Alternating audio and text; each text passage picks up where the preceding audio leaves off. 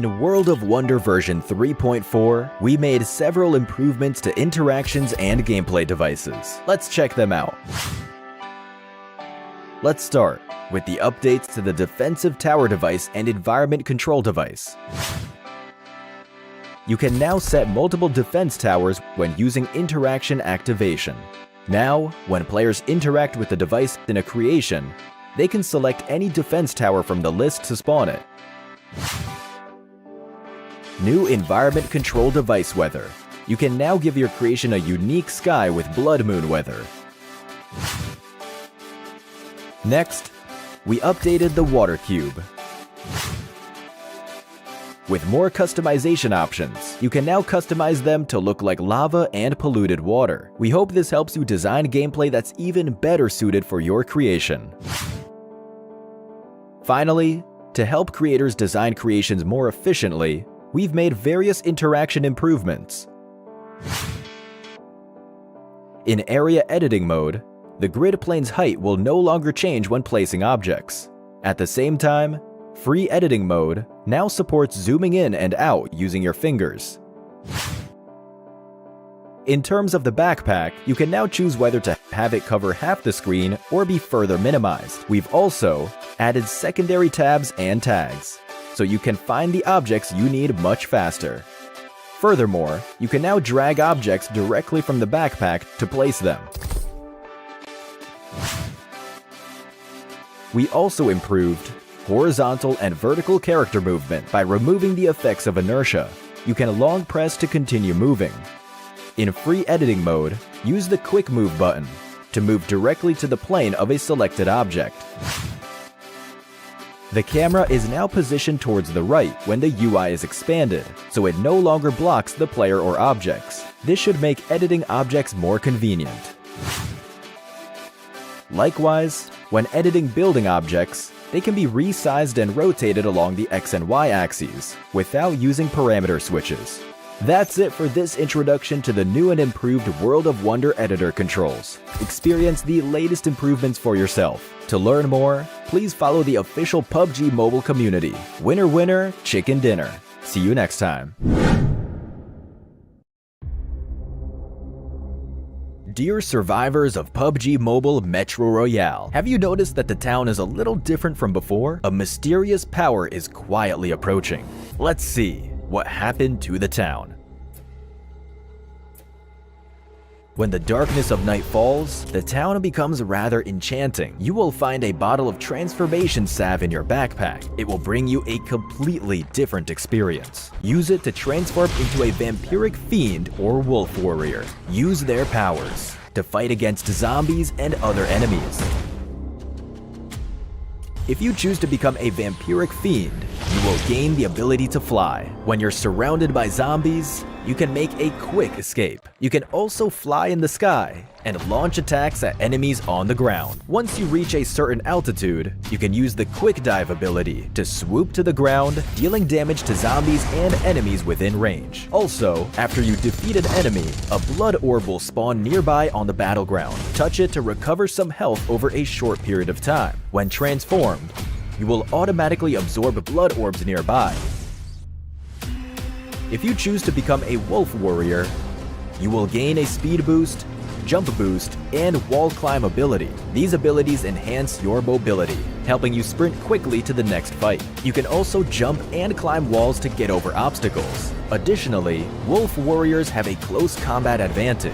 You can punch to deal damage to zombies and enemies within range. When sprinting, you can still launch an attack to damage enemies within range. Oh, and using the Howl ability buffs you and your nearby teammates. Whether you choose to transform into a vampiric fiend or a wolf warrior, they will grant you power in the dark of night. Making strategic use of their abilities will definitely provide you with a unique and fun gaming experience.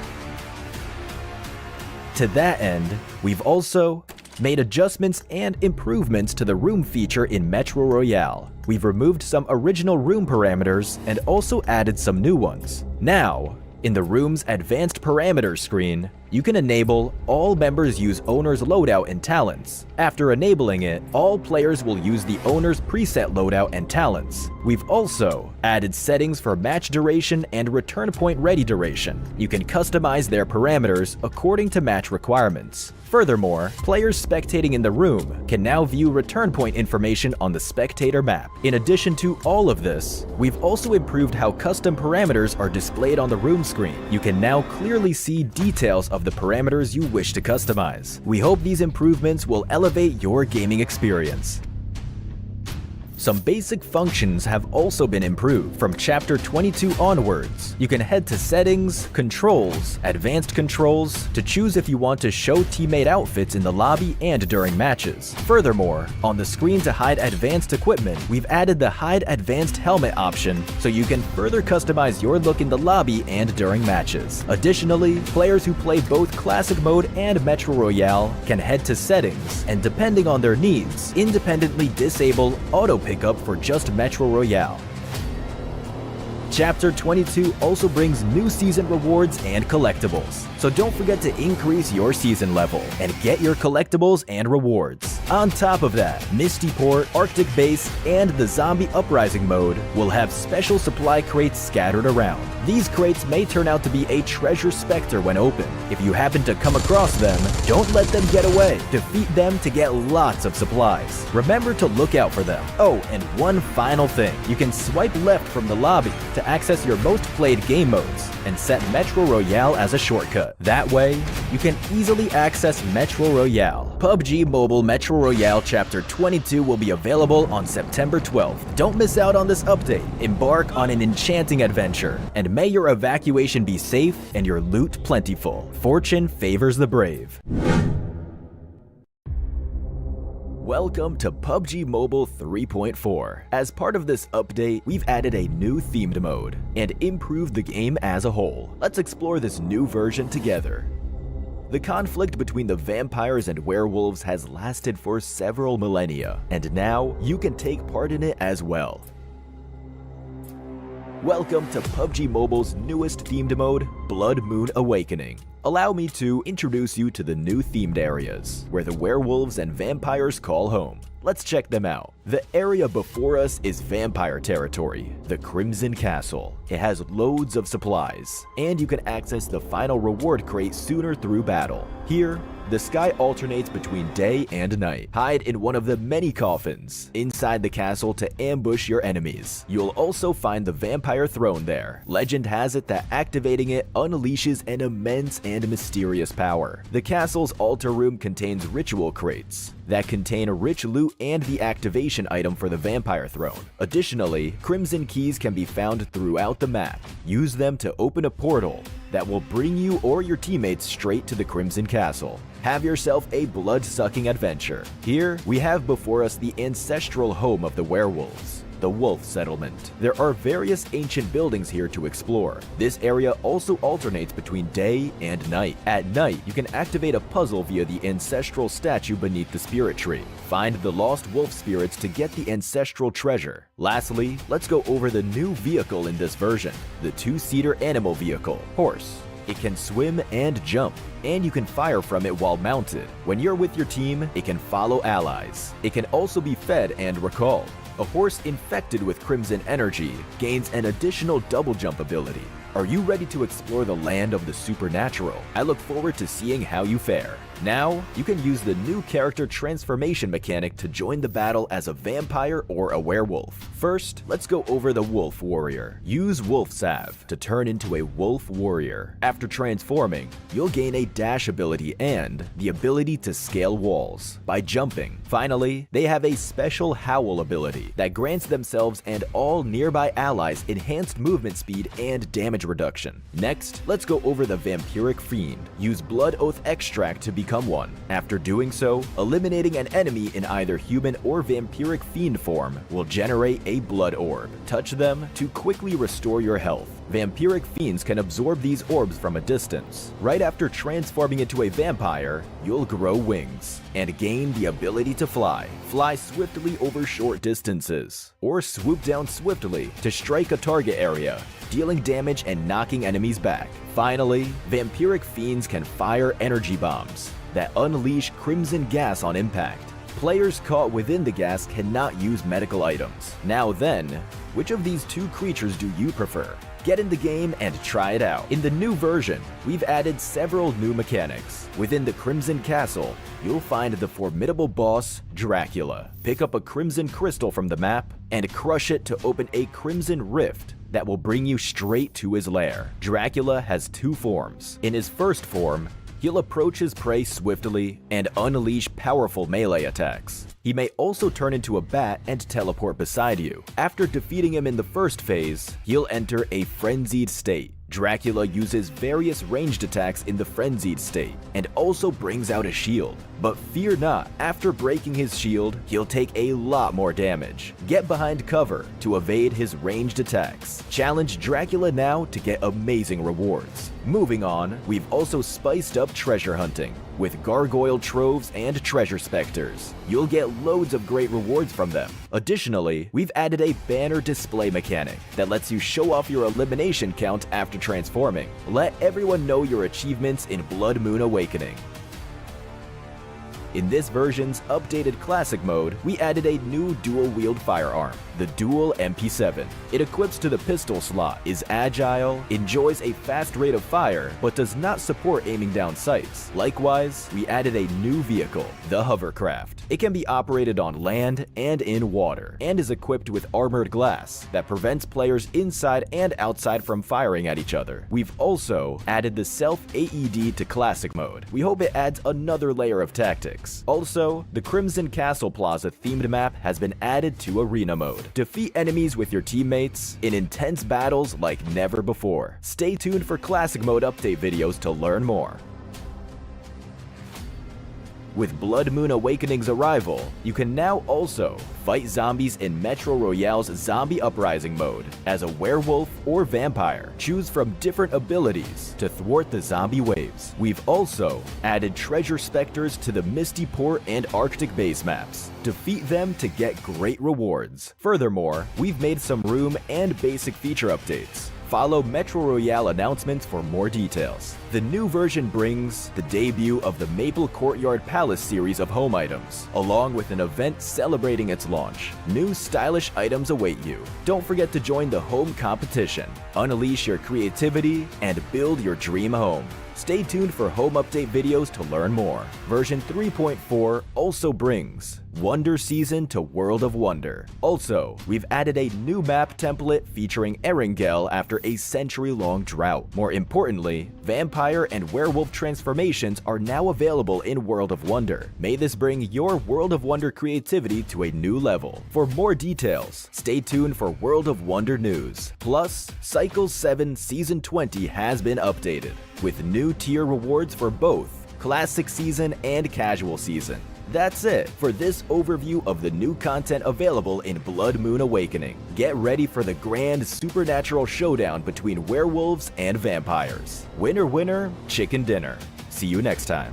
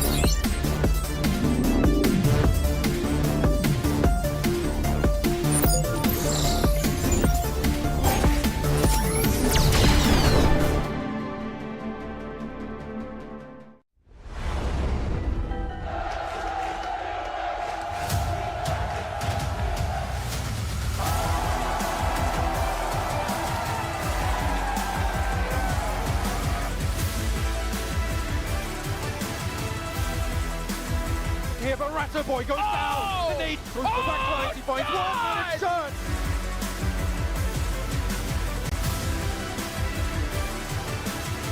There's the response back though. First pickup. Yo! He goes on to do it.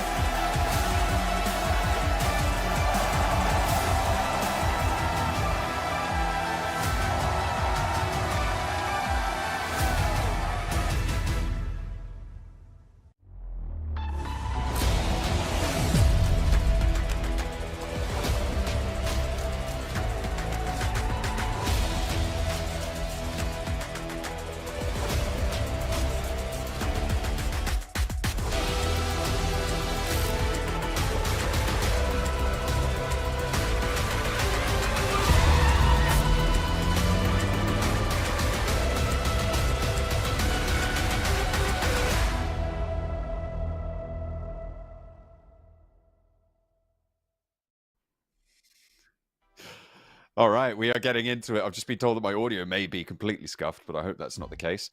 We are going into this match. No, we're good. It's fine. Welcome back to the PMSL EMEA. My name is John Allen, sounding good through a microphone, hopefully. With me is Blank, who always sounds excellent through that microphone sat in front of him. We are going to be sounding out the beats as we go for today's games, the last day of week 1. Wowzers, we're into it. Last day. Can't believe we're already here. It feels like it was just yesterday. We started off the tournament. Navi started slapping everyone around inside the lobby. Socials down below. You know the drill. Check them out. PUBG Mobile Official or thereabouts over on Instagram, YouTube, and TikTok. Check it out for more updates on what's coming up next in the PUBG Mobile scene. Tell you what we've got next is another 2 weeks of thrilling action into an awesome finals, capping it all off at the end. Oof, oof. It's going to be 3 days of slobber knockers, I can guarantee you that much. But 16 teams have to make their way there, and we've got 20 teams in this tournament right now, which means we need to cut a few. They will be competing for a lot of money as well, and getting to those finals will allow you to earn some of the lion's share of it all. 400k total. Over half of that is gifted over into, well, say gifted, rewarded rather, over into the finals with $227,500 awarded across the board once you get there. Participation reward sits at $2,000 a pop for each of our teams as well.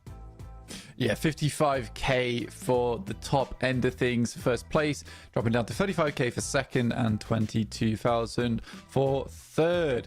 $5,000 for just getting up to 16th or 15th. So that just means qualifying into the finals, which is a hefty chunk on top of the participation award that you'll be getting for just playing over in those league stages. But it's all about those league ranking points that we are looking for here in the games. Absolutely. You take 50% of the league ranking points that you earn into those finals. Let's take a look at the groups that we will be playing today. Obviously, yesterday we saw the last matches from Guild, from Na'Vi, from Trover 2030, and from Twisted Minds. Those 4 teams will not be playing today, and we are welcoming back IWNRX, Team Spirit, Virtus Pro, and Zeus Esports. Group C stepping back in for the final day of games, Blank.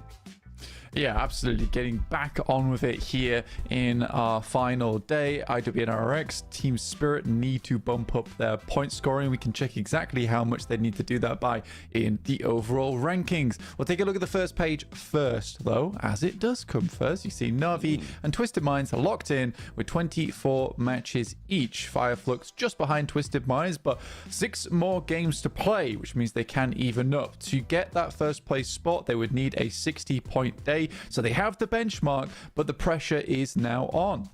Yeah, getting 64 points on the day in total is a very, very tall order. But if there's a team that can do it, it's Fireflux. They've got 4 chicken dinners on the board. They'll need to chalk up probably at least 2 more to be able to meet up to that metric. I'm also going to be watching Virtus Pro 77 and IWNRX and Power. To be honest, all of those teams going to be competing for these top 6 spots right now. One of them will be pushed out of it, but look at the scores that they've been able to accrue there. Virtus Pro coming back in today. Hopefully they can keep up the pace, but 77 had kind of a breakout day yesterday. Yeah, they did. They played very well. Almost got themselves a chicken dinner on the last game of Miramar, but mistakes were made, and those will have to be shored up into today in terms of some over-aggression. Second page, every single team here has yet to conclude their match tournaments. Yep. Whoa. their matches in this tournament. Not yet. So 18 matches for all of them. All sat around about 100 to 74. So this is a case of getting up towards that top 8, mainly for these squads. Enigma Galaxy looked a lot better yesterday, but it still didn't look great for that team. Similarly for Brute Force, they find a good start and then get caught off by holding teams out. I don't think they had that same strength as before. And Team Spirit, 17th place, they made it to the final page, 67 points, with one chicken dinner making up half of their current placement points at 21. They are not getting very far into these games whatsoever, so this is a time for maybe Team Spirit to redeem themselves, potentially get onto that first page, but that is a massively long shot. Yeah, they have got a long way to go. They will need something miraculous today. Guild, at the moment, the only team of 24 further down on the tables. They've locked in at 60. Vibe's going to be chasing that from 47 in the 6 matches that they've got left to play. We'll see if they're able to jump up on over there. I was hoping for, again, more from Heroic over the course of this tournament. I really liked how aggressive they were at the start, but the central playstyle has come back and force them onto the back foot here. We'll see if they can keep up with the top page as well, because 15th place, I don't think that their performance from the first day certainly kind of warrants that, so I'm hoping that they can keep things going. Yeah. I want to talk a bit about Brute Force as well, because we've seen before they are the comeback kids, right? They have got a lot of potential to just push straight back into the limelight. I'm hoping today will be that day, but against teams like Fireflux today, not Twisted Minds anymore, like 77, Virtus Pro, these teams are looking a lot more consistent. Yeah, I think that you are looking at some more of that firepower going in towards that end game. Team starting to figure out how this lobby plays, how they want to play around it. And I think that's the important thing. I think for Brute Force, it's a very strong team that is opting to hold teams out. But by the time you've held one team on the edge, you have forgone a lot of time that could have been taken getting into the circle, getting towards a stronger spot. I did just notice Heroic as well, 17 placement points. I think one of the lowest alongside Guild as well as Vibes, but with 58, I believe it was, elimination points, which rivals some of the teams on the second page of the overall. So it really is just the fact that Heroic cannot find their way into the later portions of the game that is hurting them. It's not to say they're not fragging, because they absolutely are. It's just a case they cannot get towards stage 5, stage 6. Yeah, and as well, when you get to those stages in general, you add up quite a lot of elimination count, right? Because teams are starting to drop off, teams are starting to wane in terms of their power. You find a lot more 2-3 player teams than you do earlier on in the match, which means that in general, you're going to have a more favorable fight if you can keep your numbers solid. So they, in the early games, are finding these picks. And that's what I was talking about before with how I envisage Heroic as sort of a play style, right? They are looking for these fights early on, but often now they are just getting waylaid on these rotations. Let's take a look towards the top of the tables, though, as we are going to look at Fireflux's performance over the last 3 days of games that they've had, over the last 4 days of games that we've had against Na'Vi. They're looking pretty solid. I mean, their average placement on par, their average survival time higher than Na'Vi's. They really want to chase them down today, but at the moment, their elimination count is a little bit less comparatively. Yeah, so they're right on the cusp. So if this was to continue, Fireflux needs a slight improve in performance, but if this was to continue, you'd see Fireflux just points. A few points in single digits behind Na'Vi at the end of the day. So Fireflux needs to add a little something to the recipe today to get themselves over Na'Vi in first place. It is a tall task, 10-point average they need to be gathering here over in our first day. And that all starts with Sandhawk. Yesterday looked pretty good for Fireflux as well throughout all the games on every single map. So hopefully they can have some kind of similar success. They actually won their Sandhawk yesterday versus Brute Force. It was 2 players. Circle sort of came back over to them, but it was a 4v2, so it's a little bit difficult. For Fireflux, though, it is almost guaranteed they will jump over Twisted Minds, but Twisted Minds also another good one to look at, considering they're right now the benchmark for second place. 1,000 damage average, but it's at 18 minutes of average survival time. So I sort of would like to see You know what? It might be difficult to pull up right now, but perhaps a Twisted Minds versus 77 graphic would be good to show this of what the trajectory is for 77, because I think for Twisted Minds, they could easily be knocked out. However, we must commend Twisted Minds. We got to give them a round of applause here, John, because they certainly did rouse themselves from a slumber that started at the beginning of this tournament. Yeah, we talked a lot about how Doran felt like he matured into this role as a bit more passive. I don't want to say passive doesn't feel like the right word, but I think compared to the rest of the team, it does feel that way, right? He is taking a backstop position, whereas this was a team of fraggers coming into this tournament. All 4 of these names were names that you see on a roster and you think, okay, they're going to lead the MVP rankings for this roster. And coming into this one, we were worried how all of those big names would fit together. But it seems like, you know, with Doran maturing into that role and becoming that platform for the rest of his team to jump forwards, it's really worked out for them. But they've set the benchmark at 176. Teams like 77, like Virtus Pro, Power, and IWNRX, these are the teams who are going to be chasing that mark today. 144 points for 77. They need to jump up to 176. That is a 32-point difference for them to be able to jump up towards that, well, what will most likely be a 3rd place, given that Fireflux will take that 2nd place fairly soon. And Virtus Pro, 11 more points behind that. So they're looking to chase on with Power and IWNRX hot on their heels. See here, the most eliminations currently picked up by Lemon and Flip, but Scarface is not far behind, who has been having a killer tournament so far. He's looked really, really good on Fireflux, and I think he's always been a strong contender for that team, but we more saw him as just this fantastic backliner that was very difficult to get rid of, and now they've kind of let him blossom into this frontline fragging role where you can play at all sorts of distances and have a lot of impact from those areas, which is really nice to see, honestly. And again, this is like an evolution of Scarface's career where he has sort of been out of the limelight for a long time, especially on Fireflux, where you've got players like Ketch, who was typically the MVP, the guy everyone was shouting about from the rooftops. Such a strong player, but Scarface has taken over that role. Once again, we have VP versus RCB in Painan. Silas hops out with DBS. This is a great weapon to be able to take on early, but he's got a threat from behind.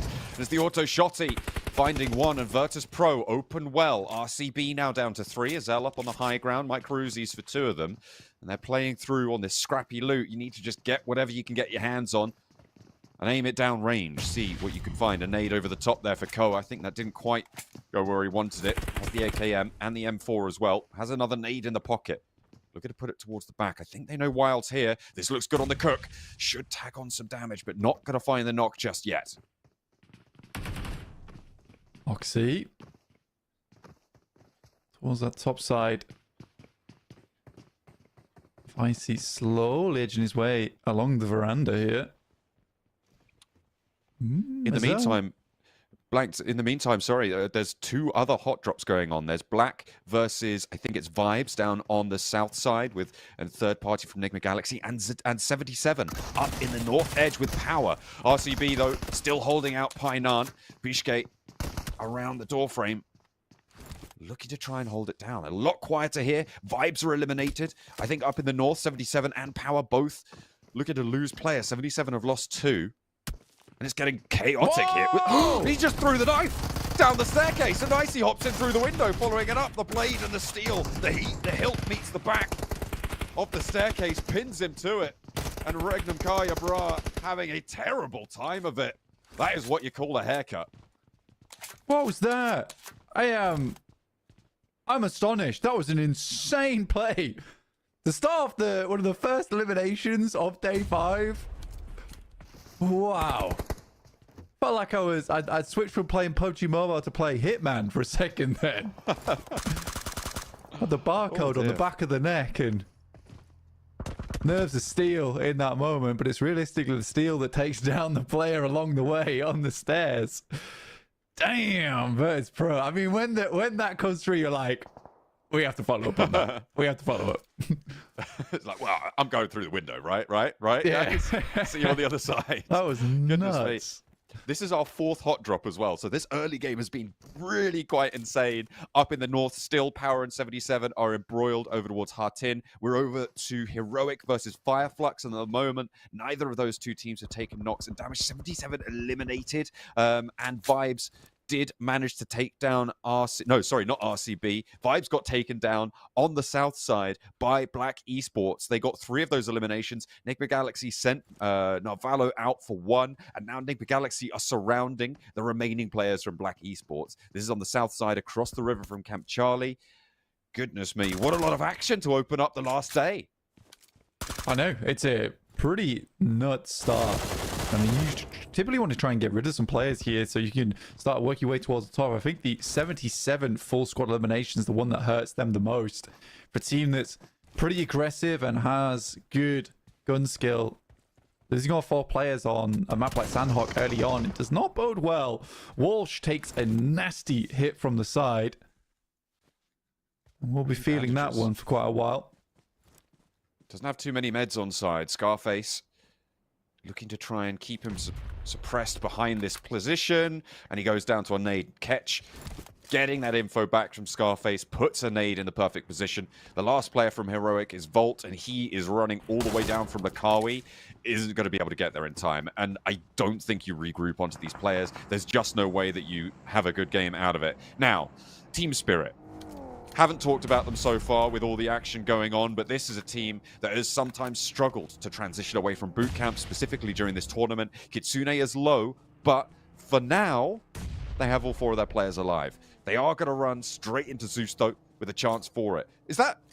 Oh, no, okay. That was a downed player. It was a knife elimination, but it was onto a downed player. So don't get ahead of yourself. It's not quite icy from Virtus Pro. No, that was... that's a clip. I don't think anyone's really beating that today, honestly. And I challenge them too. I'm 249 in the hands of Rita. Little replay here from Black Esports. The old pistol gameplay from Kakali as well from the side. And guys, I mean, we've had Agent 47 over in Painan. We're getting John Wick down on the south. I know. It's sort of crazy. But nice to see. For Vibes, they do get knocked out at 2 points, and a 2-point average will not cut it. At the end of the day, that's 12 points. They need, I think, 14 to pull ahead from Guild. If I'm not mistaken, which I don't think I am. Was fairly close. Team Spirit sharing the top of this hill right now. Zeus not super aggressive on this defense, but there's no nades for the forward position right now for Team Spirit. They're just going to try and play the guns. Effect doesn't have any nades in this spot. Otherwise, I imagine they would have... Well, they may have already been sent over towards Zeus. Matic moving in. Darkin doesn't have any nades either. Looks like maybe a bit of a dearth of ordnance for them. Oh no, there they go. The pins are pulled. Put back in for Maniac, but launched one up for Rita. Now doesn't have any more. Another one put down range there. That tags Effect a little bit, so he has to reposition, as Maniac has more. Circle over towards that eastern side. We didn't touch on this too much just because the amount of action that broke out early in this game was tremendous. Yet over towards that northeast side, you will be seeing Camp Bravo as well as Barnes. So you've got like this almost craterish looking circle here where the majority of the outside of the circle are very playable, but you really want to travel down towards that valley that sits through Barnes. So it's going to be a lot of outside gameplay over towards the edge. Makes it difficult to play center inside of this circle. Barnes, like your last resort, you'd head over towards. Brute Force, they're guarding this bridge, and they're trying to stop power. Neos in the blue zone. Really lying in wait here. Could prove to be trouble.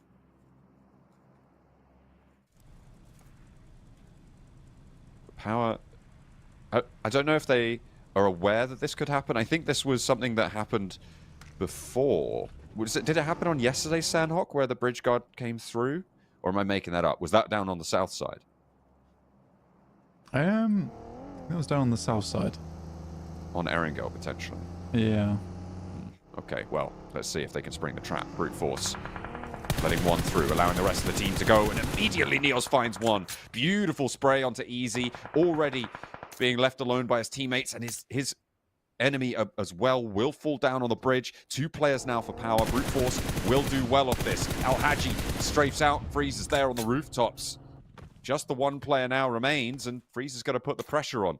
Has got a nade. Look at a cook. Slow this res down. It goes high and onto the roof. Bobbles down wide. The nade's there. Maybe just look at a spook him. Could get the re-knock fast here. Freezer gets the cook right around the corner and does indeed manage to make it work. Freezer has the pump action. Now with backup as well from Judo around the side, and that's exactly how you handle business. Brute force. Bridge camp power, and there's nothing they can do about it. It's a smart play. I mean, you have the double setup, right, where you know pretty much where they're going to head over towards. And again, this is what Brute Force is very good at, which is springing traps like this, where the bear trap swings shut and Power is unable to get away.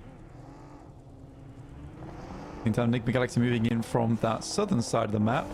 Surprisingly, a lot of teams have headed towards the central region, towards that actual valley. I'm not a huge fan of it, personally. For Falcons, somewhat understandable. I don't think they're the most confident of teams in this lobby right now.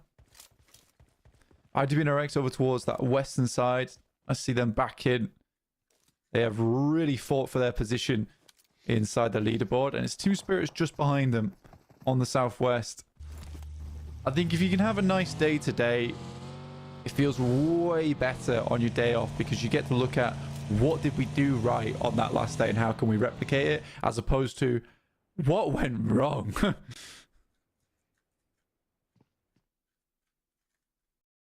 is a difficult area of the map now on the south side. Quite clumped up. Circle pushes up north. Foot Chaos with a decent spot there. Falcons trying to hold around Barn. Complicated there. And IWNRX Team Spirit likely to have a fight here. S2G. I wouldn't be too surprised to see them break and try and go for the compound to their north, but Brute Force will contest that, I'm sure. Falcons wanting to get their res going through so that they can regroup and move a little bit further together, I think, because Fireflux are going to shimmy their way up the east side fairly soon. I mean, a circle over towards that northwest side is kind of interesting, especially for Brute Force. This gives them a very good crossing into the circle off the back of Power and doesn't punish the fact that they were outside the zone for quite a while. Works very well. Camp Bravo over towards the eastern side potentially could hold 2 teams, but which teams are going to head for it? S2G going fast over towards the compounds that Brute Force are looking towards, and perhaps don't realize they're already here. Luckily, they stop short. That's smart. You don't want to leapfrog too many compounds here, especially when you don't have the sight lines over towards the next. So I like that from S2G. That's a good pickup. That movement up to the north side, well timed. IWNRX with the oversight. Interesting to see what Team Spirit are going to decide to do. If this is Team Spirit from days 1 to 4, they wrap around to the west and try and go in via Paradise Resort. If this is a new and revitalized Team Spirit, they go for a crash push onto IWNRX, try and find a pick maybe at the start where the blue zone starts moving, and then find an opener and go for that crash on in. We'll have to wait and see what they opt to go for, and if they are up to the challenge of revitalizing themselves within this lobby.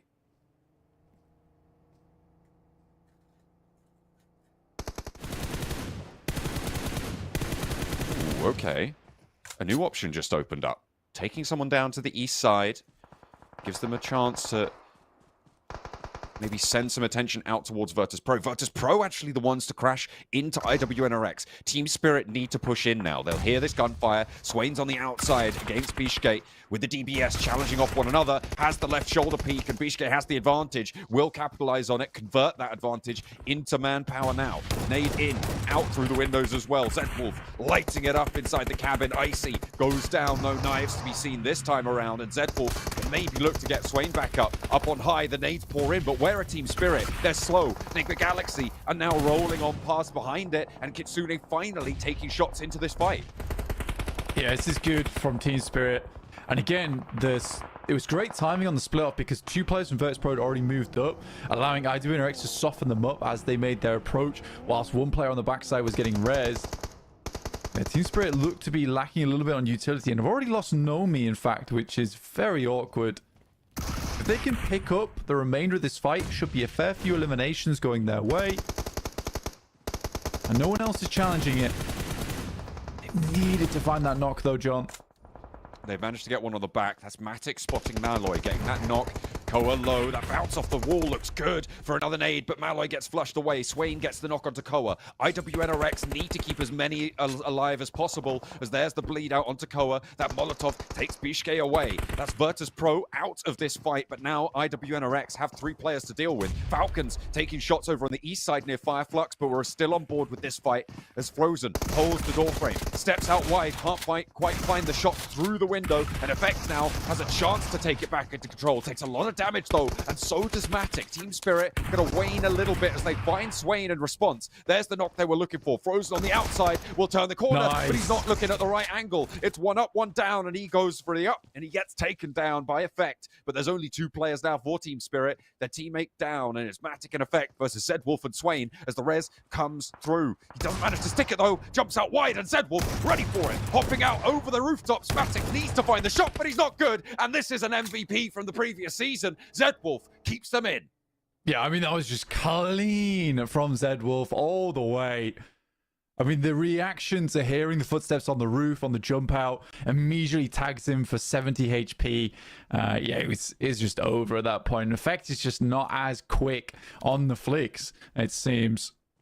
The Team Spirit had a great chance in that fight, and once again, it's another 3 elimination game, which does not bode well right now. There's very little grenades, very little utility had by Team Spirit. But also somewhat a difficult position to aggress onto. I think Kitsune goes a little bit aggressive on the sidelines there. And I think this type of play constitutes 4 players alive. I think I would have rather seen them play outside this and try and take down the players coming out from this compound later. In the meantime, we are down to 10 teams. Fireflux still being in this, however, they are surrounded over towards this eastern side. It's a difficult fight to take here.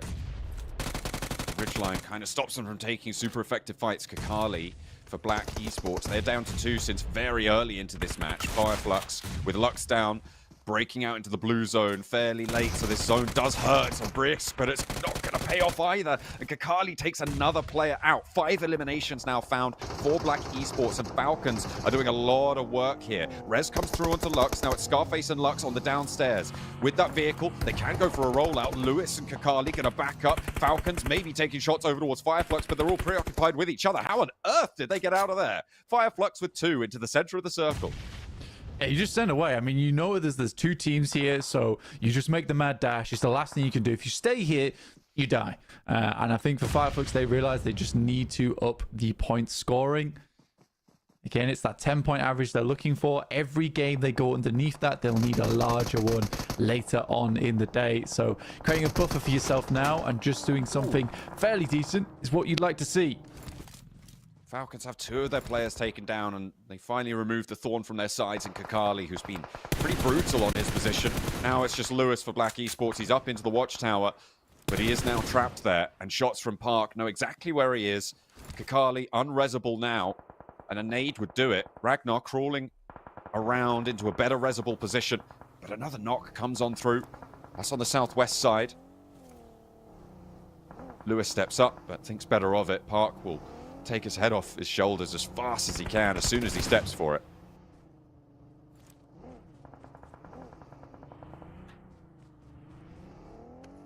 Looking over towards Falcons. Managed to kind of bring themselves back together, to be honest with you, with the 4 players that they're running with. Yeah, it is hard. It needs something off the back of it. You should know that players likely going to be playing in here. Some great nades coming through from Brute Force at the moment, by the way. Removing a lot of the players. It's Hamzy and Calci outside the circle. Trying to move him from the blue. Calci likely will fall in this next shift as we head towards stage 6. North side, S2G are eliminated. Brute Force keeping up pace now. They're up to 5 eliminations on that north side. Falcons, they know that Lewis is here. He's been here for a while, and Ali will be able to take it down. That's 3 eliminations for Falcons. It feels like they've been doing a lot more fighting than 3 eliminations worth, but that's what they'll find. Foot Chaos with the shots from Falcons are going to have a real tough time of getting through this. Dokuma taken low. So is Yekta there. You just saw it behind the tower graphic on the right-hand side. Nico trying to keep a low profile, but it's so difficult to do anything here as Falcons keep the pressure on. Storm, position known. Dokuma trying to get back up the hill with the smokes, but the suppression on the ridgeline not quite there for him. Wallace Storm underneath, looking over towards Falcons, who are attempting to get down this hillside. Not doing a terrible job of it, personally. Fireflux do lose 1 player on a knock, and not likely they're going to go res that one up, so they'll be down to 1. They do have the center of the circle, though, so laddering up is definitely an availability here. Second place would be ideal, put them on 9 points, but how can they make that happen is the question. Foot Chaos eliminated. So that's 1 step closer. 5 teams remain. Falcons, they've had a knock on their front, but should be fine there. Potential, actually, for Scarface to get back up here. Lux is rezzing right now. Enigma Galaxy and IWNRX locked in on the west side. If Fireflux get a third party onto the Brute Force fight, if they take down a player from Falcons, there's potential here. Or maybe Brute Force take Falcons down, because that's 1 and a flush from the backlines from Prepod. Playzone will take down Prepod, though. I'm not sure how likely he's going to get back in again. He's shot from Scarface. They actually picked it back up again. So it's a trade back and forth. Lux gives his life to get Scarface back up on his feet. And finally goes down in 5th place. Oh, no. 11 elims for IWNRX. Yeah, they have been pumping this game. But it's just Swain left now.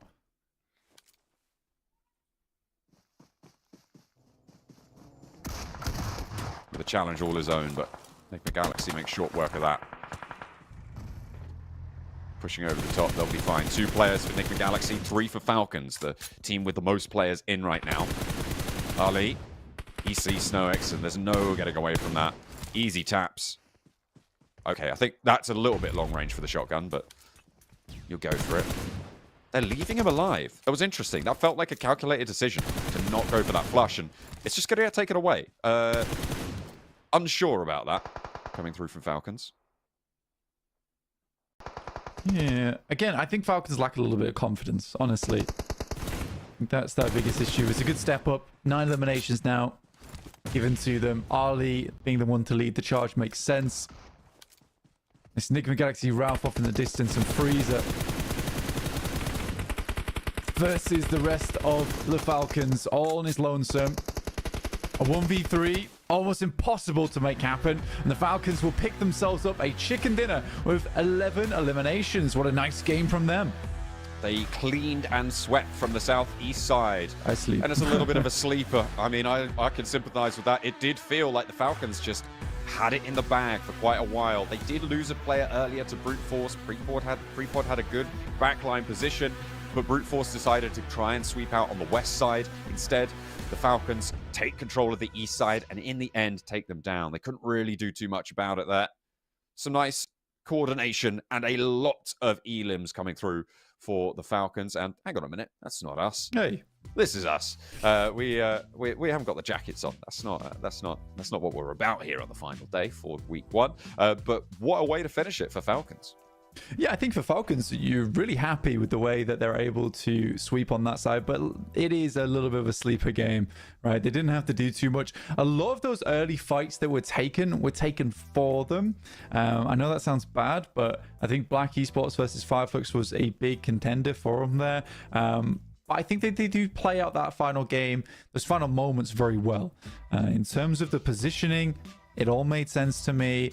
Sorting out the players around the side, but when it did come down to it for stage 8, it was basically 3 solos all trying to make their way in versus a 3-man who had all the hard cover on their side of the map with a few trees to play off the back of. There is Zed Wolf with most eliminations at 7 and highest damage at 879. Now, that is impressive for 2 reasons. 7 is a big number for eliminations, but also it's just the conversion rate between that 879 to 7 eliminations. You've got an excess of 170 damage, which is likely to some of the eliminations that were flushed out. But overall, Zed Wolf did a fantastic job of just leading the team to victory with some clean and not so scrappy elims.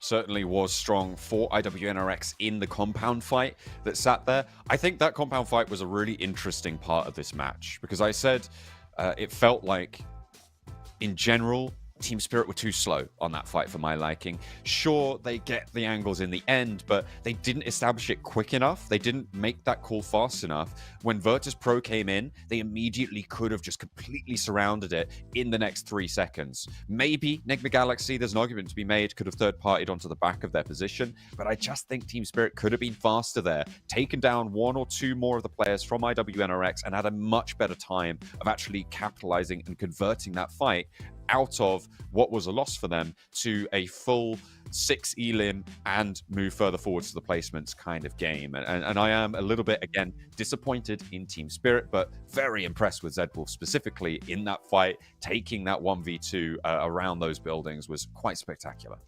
It was, yeah, and I think that when you look at IWNRX, like the way that they had the fortitude to hold out that game was pretty big. It was pretty big. Do you think that if you're looking at potentially some of these other players in the lobby that were able to get some decent points, I don't think they had to struggle as hard as IWNRX had to. But again, nothing quite tops the start of this game with Icy on the flick of the wrist with the dagger over towards RCB. I wonder if I don't know if we've got a replay of it. If we don't, and maybe during the break we can try and search that out. Look at that. Goodness me. The guy's a maniac. He's so ready for it. That is a very rare occurrence to be able to land that. Sometimes you see the pans flying, but to get the knife out, yeet, splat. Yeah, big time. Falcons, though, getting the final moments on screen. Freezer didn't have a hope in hell of getting anything done, but for Brute Force, some good holdouts on their side of the map over towards the northwest. Getting their way into the circle. You've got Falcons there with 2,000 damage, plus IWNX with 1,700. Really, really strong game from them. And like I said, they had to work for a lot of those eliminations. Brute Force with 1,300 damage didn't quite translate a lot of that across with just the 5 elims, and it's across the board for Black Esports and Virtus Pro, much of the same. Yeah, it's looking pretty healthy, though, for Falcons on that. And for IWNRX, one of the teams, actually, in that peloton, trying to move up to claim 2nd and 3rd, that sort of area. We'll see if they can keep that one going, or if Fireflux are going to continue to keep pace with Na'Vi after the break.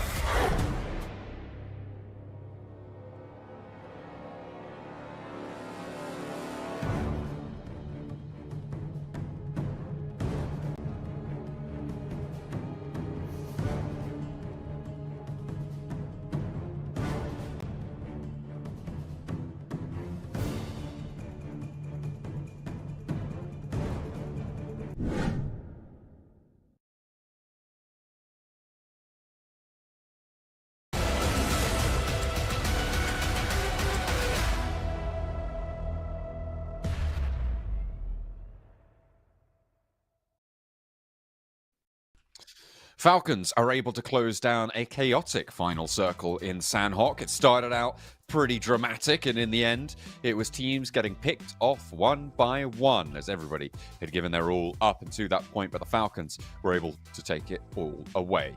Taking a look at Virtus Pro, that was the team that went down to IWNRX in the compound fight that Team Spirit had oversight on. They went down first, Team Spirit went down second, because Zedwolf was able to pull out the fancy moves, Blank. They were able to pull out some fancy moves, with the Falcons in the end game spread the wings and grab themselves the chicken dinner. See Team Spirit here still looking a little bit somber. I mean, they've not quite figured out what's going wrong in their games. There's a few effects like, ooh, could have probably got better for us in that last game. Could have probably got better for us. Black Esports, similar thing.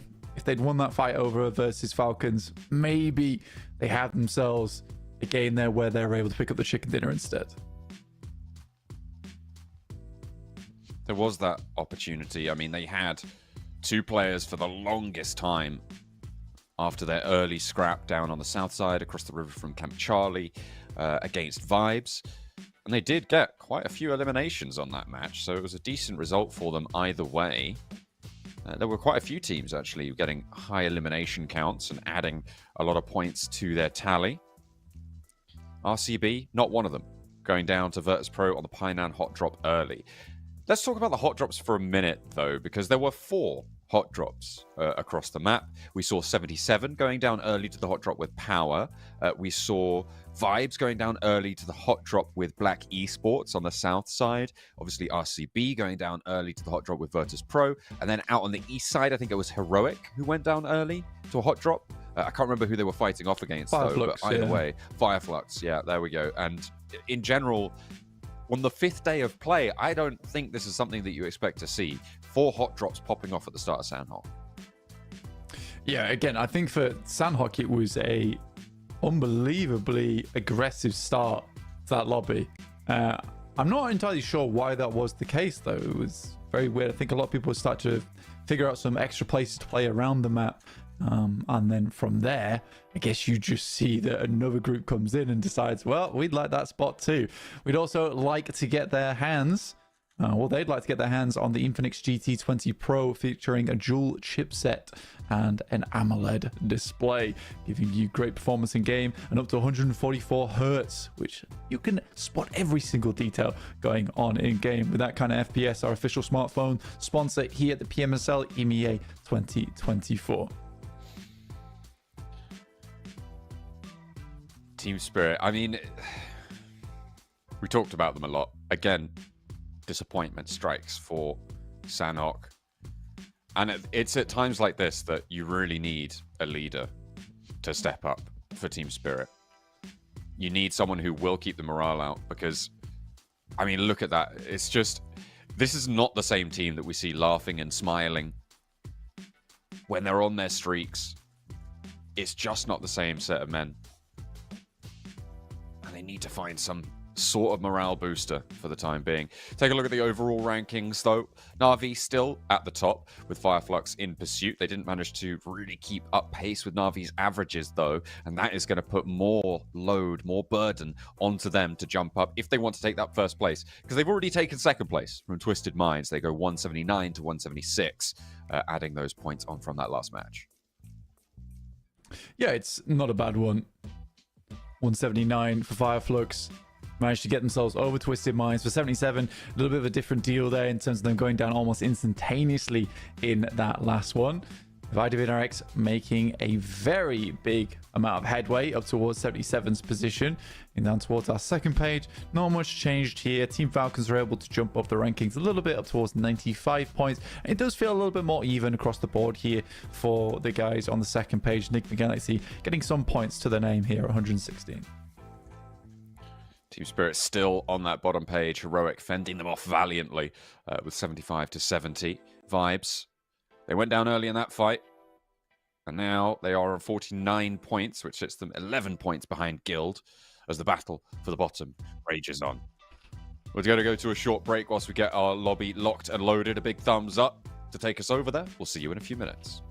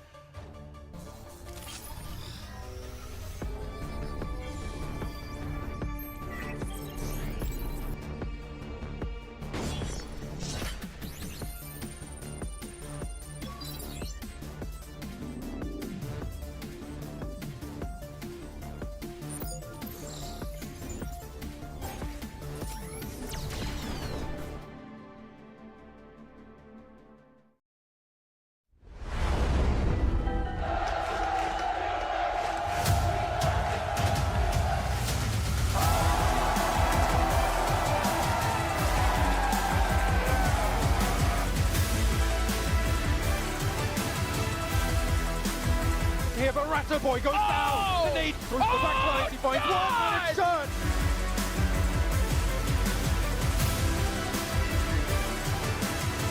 There's the response back though. First pickup. Yo! He goes on to do it.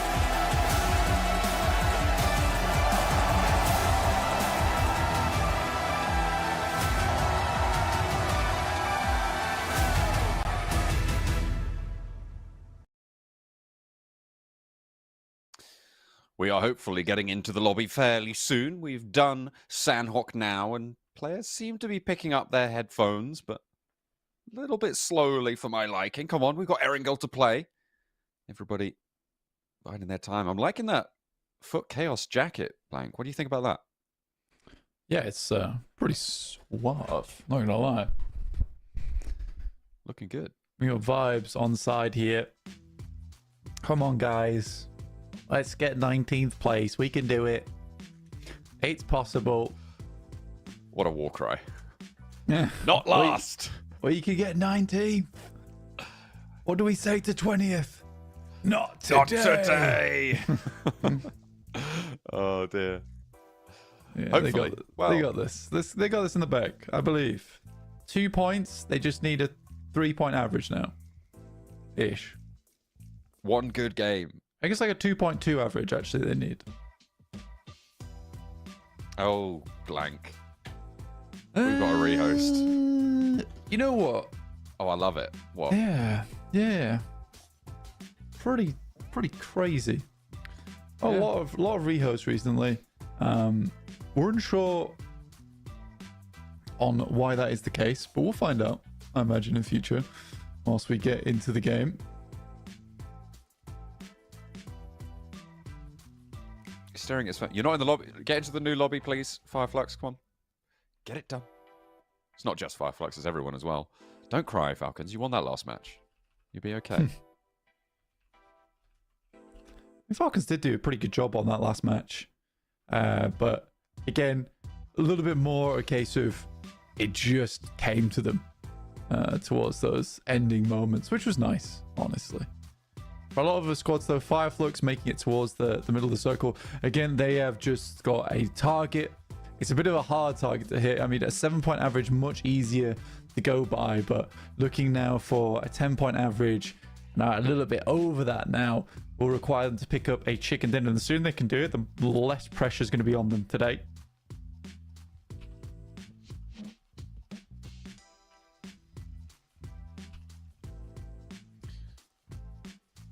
Foot Chaos still.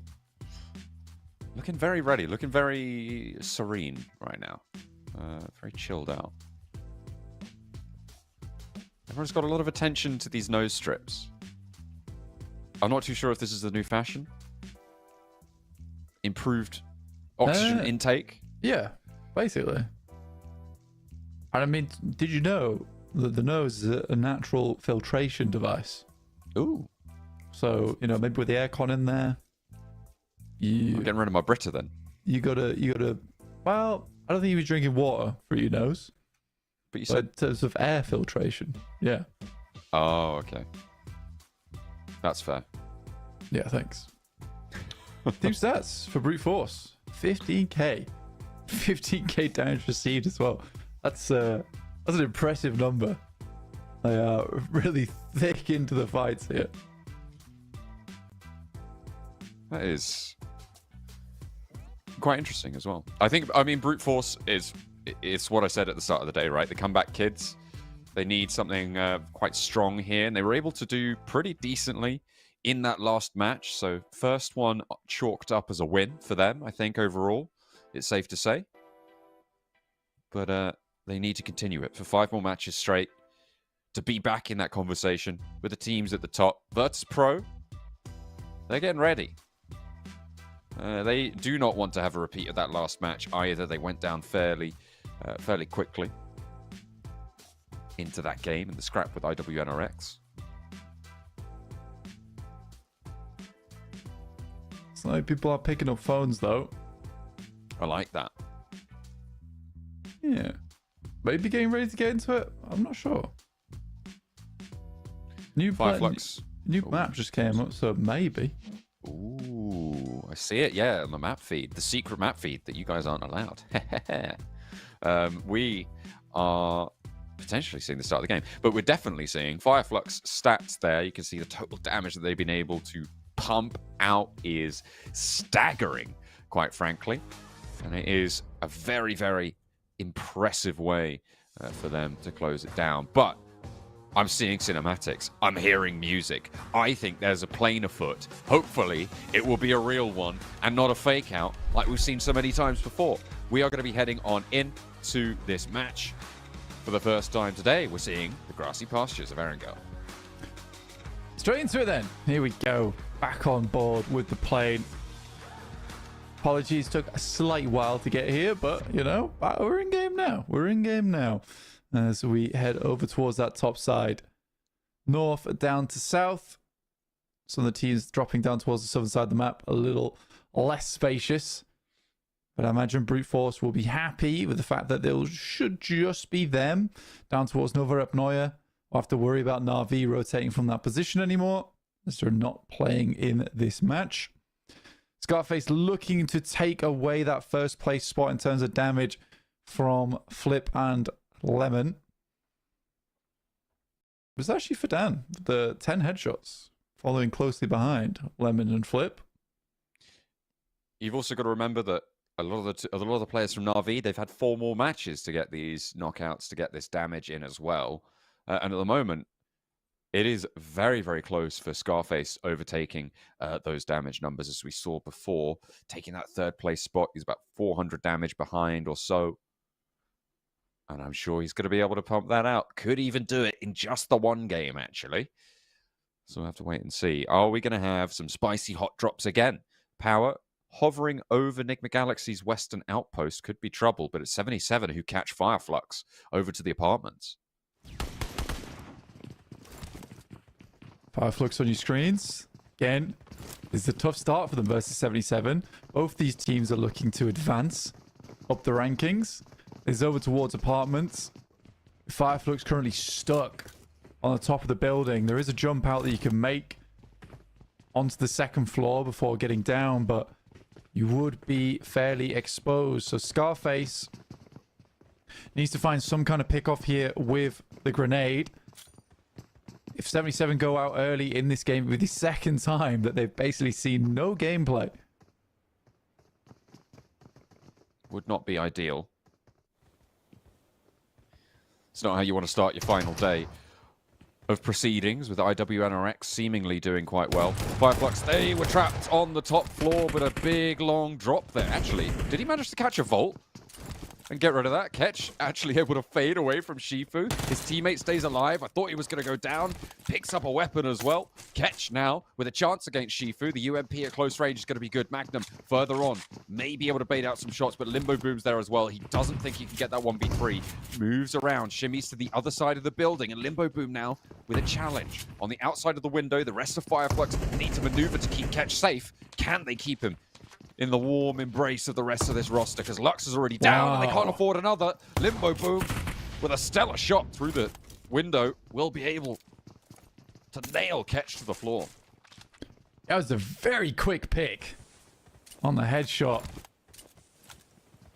Pellets just bursting through the window frame. Solar spotted on the cross there, but unable to tag too many more shots on. But a vehicle needed to be grabbed. And Zera needs to be accurate with the spray. He's only got the 1 clip on the barrel. Nope, wrong side. They're over there. A little bit longer range now and a lot more time to work with. Fireflux, tail between their legs. That is disaster for their potential averages. It's playing into Solus's driving, I think, a little bit. Zadira actually taking more shots out. Might be able to tag a bit of damage, but no. They get away. I think he did catch Solus with one of those. Either way, they're away. Scrappy looting for Fireflux. We'll see how much further they can go as 2. Scarface and Solus.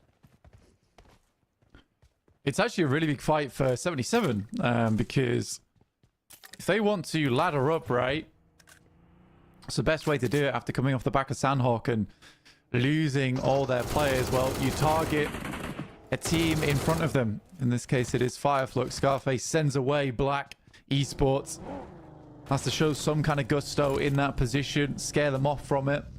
But maybe they just saw the one vehicle come across, in which case they know that this is a weakened team. But an Eastern shift on the circle, and everyone gets a move on towards that side of the map. Heroic starting in Lipovka, and Vibes down towards Milta and Mini Milta. That is a strong position for them to start their game out. Stage 1 starts to close. Trying to figure out what to do there. Marso allowing Jafar to get gone. Kelsey not so willing to do so, but might not have too much of a choice there late on the spray to be able to get rid of that vehicle. And now he's on the road. Moving south from Lipovka. S2G. They're a little bit further northwest. And they should be okay with this compound for the time being. Should be okay. I mean, S2G taking up this spot is pretty typical for them. They like playing their high grounds. It is over towards the northern side. It gives them good angles down towards the south and towards the west. They can catch off players that are making a wide rotate down from Kameshki. It's not direct central though.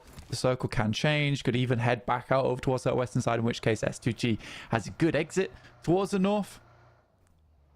So I think just in terms of positioning, power, S2G is fairly happy with this spot. Fireflux, on the other hand, the prospect of taking over Na'Vi's position in first place is becoming more and more of a pipe dream. It's not the end of the world, right? When you aren't able to make it to first place, though. Because you still get 19 league ranking points. The advantage is that you get one more point, with the added advantage that Na'Vi gets one less point, so it's a 2-point swing specifically against them. But in general, getting one extra point, it's kind of okay to let that one go. The question is, though, for me, if teams like 77 are going to keep this pace up, can they catch Fireflux? Because it's not out of the question. They're sat 30 to 40 points, depending on the team that you're looking at, behind. And there is a real opportunity here to close that gap if Fireflux keep going down early.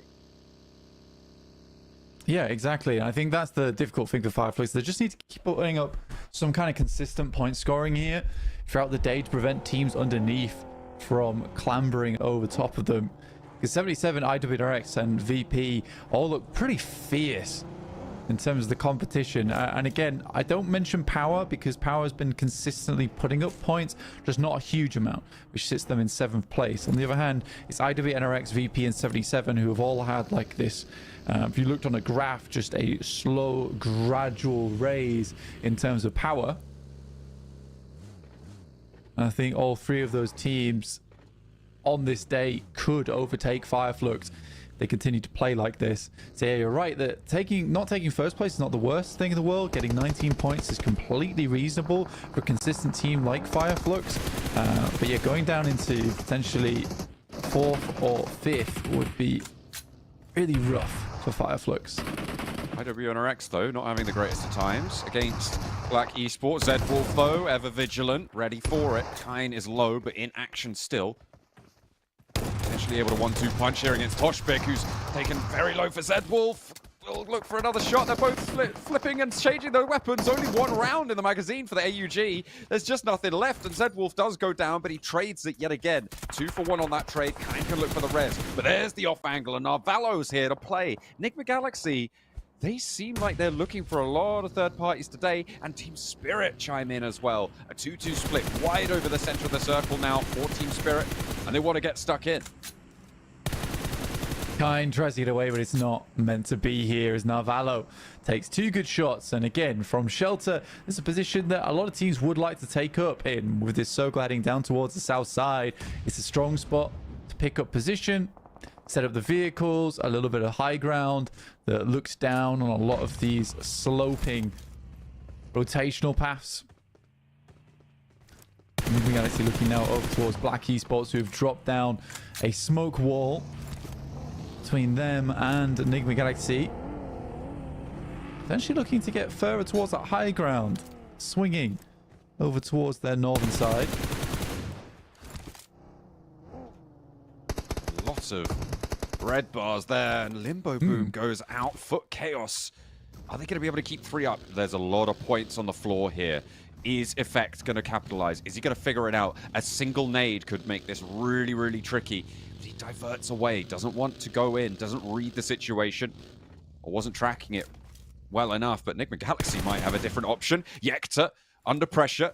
He's biding his time. Effect knows the vehicle's going to slow down these reses, but doesn't get close enough to get into nade range. Doesn't know how many of them are down, otherwise he might just put a nade in there. You got 4 of them. Maybe you just roll on up, try send something through. I mean, why not? I mean, there's absolutely no contest from them. I mean, calling the team over at this point in time would not be a bad idea. Goes to the reposition. So he has at least a spot to rotate back away from. He's got the the nade nades. is pulled. Now they need to be careful. They're suppressing fire and repositioning out to the right. This is too late. Team Spirit dropped the ball a little bit there, or rather Effect does. A single nade would have been the end of Foot Chaos, but now they're back to 4, and they're looking quite healthy. They've got a lot of vehicles. They've got that resupply off the scrap with 77. There's so much more that could have been done on that spot, but they were worried because this 2-2 split that's established doesn't give them the backup. VP on our screens. Azu's trying to get away. Attempts to get the spray down from Icy, but not quite as accurate this time.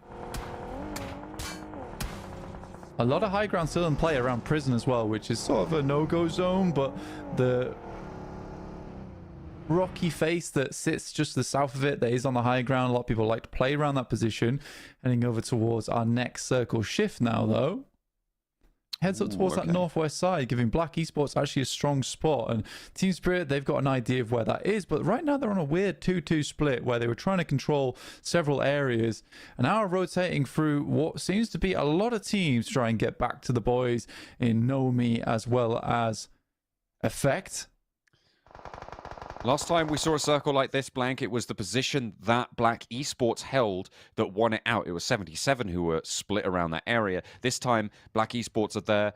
They do not have all 4 of their players, so potential for Power to sidle on over and take control of that. The hill containing a multitudes right now, and it will be punishing for everybody trying to move. I wonder if people are going to try and contest for the northwest, because there's a little bit more of that northwest side in than there was last time, which means that that position over the shelter entrances is a little bit less powerful.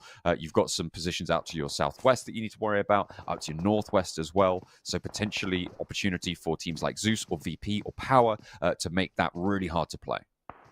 Yeah, I think for a lot of the teams right now, they're focused down towards the southeast side because there's more compounds and more actual playable area, like the high ground that sits around prison, as opposed to trying to head up and playing in that open land over towards the northwest side.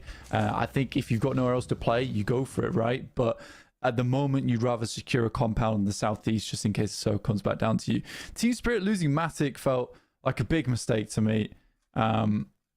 They rotated past the south side of prison, where you know there's going to be players in that area, right? I think rotating through the dead trees over towards Milter and then wrapping back around to the squad might have been a safer rotate. I don't know. I feel like the 2-2 split as well at that stage of the game on the southeast felt a little bit greedy. I think getting back to one another was always going to be a difficulty, so they lose Matic on that rotate, on the gamble. They still have 3 players. They took a knock as well over to the roadside for Team Spirit, trying to play those buildings. Vibes still needing 11 points. I'm probably going to clean up at least one of them against Heroic, so that's a good start. Jafar taken down and isolated. Vibes are going to need to push in a little bit closer. Heroic trying to move around. They've got Enigma Galaxy up on their north side. Those are 2 different teams on the minimap there. Similar colors. Dark yellow for Enigma Galaxy. As Volt finds a little bit of the ridgeline. Kevin drawing a lot of the fire, establishing those reloads on the clips, and a slowdown. I think Jafar might have hit a rock or an obstacle of some sort. Got taken down there. Kevin as well falling. Volt is pretty low. It's pretty alone right now. Just diverts out to the west side to try and get into this next zone. Yeah, a lot of our teams that were attempting to get further up the leaderboard just falling like flies. I mean, 77's out. IWNRX is holding on by a thread, and Fireflux just could not get past Prison. Yeah, a lot of the big names have gone. Power VP being the two chasers at the moment in 6th and 7th place, looking to break even with the likes of 77 and IWNRX. And the circle shifts back down towards Shelter Way. Virtus Pro actually in a similar style of position as how 77 won it out from the shelter position, which is just their southeast. They're playing split, they're staying out of it, they're going to allow these teams to tear each other apart, and I think Virtus Pro are onto a little bit of a winner here. If I had to predict right now, I might give it to them. I think that they've got a really strong setup here. It's going to be difficult for teams to try and move in and take the control that they have away from them. Yeah, I get. I think the struggle for them is that they are on the outside, and there is compounds being taken up, and it looks like eventually they are going to be pulled out, and that is fairly open. Your major benefit from that position is the high ground. You have to lock in from that position and find an opening because they can't stay there for the rest of the game. So we'll see. I think at the moment you do have some strong spots on the map, but they're held by teams who a little bit worse for wear. I mean, Black Esports have a great compound. Well, a great area to play. Only 2 players to do it with. RTB push up over towards Footballist, who lose 2 players, and they're on a bit of a split themselves, so we're isolated. Everybody forced to move around this prison, and they've kind of all opted to go south of it as well. Power are at the front of that queue, and they're going to have to stop anybody from moving in. Vibes as well, corralling everybody in. This fight out on the eastern side is pretty dastardly. RCB a little bit ahead of the curve in terms of moving into that zone, and Foot Chaos are close by, but not really super worried about them. RCB unlikely to go for a move here. It's teams like Vibes, like Power, who are going to look to transition in the coming minutes.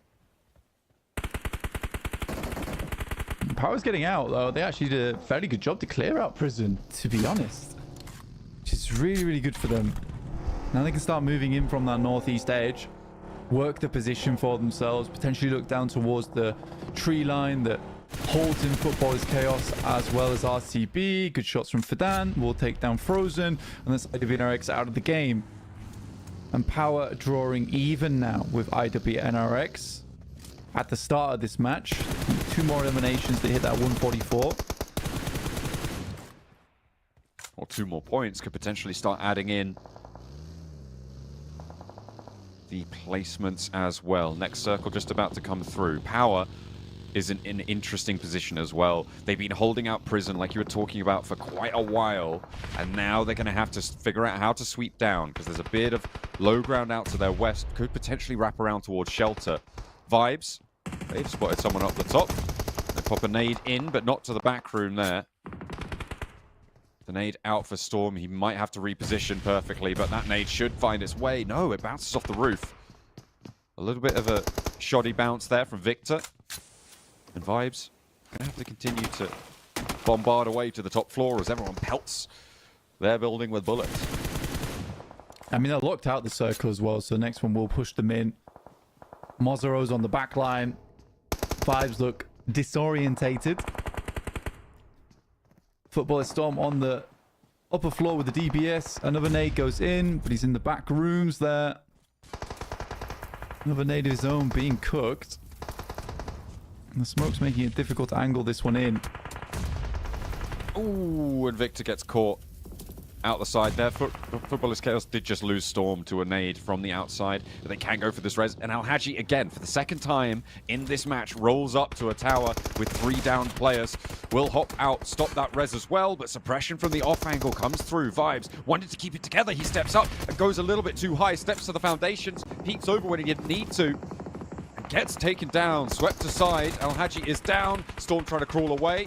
Fidan, his attention's drawn out to it, but It's not going to matter because the rest of the team is there to pick up the pieces. 10 eliminations now for Power. The chase is on. Yeah, Power's actually having a really good game for themselves. And this is just very much the sweeping playstyle we see from Na'Vi as they head further down towards that southwest side. Brute Force keeping Team Spirit locked down. It's just the 3 players, so it's a full 3v3, equal chances. However, Team Spirit further outside the circle than Brute Force, so the onus is on Team Spirit to do something. I still like Virtus.pro's position on this north side. They've been able to just push Zeus away from them, keep them at bay. Zeus have got 4 players, but they're all playing on that same mound. Virtus.pro do not want to crash that rather just yet. Black Esports are playing as 2. Instead, they divert, they move around. And again, they're just putting pressure on from the northern side, not taking a loud approach to this match. Power, take another knock. RCB, put a nade in. Now Agi is not going to get away from that one. Easy. Vacates the spot. A nade answering back. Looking to try and split the difference. Take RCB back down to 3. As nades pour on from both sides. Fidan dropping the smokes. The roll down from Azel is good. Pops out. Looks for a second. Almost takes him down, but will not quite connect. Needs another. But Fidan is staying strong. Will look for the flush as well, as Wild wants to take down his opponents as well. Back behind the rock. There's the spray. The shots come through. RCB moving Power aside and potentially drawing an end to their round. Silas has a player down very, very low. And that is quite literally easy pickings. Yeah, pumping down the hill there is not easy. Team Spirit, there's pre-pod upstairs with the pump shotgun. Effect got knocked in the process, but it was a nice couple of set of grenades from Kitsune there to open things up. Still 2v3, not over just yet. Pre-pod steps out, in fact. Got a chance there. 2 players alive. Chudo gets the heal off. Spots the player jumping out on the smoke. Knows that he's on that left flank and actually does a lot of damage. A nade from Chudo onto Kitsune. That is absolutely huge. A drop down from the top floor and Chudo takes down the last player of Team Spirit. Dropping the smoke. Don't know if he's going to be able to get this res, but there's suppression on the off angle as well. Coming on through from across the way. Oh, what a way to go. Brute Force here to play. I'm not going to lie, I actually feel really bad for Team Spirit there because that is 2 unbelievable RNG moments on the shotgun. Literally just shoots the top of the smoke, gets a full headshot on that from pre-pod on the pump shotgun, which drops Matic down to 10% HP. And again, another one just through the window on the right-hand side, tags Kitsune. At that moment, sort of not Team Spirit's fault, and you just got to accept that that's how the game goes sometimes. So much better game from Team Spirit. A good start from Kitsune, which we haven't seen for a while in terms of him leading the charge without immediately going down. Virtus.pro breaking out to the east side, navigating around the shelter, and again, keeping the lobby at arm's distance. Just forcing everybody else to take those fights. 4 players alive on Virtus.pro, 4 on RCB, as well as Zeus. Zeus, though, have yet to make their move. They're being a lot less proactive positionally than Virtus.pro are being. RCB, they've been through the wars. And 8 eliminations is what they have to show for it. Very successful campaign so far. There's Volt spots pre-pod and Volt spots Chudo as well. Team Spirit, not enough to stop them. But just Volt, yeah, that'll take him down. Yeah, they had to leave from at some point. Good initial shot from Koa though. A nade over the top towards him. They'll clean out one of their players. Just a roll down. Wild just sticks the spray. Sort of confusing. Now RCB's in a very troublesome scenario. Hop out from Icy, and it's brutal takedowns here, time and time again onto Virtus.pro, off of Virtus.pro onto RCB rather, leaving just Loxy now, running away down the hill. Virtus.pro keeps sweeping it out. They are now on this flank, and they want to find more. Loxy last to stand for RCB. They've left Bishke further downhill as well. Zeus are going to put the pressure on for the far side.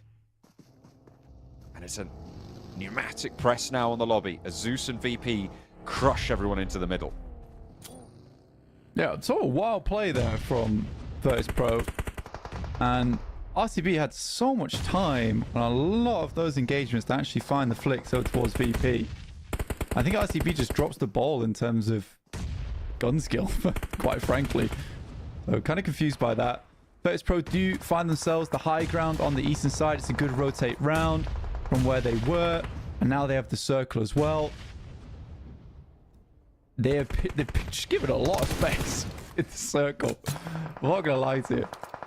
Kakali is the last player alive for Black Esports, and Bishke has spotted him. If he can put a nade down there, great, but Kakali will have the third-person angle to be able to stop that. That nade looked all right. That's going to dribble down the staircase, and he did have the angle to just fade away from that. And now the smokes are there, meaning he's trapped in. He cannot get out now. There is no chance. Zeus as well, trying to crest this ridge line. Bishke nearly tags on there, but not quite. Lewis just wants to get rid of that as a Molotov. Burn away, confirm the flush. Zeus with a little heads-up rotate, though, further up the hill. Virtus Pro perhaps caught unawares or certainly lacking on control of that sightline. This may allow Kakali to get out of it, but we'll have to wait and see, because Zeus are now contesting for the hill. Nade down from Malloy, doesn't connect. Yeah, VP's fairly split at the moment. With Bishke underneath, some good shots come through over towards Eren. Takes a lot of damage. And it's a nice response from Icy, honestly. But for Zeus, all they really have to do here is try and isolate some of the players. They've identified the position. Now Darkin can potentially get a nade. The Ko moves forward directly onto the nade. I'm not sure that's a predict. It's actually a poorly placed nade, which perfectly finds its mark. This has been a bit of a Benny Hill type of end game, honestly, from both Virtus Pro and Zeus. Only Virtus Pro now taking a knock. Koa yet to get fully flushed. You can see Icy moving in. Bishke holding down that flank, but he's been spotted now by Zeus. 4 players there, but Eren and Rita both moving in.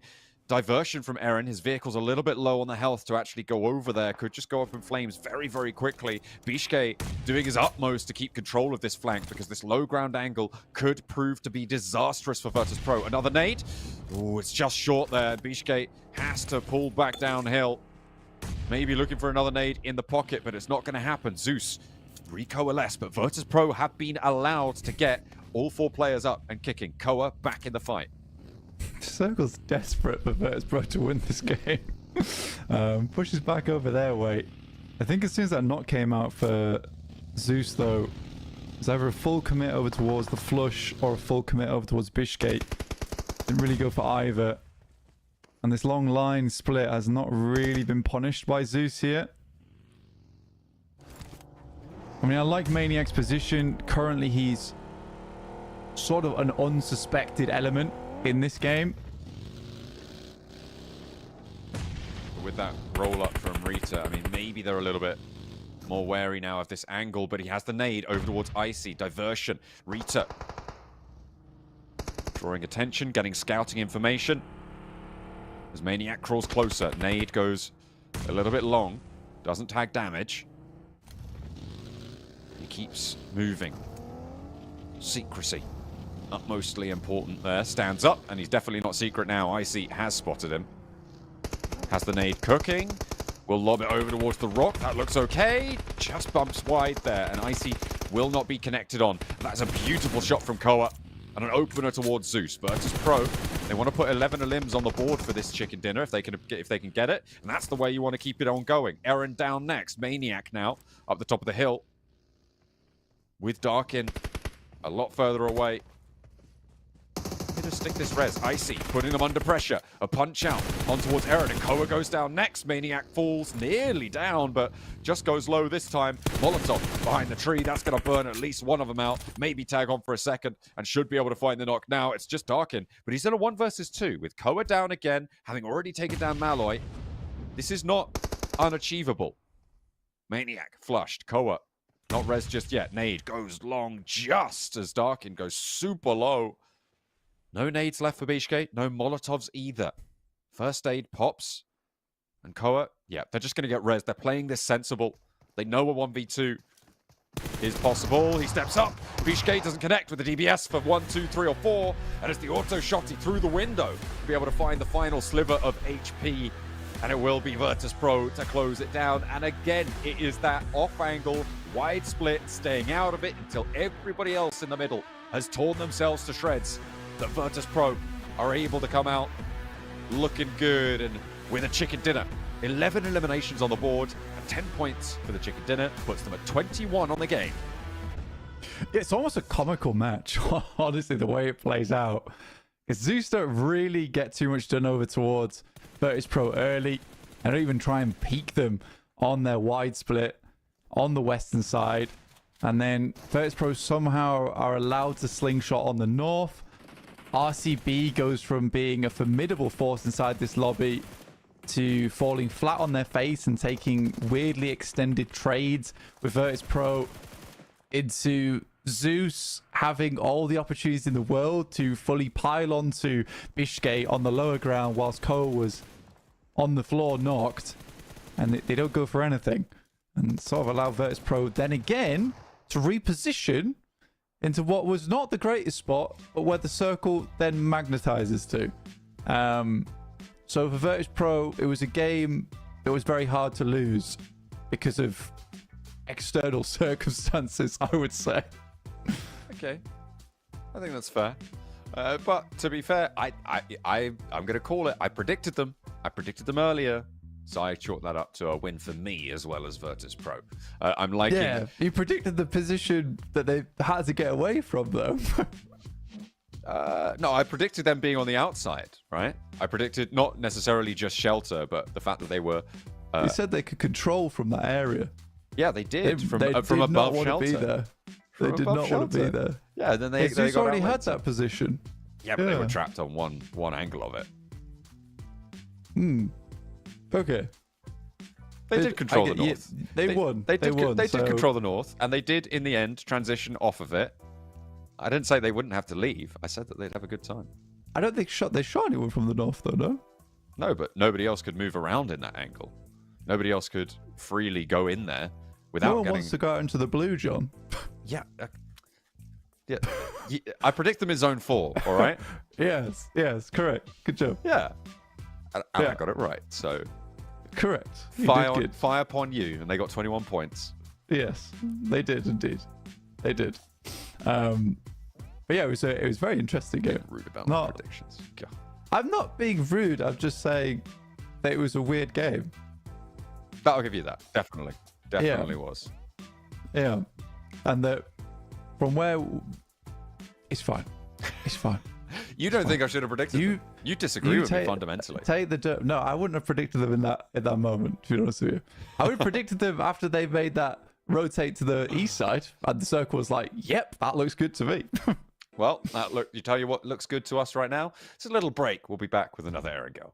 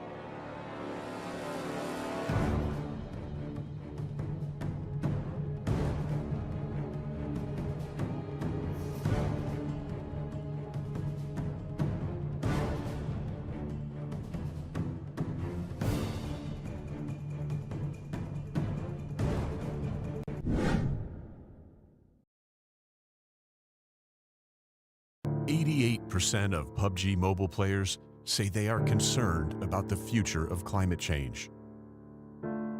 This shows a need for us to help make change.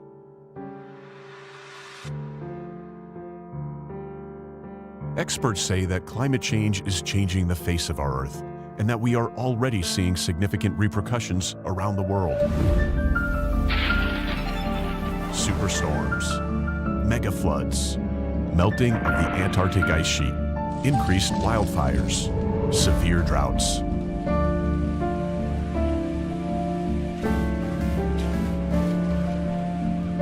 Experience the ruins of Erangel after 100 years if we don't take action.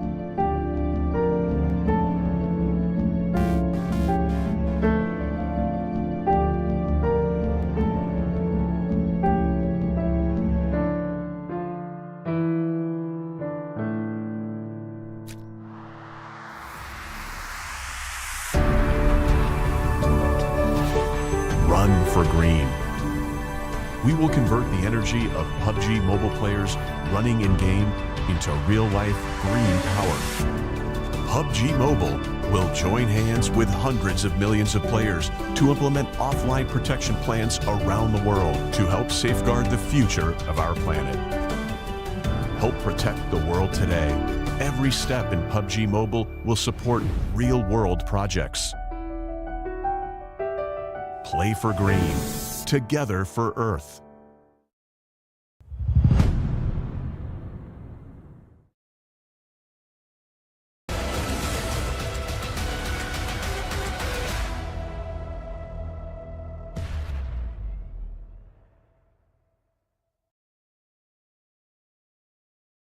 It's time for match number 3. I don't see headsets on though, so we've got to wait just a little bit longer as our teams get geared up for a third round today, our final day of week 1, where we will lock in the tables and award our first round of 3 sets of league ranking points. At the end of today, we'll have our full 1 to 20. Virtus Pro were able to very predictably get a chicken dinner towards the end of that game and are able to unleash the beast across the rest of the lobby. www.monsterenergy.com/gaming. They must have gone over there to find out all about it, I'll tell you what. But Virtus Pro doing well. A lot of other teams not doing as strong. Fireflux went down early, 77 as well. IWNRX did not have a great game. Don't really want to talk about Team Spirit, but they also floundered a little bit in the final moments. Yeah, I think for Team Spirit, it's just some of these pushes just aren't working out for them, and they don't feel like they're on form. I think that is the conclusion that we can come to here, is that some of these engagements that it feels like they should win with the players they have on side, they just are not right now. I mean, that last game, again, it's just an unlucky situation of the double tap headshot through the smoke, which is frustrating to play against. Absolutely frustrating to play against, but there you go, it just happens sometimes. Team Spirit, you do also need to take those games in your stride, but also have some good ones as well, and I think that's where we're not seeing them. If you want to see some tremendously good games though, you can find them over at the PUBG Mobile Global Championship, where all the best teams in the world will come together to play here in 2024. The tickets are now on sale, and you'll get yourself a limited 40% early bird discount if you scan the QR code on your screen right now and pre-book. Yeah, take a look and head over to London later this year. It's going to be great. 6 of these teams will be heading over to London later this year as well. As of course, 6 placements will go for that qualification spot, as well as the regional points qualifier, which I think at the moment is still IWNRX in the lead, and it would take something quite drastic to change that. But we are always looking for that competition to heat up. There are still quite a lot of games left to play in the long run, which will add to those league, the PMGC points for EMEA. But teams are looking primarily right now to add league ranking points to their tallies to be able to qualify. The team, or the top 16 teams on league ranking points at the end of the 3 weeks, will be qualified for our finals, and they will take half of the league ranking points that they've managed to accumulate over these 3 weeks into the finals with them. So getting 20 points on a week, for the league ranking points is worth 10 points in the finals. With 18 matches to play in the finals, that is a really nice little boost to your performance from that week. We've seen teams before go up towards the 50s in terms of bonus points. Now with league ranking points, looking to do the same as well, and potentially put yourself in a 20 to 25 point advantage at the start of the game, which is a strong chicken dinner to take with you for free into the finals. Exactly. This is what you're looking for, is just to give yourself that head start. But that requires consistency. And again, I think for previous tournaments, we've had one or two very, very good teams that sit towards the top of the tables and can't be dismantled by everyone, by anyone. But I think at the moment we're having multiple teams all step up in several different ways. With Na'Vi having a little bit of a downturn in terms of performance on their day 3 and 4. It's looking like, you know, maybe next week we'll usher in some different teams that might sit atop of the tables then, which means we'll have a little bit more of an even scoreline over towards the finals itself. But that remains to be seen. We'll be waiting to get into our next week. After this one, we'll take a little bit of a break and then we'll be right back to it. Over to Erangel now, though, with the playing path starting over in the water, heading up towards Lipovka.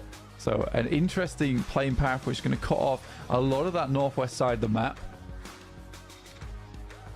We'll have a little difficulty getting on out there. I think what it's really going to exacerbate is vehicle hot drops on that southwest side, around the buildings on that south coast.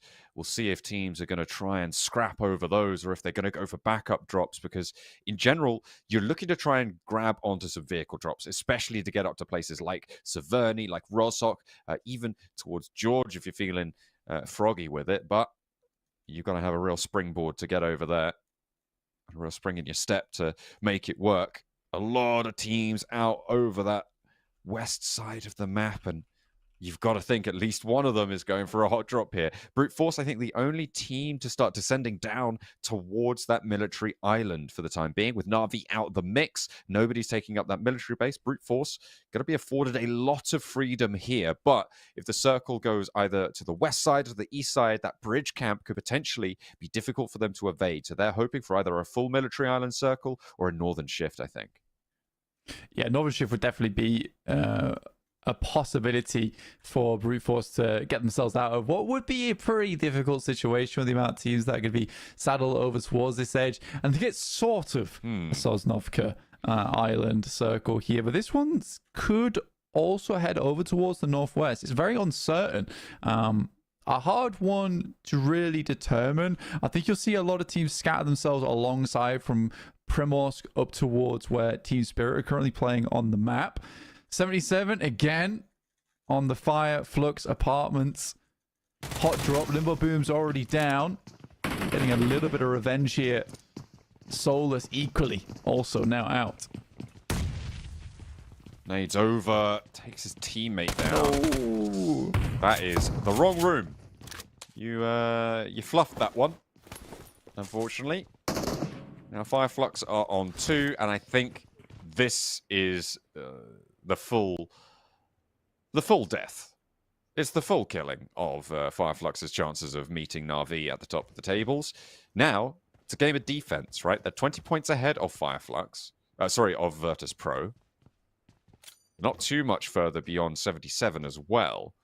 And if Virtus Pro can keep up pace, if 77 can, if Power can eat into that lead, IWNRX as well, still all neck and neck almost with Virtus Pro in a bit of a clear lead right now. There is a big chance that Fireflux could lose a lot of league ranking points. Yeah, and that is not what you want to see. For Fireflux, I think it's sort of mean.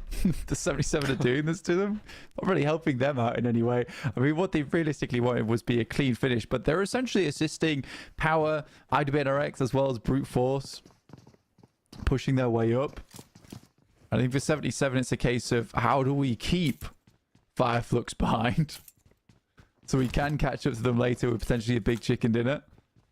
Yeah, this is frustrating for Fireflux, and there's not much they can even do on this kind of a playing path. Like, they're forced to go over towards apartments if they want to have a nice early start, and 77's like, well, we'll just do it again. we won it last time. What's to stop us doing it again? Goodness me. RCB could potentially move down and third party this. I think that in next week's games, or potentially even next game as well, because we've still got one more angle to play, remember, today. It could be a little bit interesting to see if they have noticed that this is going on, and secondly, if they decide to come and third party this, because it's very possible that they could. Here comes one of the RCB players, maybe even two of them actually, I think, in that vehicle, rotating down. No gunfire popping off, which means that RCB may be unaware that this is happening for the time being, despite it being a real solid standoff between these two rosters. Yeah, RCB just going to flow on past. I mean, for RCB, it's a case where this is such an odd circle that you might want to try and contest some of the positions within it rather than going for a third party. Again, it has been quite quiet for some time now. That's a very good nade from Shifu. Just listening out for the footsteps and finds him off the back of it. Ketch now throwing some nades down the stairs and stymie the push. Second one might be the one they don't expect. Doesn't manage to connect either, though. Has got one more. I think that was handed over to him by Lux, who was down already. Drops another nade. I think they heard the pin pulled there. Surely he's out now, they say. They careen up the staircase. They're good for one on the trade. Zadira will be rezzed here. RCB got away from this, meaning no third-party potential.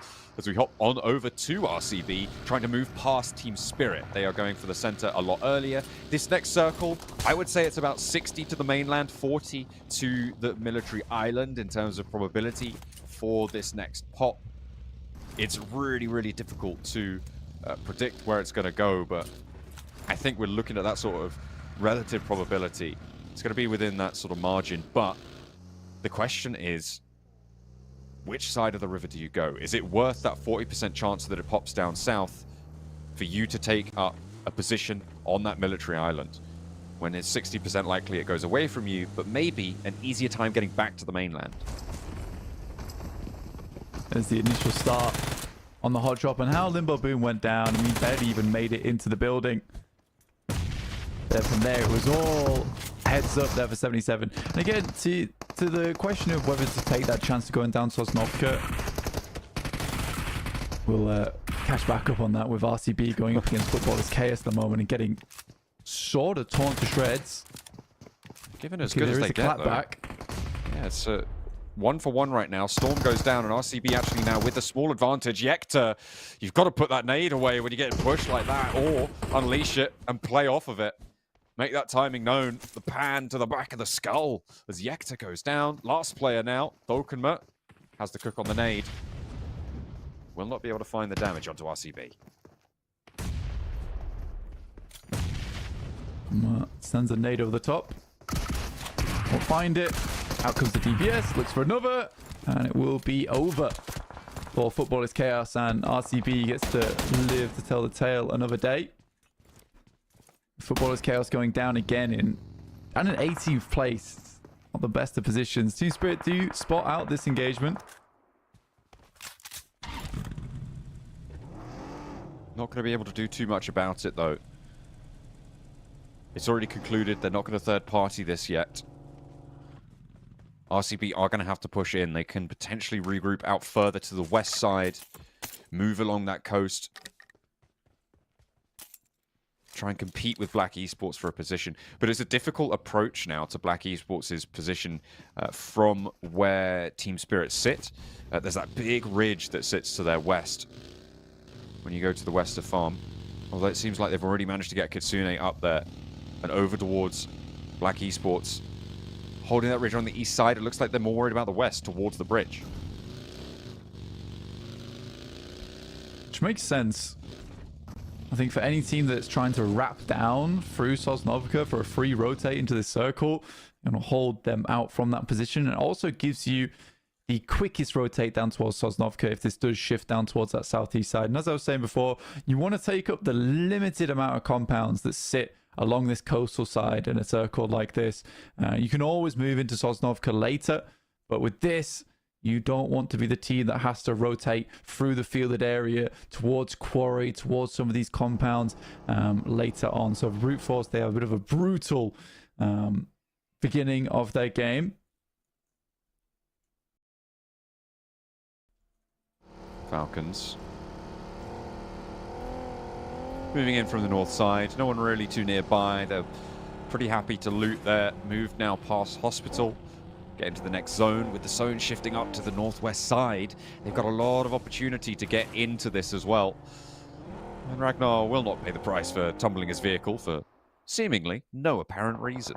Black Esports getting away from their position and sending very, very quickly out to the west. Getting stuck straight into the middle as well. They want this compound. This position is top of their priority list. Power did not stop them. Nick the Galaxy going to share it across the way.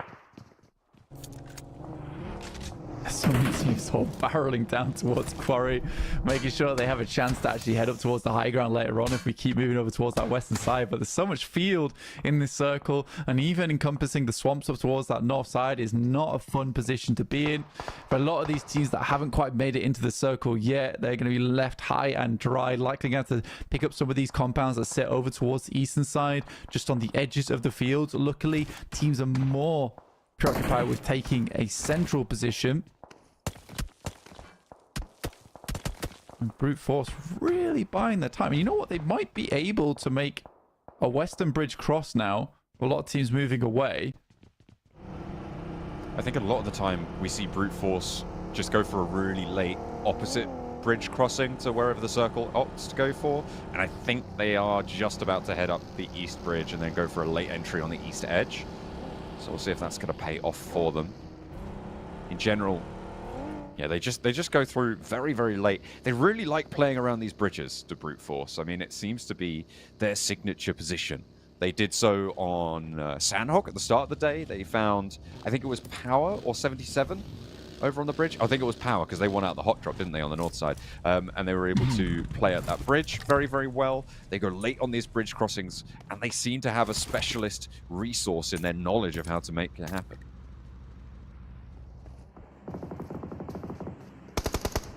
So much of this map is just unoccupied right now, John.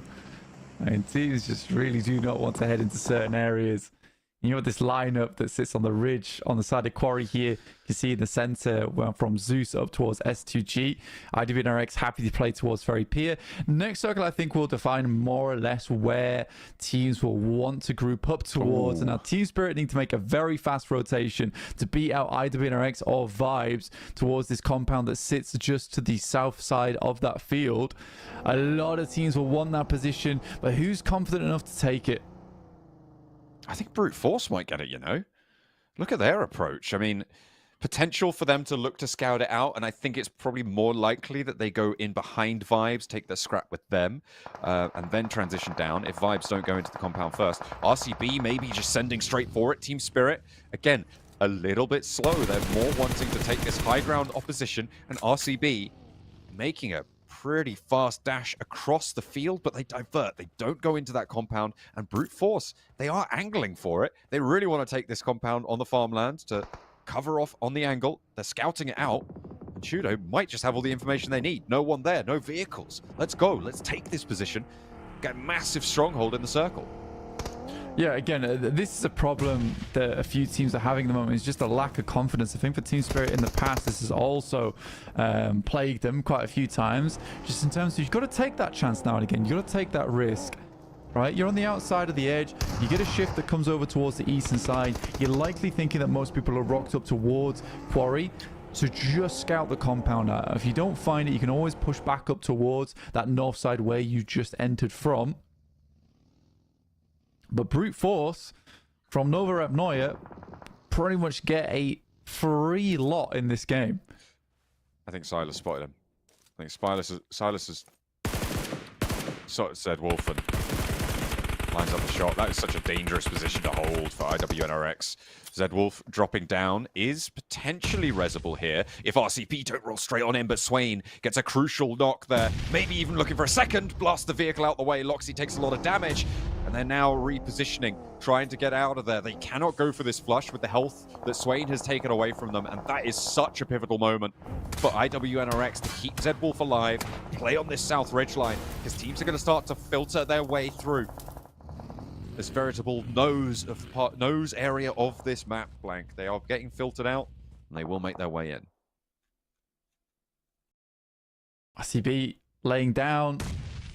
It's Frozen sends some grenades over towards some of these smokes, but it's really worth it to continue the bombardment. You got a nice spot though in the tree line, and you can see why IWNRX is being pretty aggressive about this. This is one of the spots on the map where you can get rocked up on, and you don't exactly want to leave the cover of the trenches, but you do need to keep pressuring teams that send over towards your position on the map.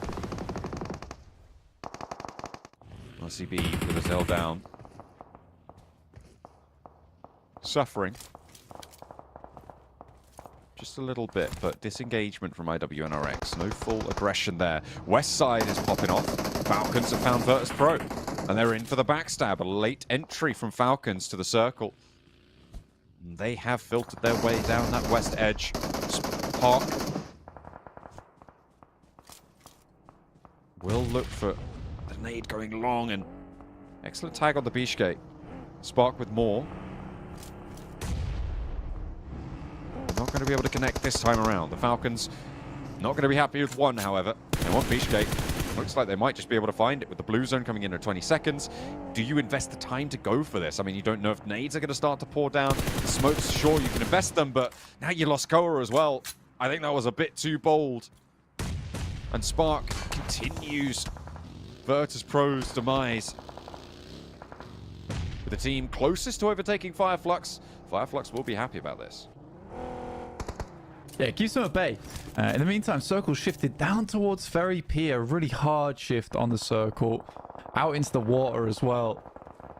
Team Spirit attempted to make their way round on the eastern side, but it's Brute Force who just see them leave that compound and say, well, we'll take that for free. Happily. And from that, they go down to just the 2 players. Likely less soon.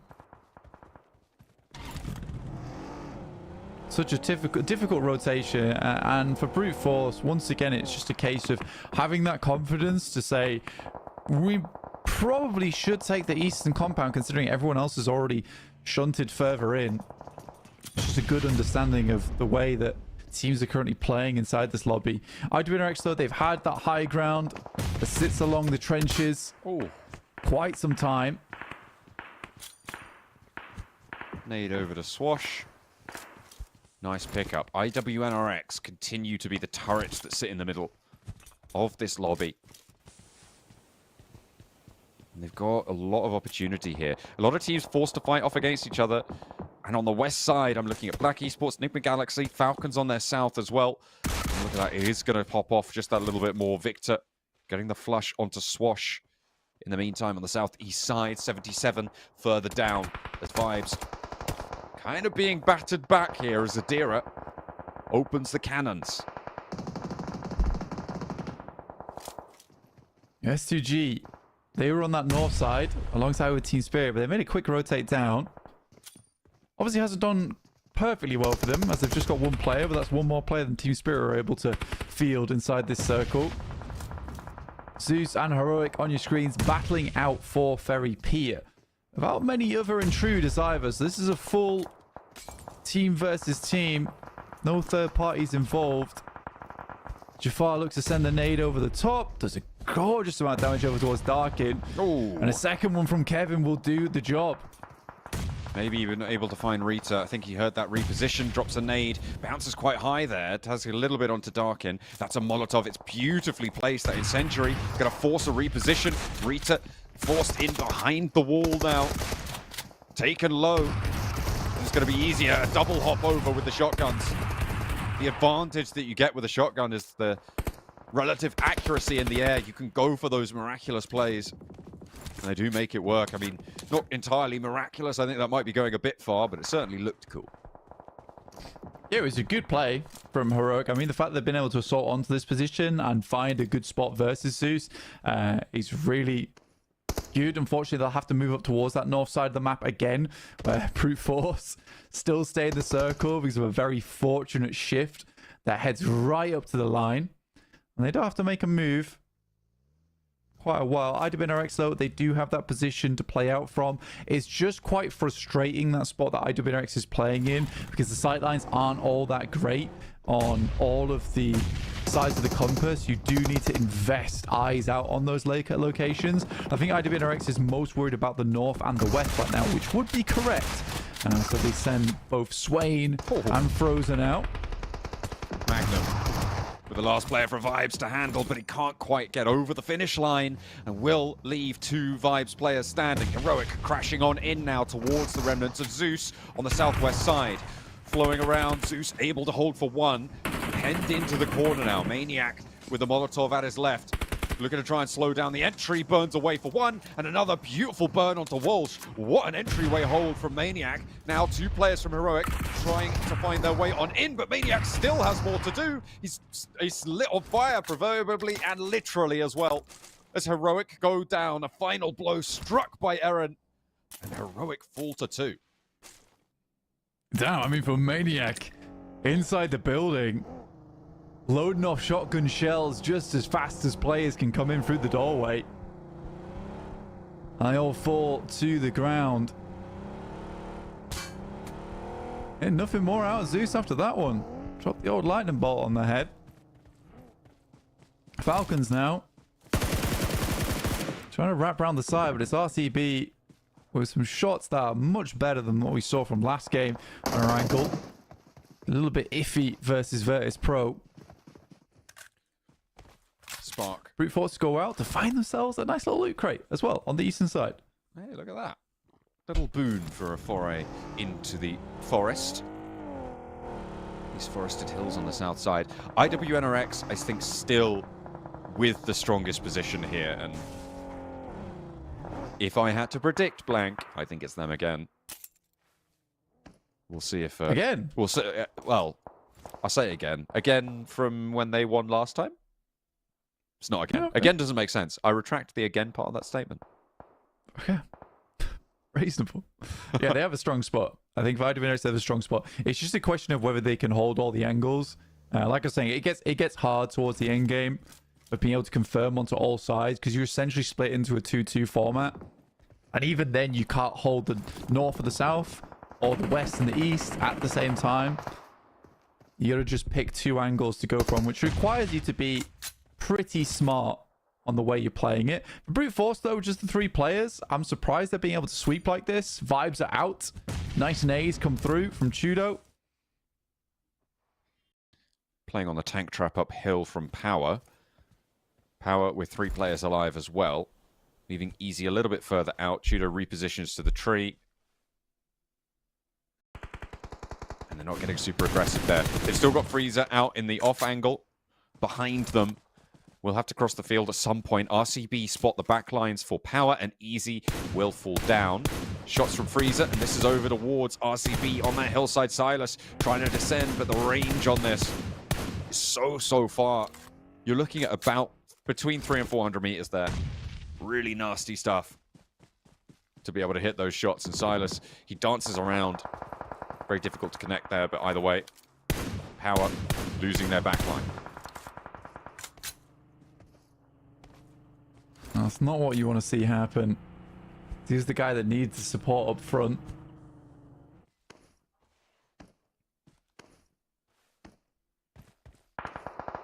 Brute Force, though, on that eastern split. Over towards the western side, you got Power. So as RCB. I think Brute Force on this split have been pretty damn good. And again, Chudo with a nail biter of a nade over the top. Goes underneath the vehicle as well. Bounces underneath. Finds what he's looking for. Freezer spraying it down.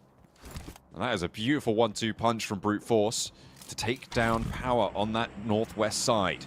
Now, can Brute Force push in? Can they find a pick to IWNRX, the main hold of this circle? They're worried about RCB, though. Silas, giving them more to worry about as Kine reverses back over the ridge. Staying safe for the time being, though. It's time to regroup. Maybe redistribute some of that ordnance, because Swain, only the one smoke.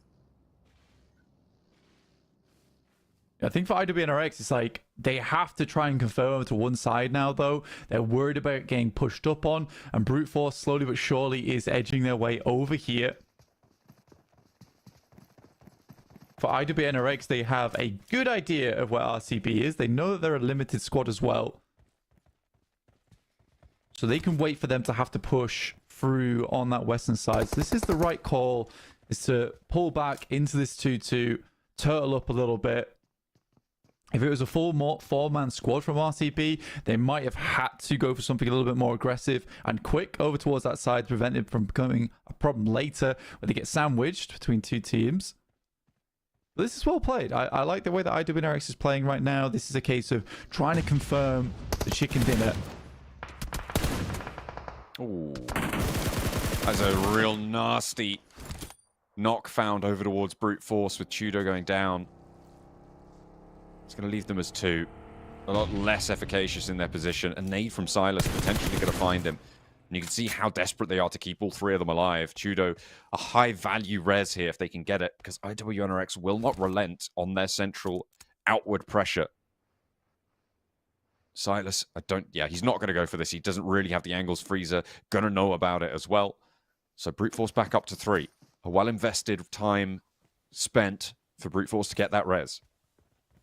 Yeah, I think for Brute Force here, they're going to be happy with anything forward in this game, right? From the position they were in, Nova Apnoia, Circle moves over towards that northwest side, cuts them all out. They get a fortunate shift that backs over towards the east. They make the call just to rush over towards that compound. It's really the only thing they can do there. And then fate smiles upon them. So anything they get further into this match is just a bonus for them, realistically. For IWNRX, it would be a shame if they lost this match, considering where they started in this spot on the map. Yeah, Brute Force is really eking out as much value as they can get from this game. And again, for Freezer, those shots over towards RCB were astonishingly good at distance, and he finds Silas in the process as well, just as I'm mentioning it. Because not only does he pick up some more elims for the team, he also secures the res onto his teammate.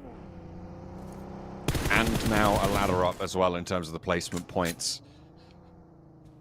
They are really putting in a shift, and with the teams towards the top of the tables faltering, I mean, Virtus Pro obviously had their standout. IWNRX now with a chance to do the same, but Brute Force could definitely catch this pack that is currently laying claim to 2nd, 3rd, 4th, 5th places on the tables. You can see they're 135 points with these added in. So they are on the doorstep. Very close behind IWNRX. Yeah, they are definitely close, and they can even the gap up as well. Got Zeus underneath, and IWNRX have just got clear sight lines over towards them. So just waiting for the next circle to pop in Zone 8. Very little aggressive plays coming through here.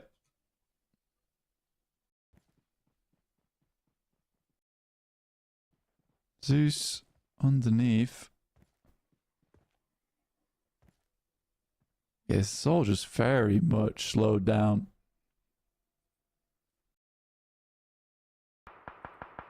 Everyone waiting for somebody else to make the first move. It's going to force Eren to leave that walled compound, and that's going to allow IWNRX to move further along a little bit more safely, because he's going to have to regroup across the road. You can see they're laying down that smoke train now. Swain is so ready for this run out, and you've got to think Eren just has to go for a peek around that angle. It's not even going to matter. Not going to be able to get across because Brute Force there established the crossfire. IWNRX take the point though. Now, nade up from Maniac over towards Prepod. Kelsey on the back will actually strike and take down a player from Brute Force, maybe at the cost of his own life, but makes it up to the tree. Prepod has a nade, he's cooking it. A nade lands at Kelsey's feet to his side. That's going to blast just behind, and it goes long. Kelsey almost down, but not quite out just yet. The Grows are bearing down upon him, but has another chance at this fight. The heal, not committed to. He's shimmying his way away. And another nade next to Prepod. The heal goes through. The first aid is there. Prepod with one more nade left standing. But do they want to invest it to Kelsey? He's going to dispatch from that position. Break out wide, hit the deck again. And he's just not going down without a fight. IWNRX can push through the hills over onto this fight as well. But Kelsey steps up, looks for Freezer, and gets the spray. Kelsey for more. As S2G now with a chance to strike to the back of Brute Force. Prepod, low HP, dropping it down there. Looking to try and keep this one going. The burnout around is going to force Prepod out. 1, 2, 3, 4. And that's Brute Force taken down. Kelsey with it all to do, and he makes it work. What a miraculous turnaround for him. I mean, I said Brute Force would be happy with anything that they get further into that match, but I don't think they'll be best pleased by going down to a solo 1v3. That hurts. But for S2G, they're going to be clapping Kelsey on the back there because that was a wonderful turnaround from the tree line. Now it's all up to IWNRX to take it down. Can they succeed where Brute Force couldn't? Of course they can. And nade through the smoke. They had the utility. And it is IWNRX to maintain structure in the middle of the circle. The woodland ridge on the south side of Gatka Fields works wonders for them. IWNRX, they are back into play for those top spots. The competition, it's heating up. It was a good game from IWNRX. I mean, they didn't have to move all that much, though. But from the position they were in, they knew its disadvantages. They knew its advantages as well in terms of the high ground. And they played around it fairly well. I mean, we're still having these shenanigans going on at the beginning of the match. 77 versus Fireflux, who are happy to somewhat ruin each other's days in terms of gameplay. 77 twice on the win so far, though, which does feel fairly upsetting for the guys over on Fireflux. They wanted this to be the big day when they pulled Na'Vi off the top of the pedestal. But it looks like they're there to stay now. Na'Vi breathing a sigh of relief. They may have done just about enough. That was really unfortunate in those final moments. I'm kind of waiting for this replay onto Kelsey. I mean, it gave me a little bit of a heart stopper there as he stepped out and missed the first 3 shots with the auto shotty, but the spray had already come through in the process of it all. Really, really great stuff from Kelsey, though, to be able to hold his nerve in that engagement. Was able to do a lot of damage to them, and being behind that tree, whilst there was still an aid in the pocket for Brute Force as well, they didn't want to invest it. They wanted to save it for later, and that really cost them so much moving into the final circle there. They could have earned 4 or 5 more points. Yeah, and again, for IWNRX, though, like, they are on the chase at the moment. 8 eliminations looks good. They would have liked to have picked up the elims over towards Brute Force, but if anything, you know what, S2G made that game a lot easier to close out for them. But Freezer had a banging game there, 850 damage, 5 eliminations. Some of the shots he hit over towards RCB saved what was left of that match for them, but only for them to go down in a 1v3 format versus Kelsey is unfortunate. I think when he stepped up with the shotgun, he had a weird moment where he stepped back, and I think they should just committed to the shotgun spray. Even if he does a little bit of damage to him, it gives them the chance later on to even up that trade between him and Prepod. As soon as Prepod goes down to 20% and he knows his opposition's at 70, yeah, life becomes hard. So IWNRX, 18 points, but to Brute Force is 14, so there's not a huge differential there. And S2G gets a huge ladder up from playing on the northern side, rotating down and only getting 1 in. Managed to get 3rd place. Very wild. That's how you want to do it. If you can make it happen, sure, you'll take those. And that could have been Team Spirit's game, right? For Brute Force, it could have been. But, nuh-uh, you thought wrong. It's not going to be, because Team Spirit, bad now. Brute Force, much better. We'll see you guys after the break for, what's that? A little secret TDM. We'll see you there.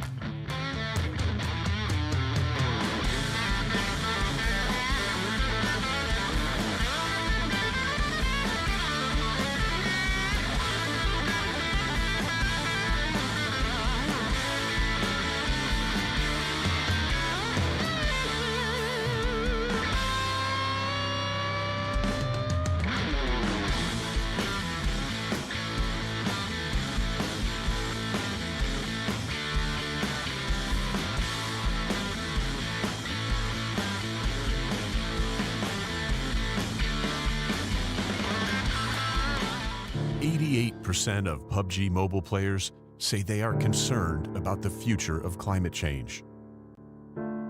This shows a need for us to help make change.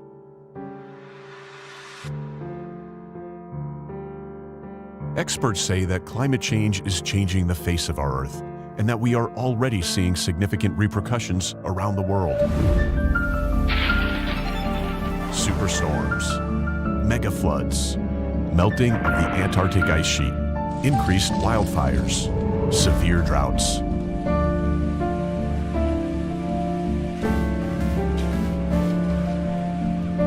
Experience the ruins of Erangel after 100 years if we don't take action.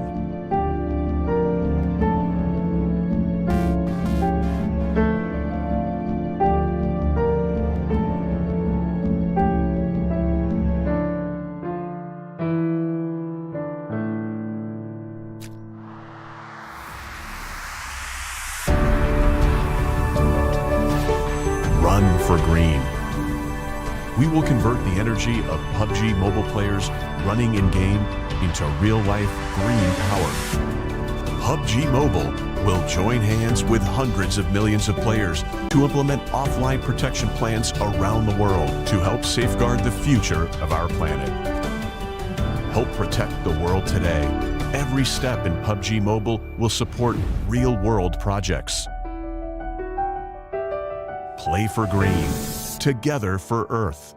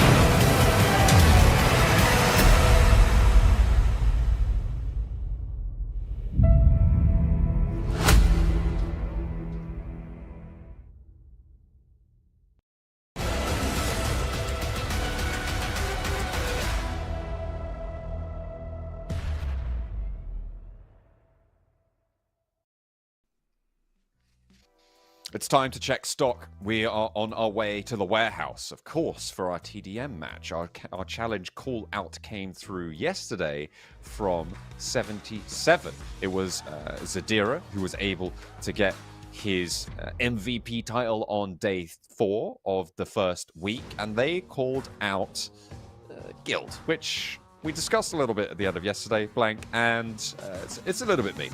It's a little bit mean. Yeah, feels sort of targeted to win $500, and they've been practicing their hot drops already, and their close range. Close quarters combat already today versus 5 looks over on our angle. But yes, we are now heading over towards TDM.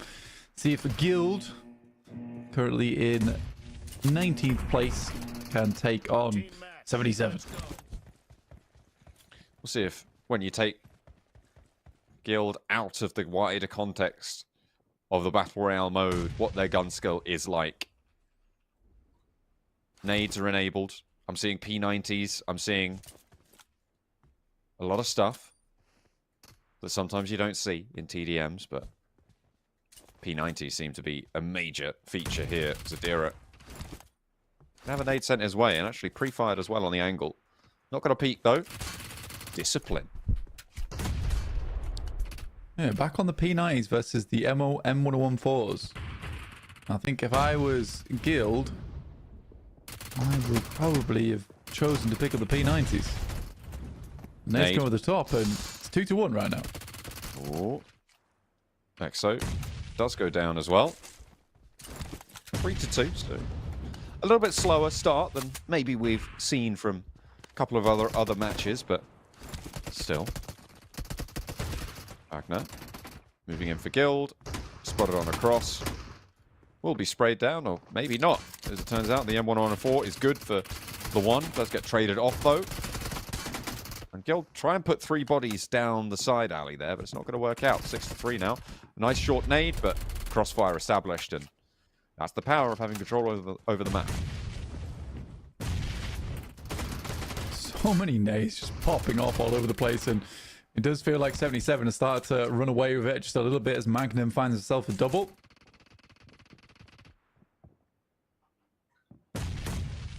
Long nade from Exo. Limbo boom. Strafes across. Traded again. 6 elimination advantage for 77. Down to 5 for just a moment. Actually, brought down to 4. So there is a little bit more to do, but high value nades. And again, 6 is the advantage. 7 now. 0 spotted. They know he's there. They'll swing him close. They'll peek him far, spray him down on every angle they can. Shifu dancing. Call him Fred Astaire. He's stepping too. And looking fancy with those feet. Yeah, they brought it back a little bit. Guild, though, still getting a little bit bodied. Zadira. 77 gets the jump shot. Looks for another. God, GG, not GG. Grabs himself a P90 for himself. The rounds from the P90 just exit the barrel so rapidly. It doesn't even sound like they're shooting real high caliber rounds, but they are. They're pouring through. Plenty of hot lead sent on through this warehouse. Nightmare for the janitors, but pretty fun to watch. Yeah. Which is what you want to see. I'm actually surprised GG not GG's been able to, or Guild's been able to ring it back a little bit, but again, it does feel every time they get a little bit of an inch, 77 keeps taking a mile back. 4 points in advantage, though, and 77 do still need to keep their wits about them. They're not there yet. In general, this has been a little bit slower of a TDM than we've seen from the first 3. But Magnum blasts Exo apart. To smithereens, some might say. Going to be difficult to put him back together. Yeah. Nah, they're going to need a bit of a surgeon for that one. Mornay's going over the top. Those felt fairly spent there from Guild. Not able to do too much. Spray down towards Exo. Traded. 3 points now is the difference. And Guild, okay. They're keeping pace now. Is it too little too late, though? What we saw yesterday, as soon as you get an advantage, it's sitting in spawn time. Wait for those nades. Pull back. Just hold those spawn angles. You know you can't get flanked. You know you get those crossfires. 5 points now in the advantage. Zadira has the challenge, and he works it out with the P90. trying to trade it off. And they are still 4 points behind, right on the tail. But they're just not finding those advantages. Just staying ahead.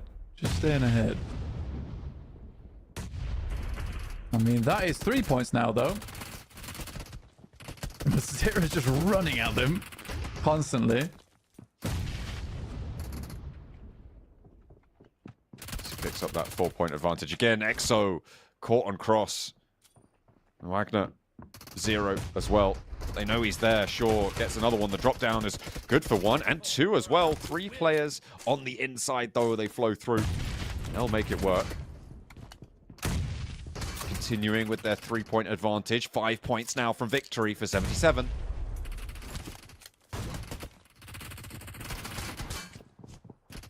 God, they're actually evening it up here for Guild. 77 just thrown out all that they can as Guild gets a little bit closer. Every time they take one down, though, they are reset back to the M114 and have to drop the P90. Exo takes a big amount of damage, and GG not GG's down. It's 3 points away to 5. A 2 point swing could be all that they need, and Guild, they're putting the pieces together. Wagner has got that AWM as well. Step out wrong, and Zadira, you're going down. Really easy to win out a trade with accurate shots there on the AWM, but it's a question of can you hit that first shot, because if you don't, it's curtains. Now things slow down even more. Magnum breaking out for 77. He's got 2 players to worry about. A nice swing wide for 1. Look for 2. 37 to 38. 39 now on the board for 77. They just need to find Exo, and that is job done. It got a bit hairy towards the end, but they close it down with a 40 to 37 scoreline. And it is 77 to take the $500 on the TDM Warehouse Challenge. And that's what they were aiming for. But Guild give them a bit more of a run for their money than they were expecting, I would say. Yeah, there you go. Na'Vi only wants to lose on the second day, and quite a formidable showing from Fireflux, 40 to 28 there. Everything else has been fairly close, with a lot of the trades going through. Twisted Minds winning yesterday, and 77 taking their $500 on their challenge today. I'll be pretty happy about that. It's good to see. It's good to see. $500, $500. You know, if someone said, "Hey John, you want $500?" I'd be like, "Yes, I do. Please, I'll take that." That would be really nice, actually. I could get so many skins. That's what I could get in game. Yeah, I don't think I could quite get the dice. GT20 Pro, but maybe I could put it towards it. Start saving. But that'd be good. You know what? Yeah. You'd like invest early. Wait for it to roll up and rack up so you can buy it. In the meantime, I'm going to head to a quick break. And we'll be back soon with Game 4 over in Wrangle, and we'll see you there.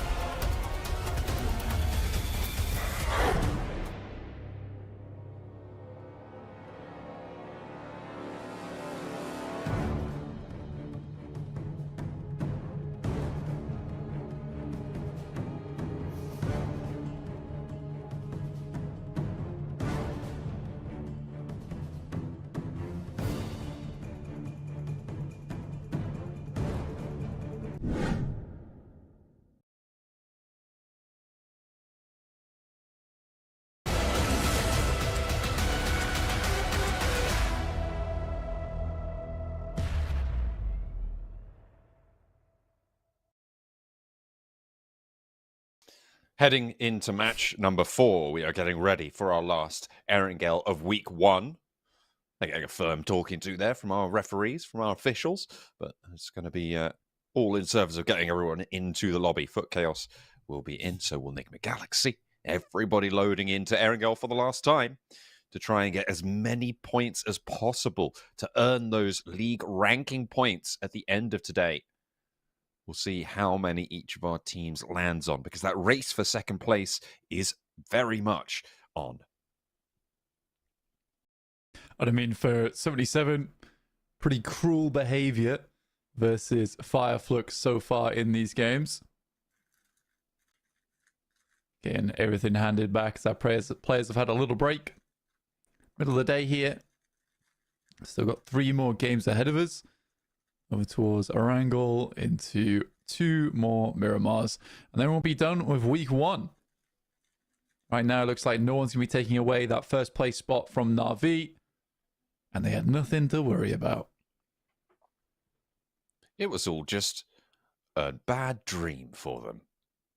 They certainly did so much work in those first few days that they could take a little bit of a breather, and they will still earn the maximum so far. Barring miraculous results, which, it's not out of the question. We've still got 3 more matches to play. But it would need Fireflux to really turn up the heat. Catapult themselves up those overall standings. Because so far, Fireflux, I mean, they've had a lot of hot drops. Do you think we're going to see it again with 77 and Fireflux over in apartments? I don't know. I wonder if Fireflux will just move somewhere else. I mean, losing the engagement twice in a row now is really not ideal.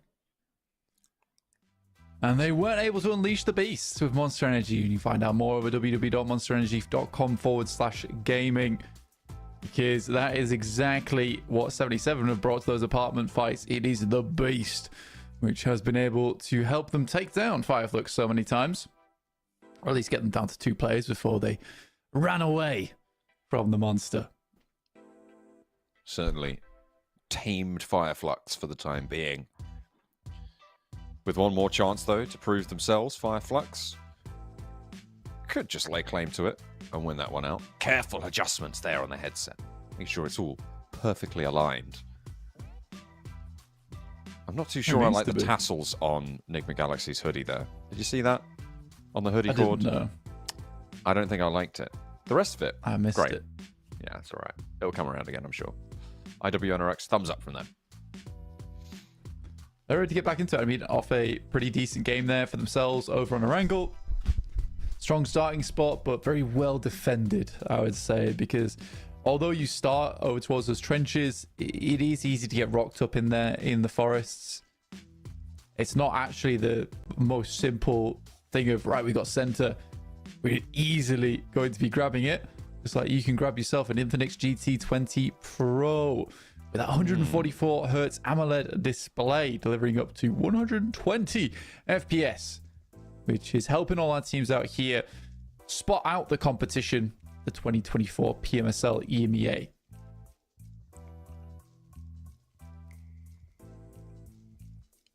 Black Esports have had, again, some decent fights today and some more decent opportunities. And I think that's kind of indicative of a lot of the teams towards the lower end of the tables, is they get given a lot of these opportunities, or they find themselves in these spots and they just don't capitalize. And there's a general lack of aggression in this lobby as well. Third parties not as frequent as we've seen them before. We saw that be really quite prevalent in the spring season as well, which is why it's so surprising to come into this fall season and see what these teams are opting to do this time around, right? It's just be quite central, quite timid in their holds. There's those hoodie tassels I was talking about. My least favorite part of that outfit. They're kind of cool. It's a little different. Okay. I quite like that. That's something new. Yeah, you would. Daring. What do you mean? What? What do you mean? Yeah. What do you mean? Yeah, you would like that, wouldn't you? Yeah, they're cool. Yeah. You like cool things. That's right. Who doesn't? That's a very good point. I'll tell you who doesn't like cool things. Hipsters, which is a bit of a throwback term now, I've heard. What, hipsters? Yeah, it's a throwback term. That's like 2012. That's 12 years ago. I think hipsters just liked cool things when they weren't cool for everyone else. But they had to be uncool. I suppose they had to find them cool, but nobody else could find them cool in order for it to be good, right? Yeah. So maybe that's it. Yeah. I mean, I'm still pretty happy. I'm pretty happy that, you know, hipsters still around. The vibe is cool. That's true. I think the vibe connected to it, maybe not so great. It's at least attempting to be chilled out and laid back. There's some cool hipsters out there. That's true. They're hip and cool. Yeah. I'd agree with that. Ah, the 2012s. Goodness me. What a year. Olympics in London. I was about to graduate from high school. Oh, God. So long ago. so long ago. Oh, dear. But yeah, we're heading over towards our fourth angle very soon. Carly Rae Jepsen. Oh. Call me Angle. baby. Our angle. It's our angle. Coming up next. Coming up real soon. Maybe. We're just waiting for the players to jump into the plane and head on out. 77 all looking like they're ready to go here. Everybody looking pretty locked and loaded. I think the lobby is spinning up. I can see it. I can see it going. The gyro's turning. He's engaged. He's in there. 72 seconds, I think. Is that... Yeah. Hold this... Like a minute. Like a minute to go. Okay. Got a minute to go. What would you like to do with our minute? Oh, sure, honestly. I'm trying to even think like what are like the big talking points we haven't already gone over, because it's the Fireflux hot drop with 77. Does it happen again? Can IWNRX keep getting points to move further up those rankings, because they started off not so great, not so hot? I'm also thinking about brute force, right? Because they again put a really solid game up on the boards. I think they weren't too far behind that group chasing towards second place. So I said at the start of the day, it would require something fairly miraculous for them to be able to ladder up and be in competition for that second place. The fact that the top few teams haven't been doing super well today is actually fairly miraculous for them, and brute force now do have a real opportunity to compete at that top level. Is it going to be another story of the comeback kids here in week 1? That is the question, as we do indeed getting towards the plane. We're ready to play out our fourth map of the day here. Heading from Kameshki down towards the western side of Gatka.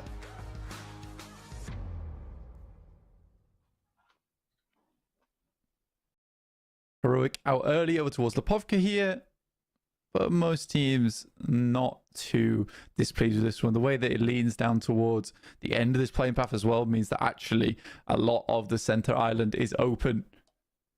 It just means maybe looting a little bit later. Out goes 77. Out goes Fireflux. Well, hey. Where do Fireflux head off to? Are they going to go to school, potentially? Oh, is that RCB as well, going to Rozhok? That's normally where they're dropping anyway, so fairly predictable there. Fireflux do seem to be going further than 77. So I think it may be a split drop on the compounds that sit on the road to apartments from Pachinki. Just grab some loot where they can, or grab some vehicles at least. I don't think they're going for the hottest of hot drops. We'll have to wait and see. Circle pops northwest. Hot drop in Severny, Brute Force and Falcons. Yeah, I've seen something like this before.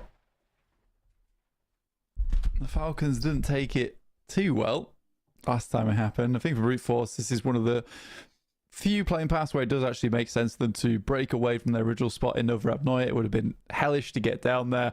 And with the fact that the center of the map is so unbelievably packed in, yeah, it's difficult to get down towards the south side of the map or play somewhere different. So for them, dropping in Severny, Doesn't start that well for Brute Force. The 2 players are already down. Now Chudo has to potentially go for 1v3. 1, 2, not the third though. Could have been. Wasn't quite as dramatic as he would have liked. Spark able to keep things under control. We'll get both of these reses, and it looks firmly in control of the Falcons on the north side. So, the run for the comeback kids. Question answered very quickly. Not happening. No. 139 points with only 2 more matches to make it up in. Yeah, I don't really think we're seeing Brute Force making much further than 8th place. I think Galaxy could potentially turn things around for themselves. This football is chaos to lose Storm right out the gate here from Heroic, who made an instant transition from Lipovka over towards the western side, looking further towards Mansion. The SS for Nico. Not really going to do too much other than just worry them a bit. And now leaving. Dodging around prison. Can we try and stay out of there for as long as possible? Over to the northwest side, they'll have to go fairly soon. We've got the circle popping out on that direction. Fireflux have all 4 of their players alive, which I count as a great success. Okay. Yeah, it's a strong start, surprisingly. Good long-range shots from Prepod. That could be difficult to get back to as well. He managed to get a lot of shots over to Ali when he was already downed. And none of Falcons was super close. He was out in the open, going for it. I just don't think it's possible. So, I mean, there you go. A point earned for Brute Force. Maybe the comeback kids are still in town. Yeah, I don't know. They're not. They're definitely not. It's a good spot to get 1 elim at least. That's how much shenanigans Prepod can get up to. No. Finds another from the high ground. 100 bullets in the mag. Don't be silly. Don't be silly, Prepod. Come on. Be reasonable. There's 2 of them left. Surely you can't do it. I mean, they got the duo now, so they should be able to at least get the refrag. You'd hope. Yes, well. You'd hope would be able to, but for now, they're probably more focused on getting Ragnar back. It was a done and dusted fight. And then they got too careless. They've allowed themselves to be open to this play. This is a good play. I mean, if Spark runs across, opens up the angle for Hope on the peak. Prepod is aware of what's going on, though. And waits for Hope to cross instead. That's intelligent. I like that.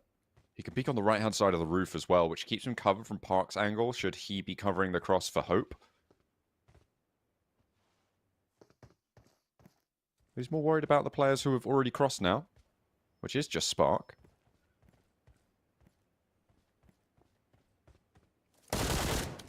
All the while, Ragnar has a health bar that's ticking down. It'd be awesome if he makes it across to him. I don't think he can in time. They need to, what, drop some smokes or win the trade, win a pick?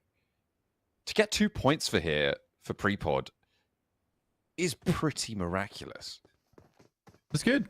It's very, very good. And I think at this point in time, Falcons should just be like, right, let's grab a vehicle on the road and just leave. Prepod realizes that that's what's going on. They have played it fairly smartly. Smoke goes up top side. That's actually a really cheeky smoke. It might lead them to believe he's still playing off the top of that position. Yeah, I like that a lot. And out he goes. Prepod. Swishes the cape behind him. Billows out the door.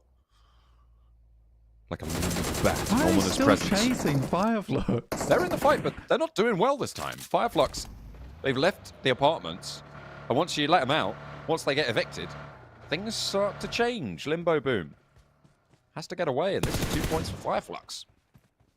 Yeah, I mean, Fireflux played school. And I think 77 went towards apartments. And Fireflux has just caught them on a... I think it might have been a chase down coming through from 77 as well, so it's just good. They just turned tides around for themselves. Now 77 down to 2. Different story for Fireflux, up 2. And the circle up towards that northwest side of the map. S2G sees themselves in a decent position in shooting range. Zadira down. And now just Limbo Boom. Okay, all right. Hopping over to Power, they sit currently just out near these ruins compounds. This compound that is so strong on circles that center around these Gatka fields. High ground oversight. You can see they can overview all of those fields, but it's a little bit south-leaning on this central clump of teams. And as we all know, this lobby goes very central very quickly. So they're kind of on the outskirts right now of this circle. We'll see how they can leverage that and potentially move around Everest, which is their major sticking point for their rotations moving forwards. It kind of linearizes their options. They have 3 choices: go directly to the north, go to the top of Everest, or go west and around the south side of Everest to try and swing up to the west coast. But they've got an outpost on the top of Everest. They're playing 2-2. Looks like they may have already made the decision because of that. Yeah, you kind of want to have like that double option, right? Of where you'd like to go next. But with this circle that confirms it towards that north side and shooting range, likely you're going to see a lot of teams start to move up towards that north side. With vibes, they likely should leave the eastern apartments on the south side of south side of Georgia, sorry. Heroic ahead of Falcons. And Prevo takes himself completely out of the action. He'll move over towards Zaki. Zeus may be able to find Snowex here. They are going in the roll-up, and the Res does get stuck here, which is great news for Enigma Galaxy, but there's a downhill off angle and immediate re-knock. Nice double pointer pickup. Enigma Galaxy not so happy about that. And away they get. South George, all the clearer for it. Yeah, as well as Zeus actually breaking now even with Enigma Galaxy, who's the one target that they'd like to take down to stay in the top 10. As Redox doesn't take any blowouts on the tires, but some good shots from Aaron will take down 2 of them. Enigma Galaxy to go down 60th, the first in this lobby so far. RCB. Over on the north side, one of the teams on the northern shore of the river, and likely in one of the strongest spots as well, the hill just around that gun range area. Up towards the crash plane on the top. S2G, I think, holding that position right now. But the ultimate high ground for RCB. They're playing the compound on the southeast of it. Heroic playing in their shadow. A little bit further out east of that. And slightly downhill. So they can overlook around that angle. Effect, Kitsune, both down. And Luxon going to stop there because Matic's next up. And it's just Nomi. Yeah, I didn't really expect much less out of this engagement, honestly. I would have been surprised if Team Spirit had won this engagement. So Matic is out. That's 2 players to the wayside for Team Spirit as they try to make their roll in. Kitsune even gets spotted, and now it's just Nomi left on side for Team Spirit. And it's likely the first time in a long time that...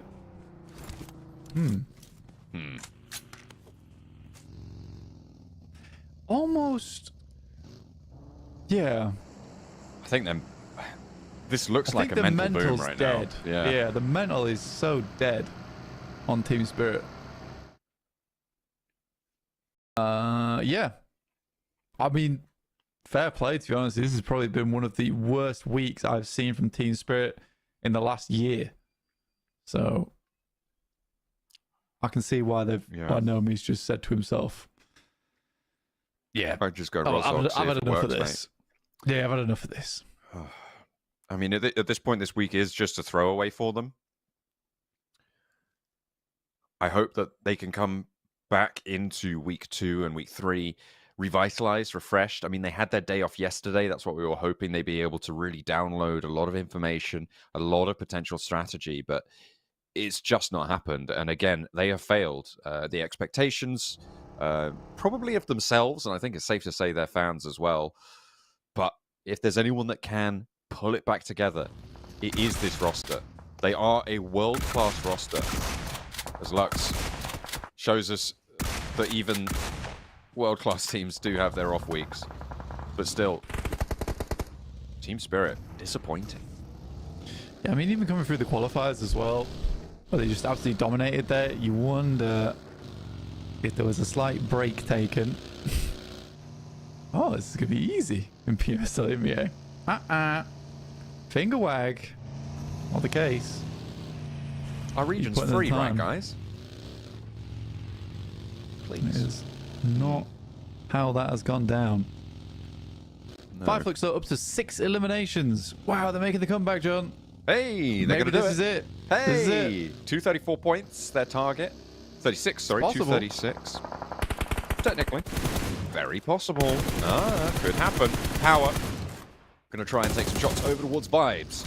As everybody's moving around the river here. Pizarro has a challenge, but Saad is there. Al-Haji is down on his side, Wow. but is he going to get sprayed off from an off angle here? Weiss is there. Pizarro nearly goes down. Saad is able to stay safe for the time being, but these shots are coming from seemingly nowhere, Blank. On the south side, I think 77 maybe taking pot shots out to the western edge. Or what remains of 77, that is. Only the one player. Yeah, I think it was easy. Actually, from this angle here, taking the shot to pretty damn good shots as well on the other side of the bridge. For Vibes, again, it is the story of let's not be 20th. Right now, going out pretty early in most of their games.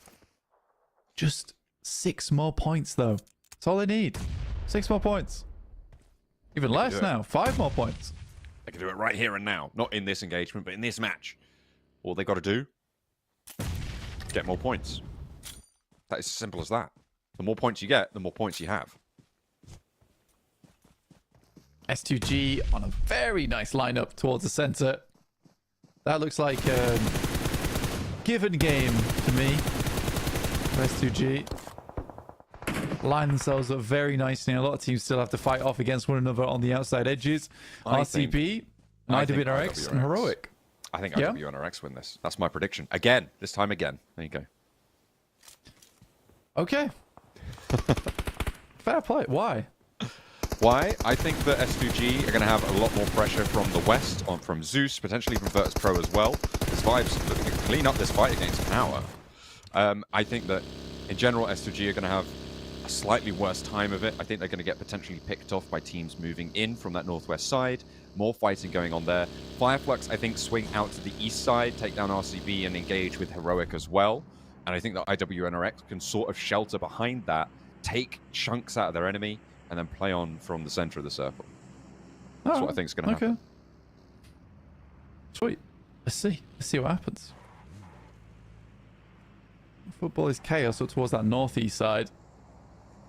Not a bad spot to play. A lot of nice sight lines for them. You are sort of shunted out the circle at the moment. Got these other teams having to play downhill. Then back up towards S2G's position. But do have a very defensible spot.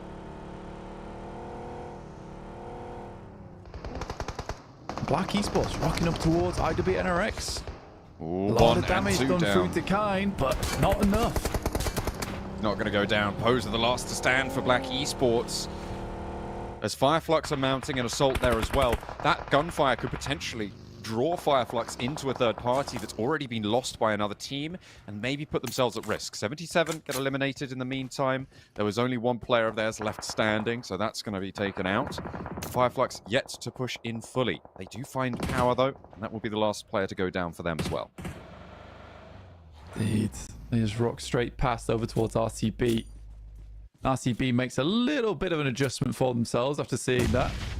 Careen on through. Fireflux testing the waters over towards the south side of IWNRX. A little bit more difficult to head up for them to head up towards that eastern side at the moment.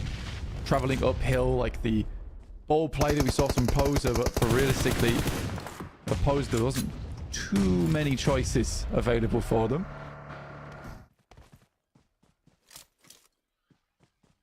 S2G now having to hold out. Zeus are moving in from the northwest side. Virtus Pro maybe breaking closer towards gun range on that northern edge. But everybody's looking to hold. Zeus spot vibes. No, they're run for a few more points. They only need, what is it, 3 more now? And then they're level with Guild. Yeah, just 3 more Guild points. have a chicken dinner? Or am I making that up? I've just fabricated that entirely. I think it might be a case they need the extra point, regardless. Okay. Just because of placement points alone. Here's Zeus and S2G on their plateau. Need to deal with the guys coming through from Zeus. Playing the crashed plane. Nice strong position, but is required to hold all ends. You can't really group up anywhere, so you've got to get naded. But overall, from a position inside this circle, it's one of the strongest. Because there's a lot of open space here. Fireflux, again, still testing the waters over towards that south side. And yeah, vibes are now out. My prediction hinged on Fireflux going for RCB rather than IWNRX. Yeah, it's a uphill approach to RCB. Yeah. And I think for Fireflux, they don't really want to go for that. And where IWNRX is right now is a little bit turbulent just because of they're out in the open. They have to hold multiple positions. They need those sight lines. I mean, IWNRX are good at that. And I respect the position from them. See what more they can get done in this game. See if your prediction comes true. S2G now clashing with Virtus Pro and Zeus on their rotation down into the circle, and Brute Force will be caught in the midst of it all. They only had 1 player left standing anyway, and that will be taken down. 10 eliminations for Zeus, by the way. They've just been slowly racking up player after player. And actually, Zeus are now poking their noses in down south and pushing Fireflux out towards the east side. IWNRX still holding a lot of space for themselves on this south side, controlling a lot of this outside area and forcing the teams on the west of them and on the east of them to scrap it out alone. Well, no one really wants to play where IWNRX is playing right now. It's on the low ground. It's a little bit tough to play there. That's why you're seeing Zeus being able to drop these nades over the top. It's got this shack. It's nice shots back over towards Maniac. Which is good. And Fireflux might try and capitalize off the back of that. But again, it's just a case of skirting the south side edge. Lovely shot from Swain, though. Back over towards Aaron. That's going to give them time to play with. Get some healing done onto Frozen. IWNRX have lost 1 now on their corner. Fireflux have lost 1 as well. Slowed. Big nade from Rita. Goes a little bit short, but Kine is on that right side. Which means that it does tag the damage on. Not too sure about that nade, but that one, again, popped over towards the vehicles. Looking decent, but not quite finding the money. So Zedwolf goes out, which is a shame. One of the clutch players coming through from IWNRX. RCB look to take control of the compound that is off towards their west. Nice spot for them. This game was looking good for S2G, and then we moved over towards our eastern side. And obviously, Crash Plane does have a nice bit of high ground to work with, and potentially they could start to sweep over towards the northeast side because they've been able to weather the storm quite well and stay as a 4. And that's the main thing, staying as a 4 inside this circle, because they had a lot of protection, a lot of cover to work with up until this point. Yeah, RCB do have a nice spot to work with going forward. Yeah, that compound is pretty nasty for Wild. Holding on to those rooftops for a while. Next circle is going to come through. Virtus Pro clashing on the north side. Shrinks central, keeps that compound in for RCB. Keeps the high ground position as well for Swain. So potential regroup there, but 2 players on watch right now. A beautiful spray down from Walsh, actually, over towards Virtus Pro, who have really pinned themselves in here. Not too many options were available to them, though. And that will be Virtus Pro going down with the final knock taken. Heroic up to 5 eliminations. I think S2G, yeah, they were able to peel one of those off. Take a bite of the apple. And had their first elimination onto the board for the team on the northwest. Yeah, again, they've taken themselves out of the action for quite a while to maintain that four-man, right? It's a similar situation to RCB, both playing high ground. Both teams just have the one elimination in pocket. It's Zeus who's very impressive here with 12 elims already found as the nades start to spring over towards that top side, but another nade, another shot through Swain, sorry. Really doing a lot of work here, basically to control these little ridge sides, and what a lob from Frozen. That might be the opener there. They know there's two down on Fireflux, just one player left alive. This is wonderful stuff coming through from IWNRX. If they can take a position where currently Fireflux are playing, it's great. There is Lux and Solus, the last two alive here. Swain once again just about keeping his company in order. And nades over towards S2G as well in the meantime. Hamzy trying to break down low to answer this aggression from Heroic with their own in-kind. And nade nearly takes another one all the way out. Kevin nearly biting the dust there. And Rita, the last player from Zeus, still looking to tear through the top angle for IWNRX, but being pushed off. Will he be able to survive? I don't think so. IWNRX down to 2. That's really unfortunate that they've lost that forward point, and RCB gaining momentum as everybody else around them starts to crumble. A spray down as Marceau spots another player from IWNRX. Yeah, again, for IWNRX, as soon as you lose Swain there, you can't control these ridge lines anymore. And that little sort of valley you've placed yourself in, although it was one of the few positions that IWNRX could play at the beginning, Swain's spot was absolutely vital, playing off the back of a single rock there. And he got a lot more value than potentially he should have ever done in the first place. Good shot on the side, though. Will take down Kevin, not allowing that side angle to pull through for Heroic. And S2G continues to sweep on this side, starts to pick up more and more eliminations. So a nice roll down from plane landing to this point of the map. RCB still with their compound. They're a bit on the edge of the circle right now. And they could be a little bit on edge as well with their next moves. Kine is still downhill, but they know exactly where he is. Definitely not going to be able to get out of there unchallenged. It's difficult to go for these peaks because of S2G's position across the way, right? Solus for Fireflux trying to rack up as many points. They managed to get 8 elims already, and it's a decent game for them. Nade from Silas. That could be good. Looks great, in fact, and Fireflux go kaboom. Have to bury what's left of him in a soup can as the nade turns him into mush. Yeah, for S2G, they need to move, but not too far. But crucially, this does cut out RCB's compound. Nice shot from Hamzy G, although Kane did almost get the spray back over towards him. 6 elims. In that short moment, though, RCB instantly tries to recover ground. There is one player still alive from Zeus who could cause a problem for S2G in Rita, but he's found, taken out the way, and now it's just the angles off towards the east they need to deal with. But RCB, what a play here.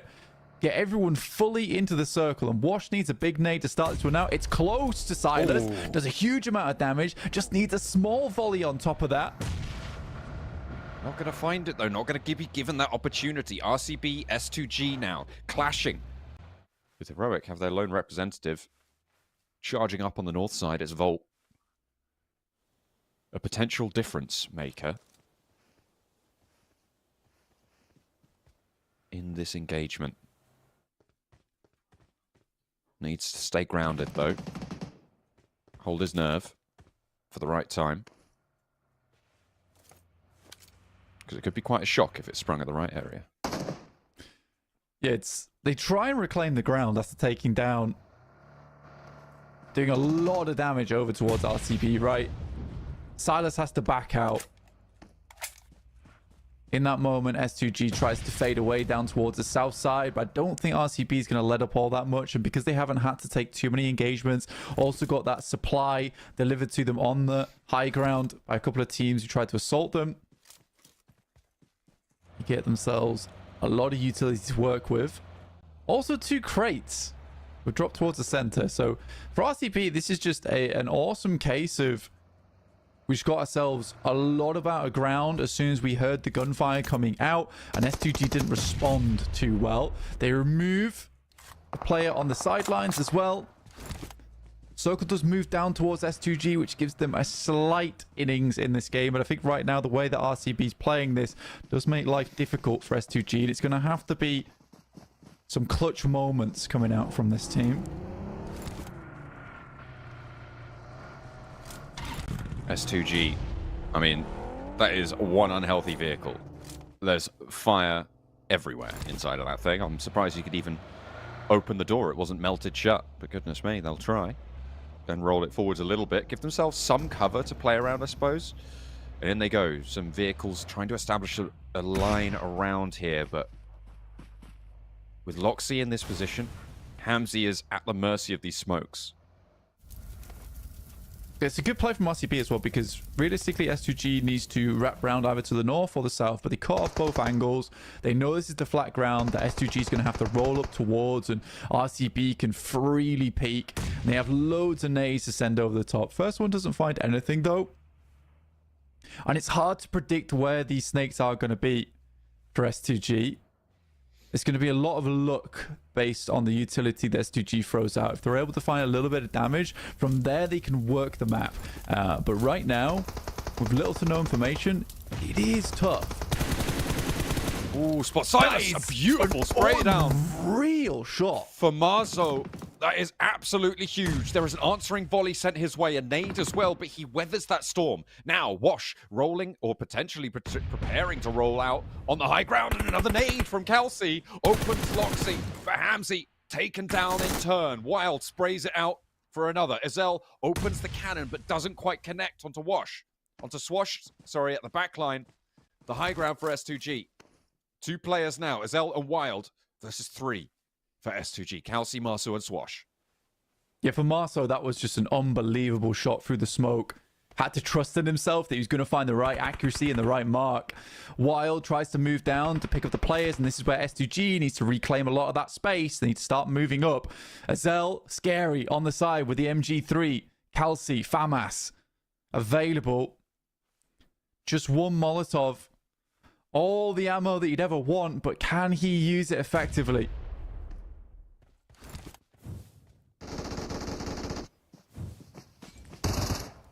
RCB. Damn, he's gone. Kelsey's absolutely gone. Yeah, there's no way that he gets away from that. And now S2G play on as 2. Marceau and Swash. Nade over towards Ezel. Tags damage. 4 nades still left for Swash. Could pull the pin, but he steps up. Spotted, and Kelsey, that's a flush. That's not a re-knock. That looks good on the target, right underneath him. That doesn't take him down. Are you kidding me? It was very close, and now he needs to prep another. And he's banking that he's going the same direction. No. Stands up. A little bit more damage as well. There's the shot. Marceau takes him down, and the nade could flush it. But his teammate's out, and it's all up to Swash. 1 player down, and now it's a 1 versus 1. He's pulled it back into control. He knows he's behind the crate. The inside track for Silas. He establishes push. He's getting the points. What is he going for there? And it's RCB in the closing moments with confusing situations happening there. But they claim it in the end. RCB able to get a chicken dinner, pitching it away from S2G. The funny thing is for RCB there, they set up this 2-2 split, right, to prevent them from wrapping around the side. I think as soon as they get the 2 knocks over towards the east, I believe it was, they should have wrapped east and tried to get some ground on them over on that east side. Instead, S2G continues to play like this lineup that's sat right against the blue, which forces you to be on a timer. I think S2G played the game really well up until that last moment, but to be fair, either way, it was a pretty fantastic fight between S2G and RCB. Really fun to watch, and both teams obviously looking very competent there in the end game. But still, I think as soon as S2G had that big advantage, they should have pressured it. That's when you just kind of death ball to the side, get the 4-man going, and it's just a 4v2, and that's very likely sort of unlosable. Because even if you go around to get those flushes as a 4-man, if they take shots over towards you, you have got 3 guys to refrag on your side. This was the weird play that we saw. I think maybe he was taking shots at SL, possibly. Not sure there. I think, well, it was down to a 1 versus 1. It might have been that he was just trying to secure the flushes and get those points confirmed. Yeah. Potentially. But I think, in general, yeah, a bit of a misstep at the end there from Swash behind the tree. Either way, they get second place, and they do decently on that match, right? Which is good news. RCB as well. Decent performance. Fireflux got pretty late into that match, but didn't quite manage to get all the way. Neither did IWNRX. So still, the race is on to try and catch up towards Fireflux potentially, and for Fireflux to try and catch up towards Na'Vi. They would still need a little bit more power in those boosters, but they're starting okay for their final 3 matches today. Look at that. Their RCB were 18. It's actually Zeus to take through second place with 12 eliminations found that match, and S2G with the 14. Heroic and Fireflux not far behind with 10 points apiece, which is nice, but nowhere near enough right now for Fireflux to try and challenge for that top spot. They'd need basically 2 strong chicken dinners in a row to get themselves into first place on the leaderboards. But that does push them further ahead of teams like 77 and IWNRX, who are chasing them down. But I do think that's a good game from S2G, but it's an even stronger game from RCB. I think that as soon as they heard that fight between them and Zeus, I don't think S2G took control of the map quick enough, and RCB, despite being moved away from their compound, instantly flows across over towards that high ground. So I think that's just very good knowledge of the map geometry in that space. I was very impressed in that moment. Good to see the mastery of the terrain coming through for these teams as we drop to the second page and some rather less than illustrious results. 77 going down, again, trying to pursue that fight with Fireflux, even though it didn't come to them in apartments. They rolled out and they looked for it themselves. And it didn't, again, go particularly well for them, which is the first time that we've seen the early game go in the favor of Fireflux. And actually, it's where they got quite a few points, a nice little leg up at the start of the match. Yeah, they just didn't have to go for the old hot drop because they just moved away to school, and 77 took over the side of apartments, and I think they just caught up with 77 later on their rotate out, which was a nice little bit of retribution, I guess you could say. But yeah, I do enjoy the fact that Fireflux were able to get more into that game, and at least shows that they still got some strength in this tournament. In the meantime, we're going to head to a break before we head back over to our last 2 maps of the day on Miramar. See you soon.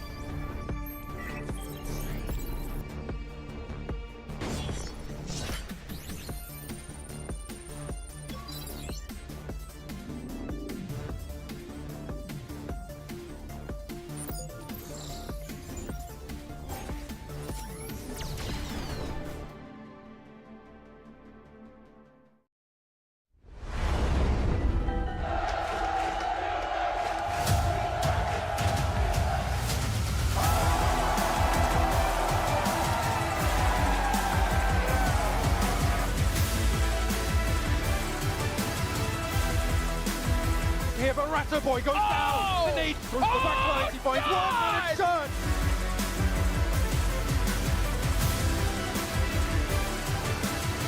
There's the response back though. First pickup. Yo! He goes on to do it.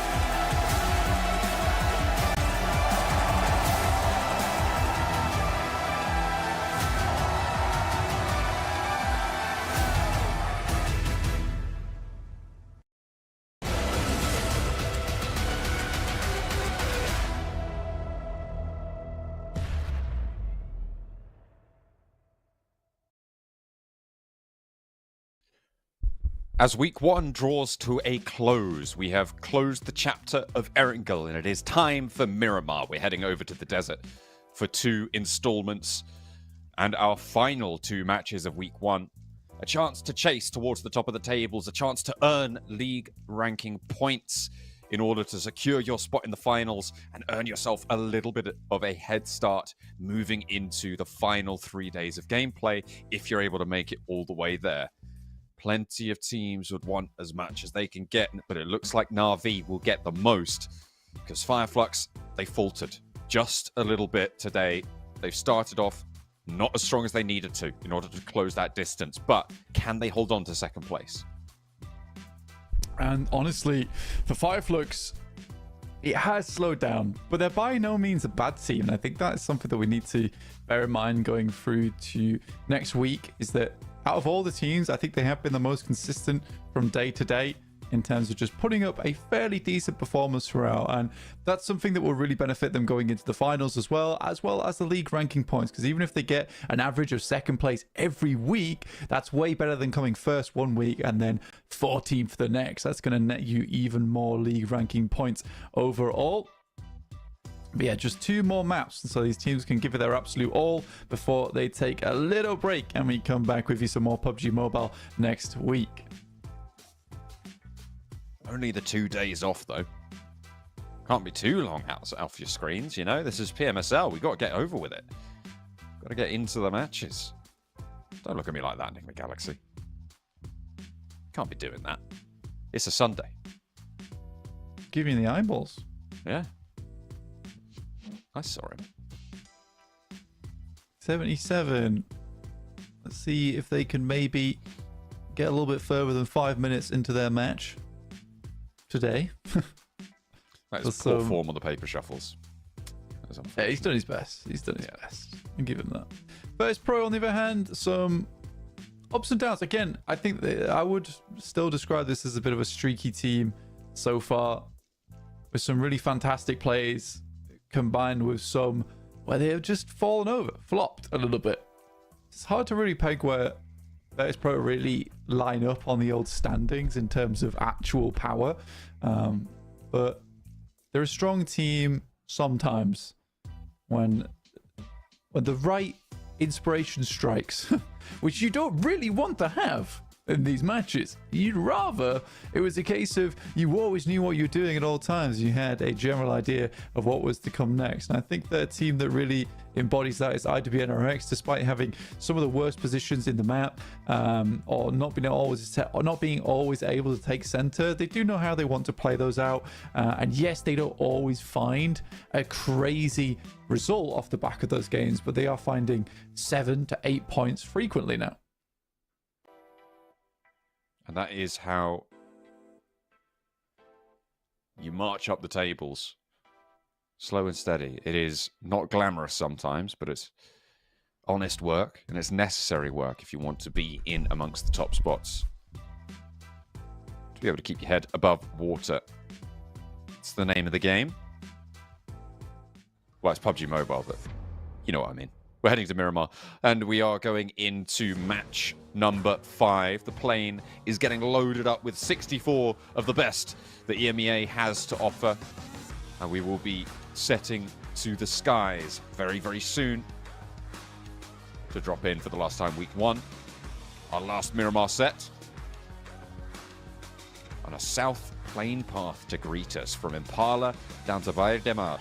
A difficult drop for teams looking to go to La Cobreria, El Pozzo, potentially difficult to get to Torre Hamada, Tierra Bronca, that sort of area in the northeast as well, if there's a lot of contest for vehicles around El Azahar.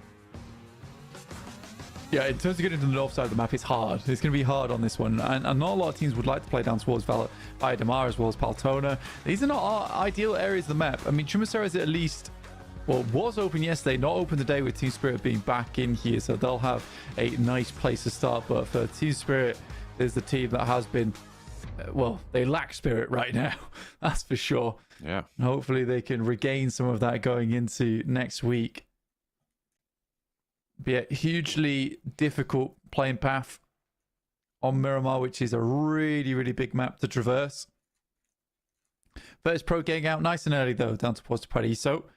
I think that it's unwise trying to take both Puerto Paraiso and Impala, because there are going to be secondary drops over towards Impala. I think you just confirm down to Paraiso. Just play that. I don't think it's worth trying to take the split here. Could be pretty troublesome. A big glut. Rita diverting away the rest of Zeus further east. A hard south shift on the circle. Oh my goodness. This is fairly spicy. Teams going to be now a little bit more reluctant to break out north and loot up towards the north side of the map, because you're just going to have to come back down south. I think that's going to prompt a couple of scraps early on. We'll see if they do start to pop off. This is vibes over towards Impala with Heroic up to their north. You can see they have split the town in two, though, and that generally means that both teams can get away with a little bit more looting, disengage. No one is sort of stuck in terms of those rotational opportunities, so could potentially just see this fully disengage. Both teams are going to have to move as well out to the west side. Yeah, it's slightly more difficult for Heroic, who are up over towards the high ground, right? So they can be locked in a little bit. So it's a good thing they've got Jafar on that off angle on the sidelines. Vehicles likely to be the main thing that teams will be looking for, though, going forward. If you can get your hands on a couple of those and get them set up inside the buildings, you always have a quick and easy exit. Just want to get looted up as much as possible. I think for Heroic, they are putting a lot of eyes on over towards Vibes. But again, for both teams, they have to move. So you just take this current drop with a grain of salt and be like, look, let's just get on our way as soon as possible. We can figure this out later, I'm sure. 3 points needed for Vibes to draw level with Guild as it stands. They want to go clear and even over it with 4 points more. And they'll see what they can get done here. A pick up onto a full squad would be the boundary that they need to be to not be in last place, which is their goal for today. I think that's really the only realistic goal that they could achieve in these last two matches. Foot Chaos a little bit too far ahead of them to think that they could make their way on up there. 190 points in the lead for Fireflux. 21 points behind that is IWNRX on 169. Right now, they've got Virtus Pro right next door to them. And behind that, you've got three teams looking to close that distance further. Brute Force still very much on the outside track, though. Yeah, Brute Force goes a bit further than Monte Nuevo, which they could have taken up, considering no one's there. But I think if you're Brute Force, you're assuming that a team might have picked up that position early on. It is surprising that no one went for it, after all. This is the safer place to head over towards El Pozzo, which is further outside the circle, but very much unlikely you'll have teams there. And it's still close enough on the western road that you can get straight back into wherever you need to go in the future, and also has a ton of loot in El Pozzo. Navarro taking the shortcut, it would seem. Snowix. What is he doing here? Are they going to realise there's a player here? Yes, is the answer. Novallo. It's like, hang on a minute. That's not a statue. That's Maniac. Bang! Sorted. Zeus, lose a player. Yeah, that's got to be the quickest I've seen a player exit from a peak like that. Rising Free is able to get the headshot. I don't know where he found the bullet to go through onto the headshot. I guess he just got the peek on the side towards Ralph. Trying to bait out some more shots, but should have just moved back immediately. Ralph froze a little bit there, in my opinion. Yeah, it should have been a fairly clean one and done. Get at that elimination point, but too much risk taken, maybe, for Enigma Galaxy. They do indeed lose Ralph, and in a potential position that could have been incredibly powerful moving into these next circles. Losing a player on Miramar is going to be painful. It's going to be really, really painful. Navallo getting plinked away at with the holo. Both his back tires taken out. Spins left, spins right. Has his jaw spun too by the shots from Rita. And it's going pear-shaped right now for Enigma Galaxy. Looked like they had it in control, but Zeus have other ideas. Yeah, again, for Ralph, realistically, he should never have taken that 1v1 because there was no need to. There's 4 players nearby. And even when he went down, he should have just immediately started crawling back off the cliff. Like, the vehicle is not great cover, but you know what it is? Just an entire ridge side where you can't see down there, which might have baited out a movement, which could have led the Enigma Galaxy getting back up into this game. Now it's just Snoix left alive. A big task on his hands. And Power have come to clean up.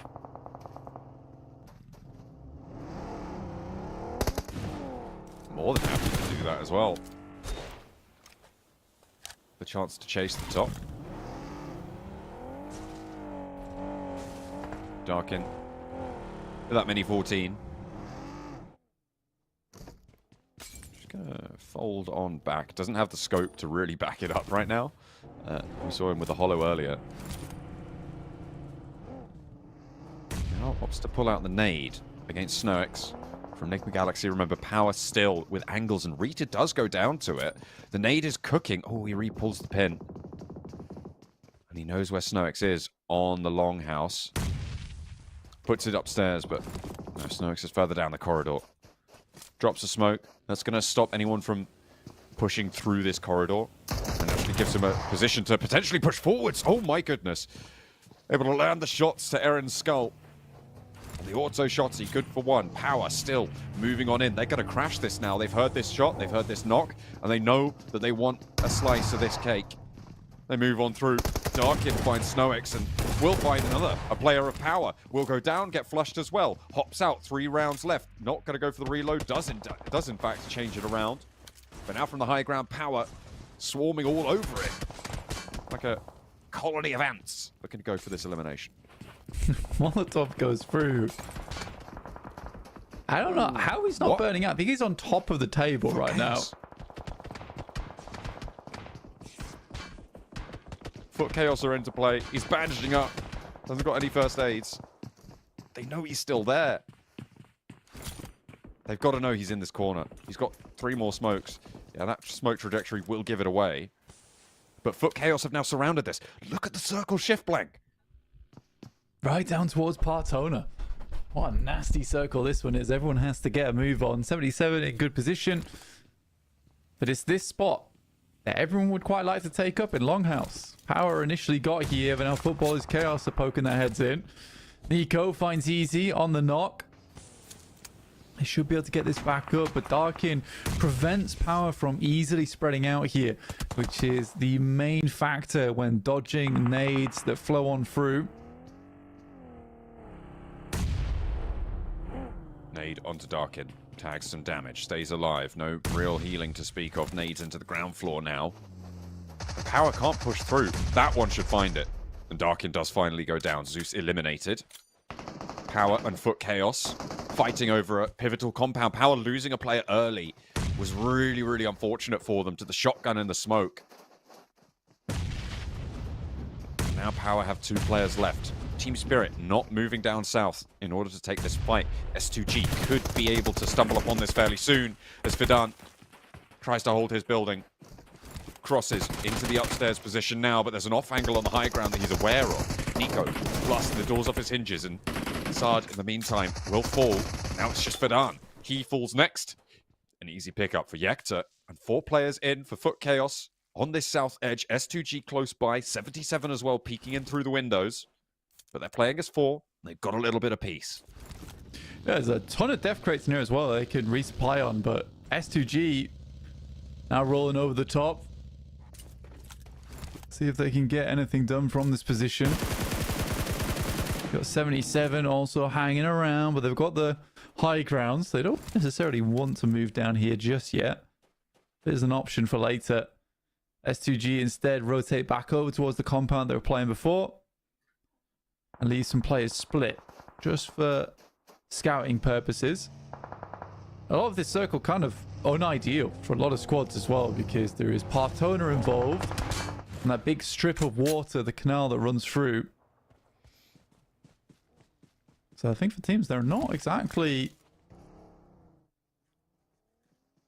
have a lot of space to play here in this circle. Brute force sending down towards that South Island, towards Partona. A couple more options to get back to the mainland now. Things were readjusted, but 77 holding off against RCB. 2 more players for Magnum. He's taken 1 and 2 as well. Goes for a 3rd, and he's just tearing straight through them. With the pump action shotgun, he's taken down the entirety of RCB on his lonesome. And it's S2G to take him back, but what a hold coming through from Magnum. They just roll straight into his shotgun.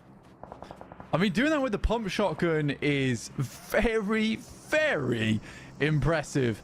And RCB gets made to look like fools.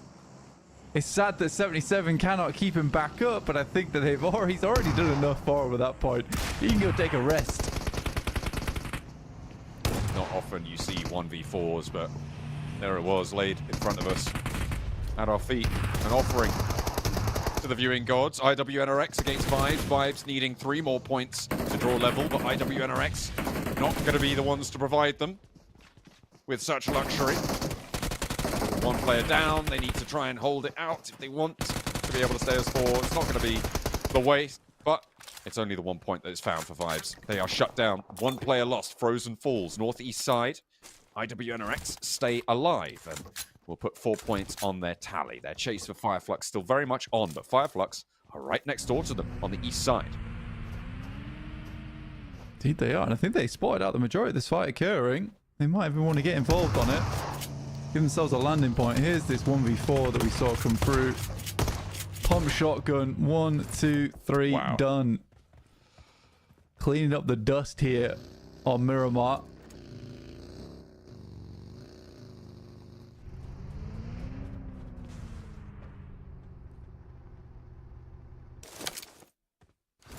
Fireflux do not want to fully engage onto this third party. They know that it's concluded and IWNRX will be able to recoup some strength. Third circle soon to close. We've got about a minute left until we see where the next circle shift comes through. Brute Force, the only team still down on that South Island. I don't think anyone's going to risk going for it either.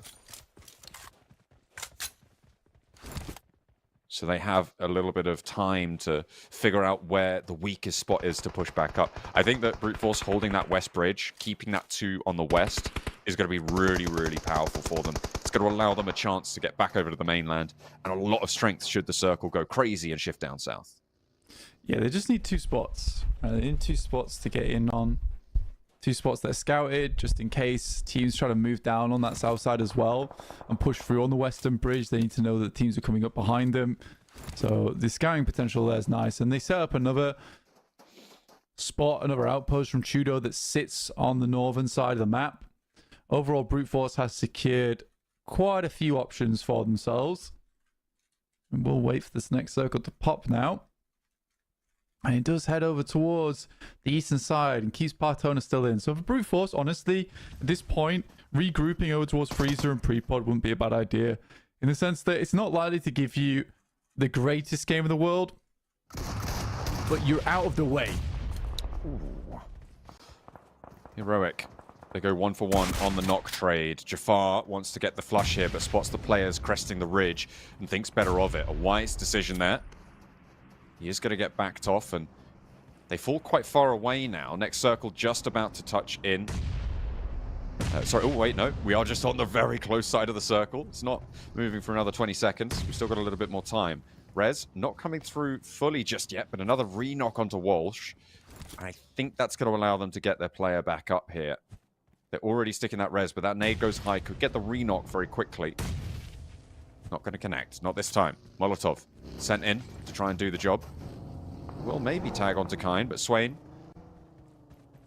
going to be healing on up as he stands.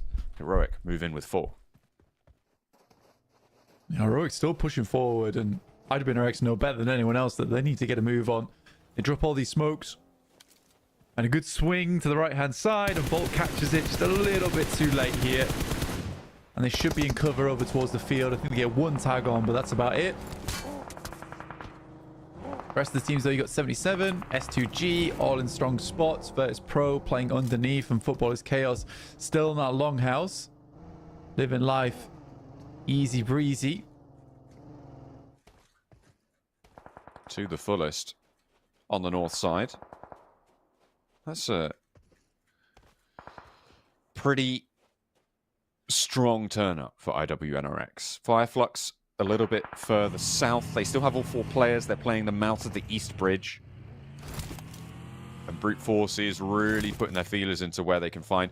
On the far side of the cable car that Freezer and I can't figure out who else that is there. He's right underneath Freezer. On that western side, the cable car. On the far side of that connection is Virtus Pro, so they can't really use that as an option. Of course, if they did take the cable car, everybody would absolutely know exactly what was going on, and almost certainly they'd take them down. So potential to swim as well if they need to break north, but Prepod with a little foray onto the bridge as well.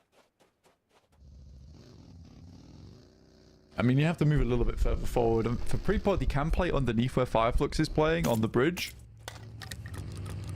This is always just going to be a case about Brute Force trying to create options for themselves. It's unlikely they'll be able to get across to where Virtus Pro are currently playing.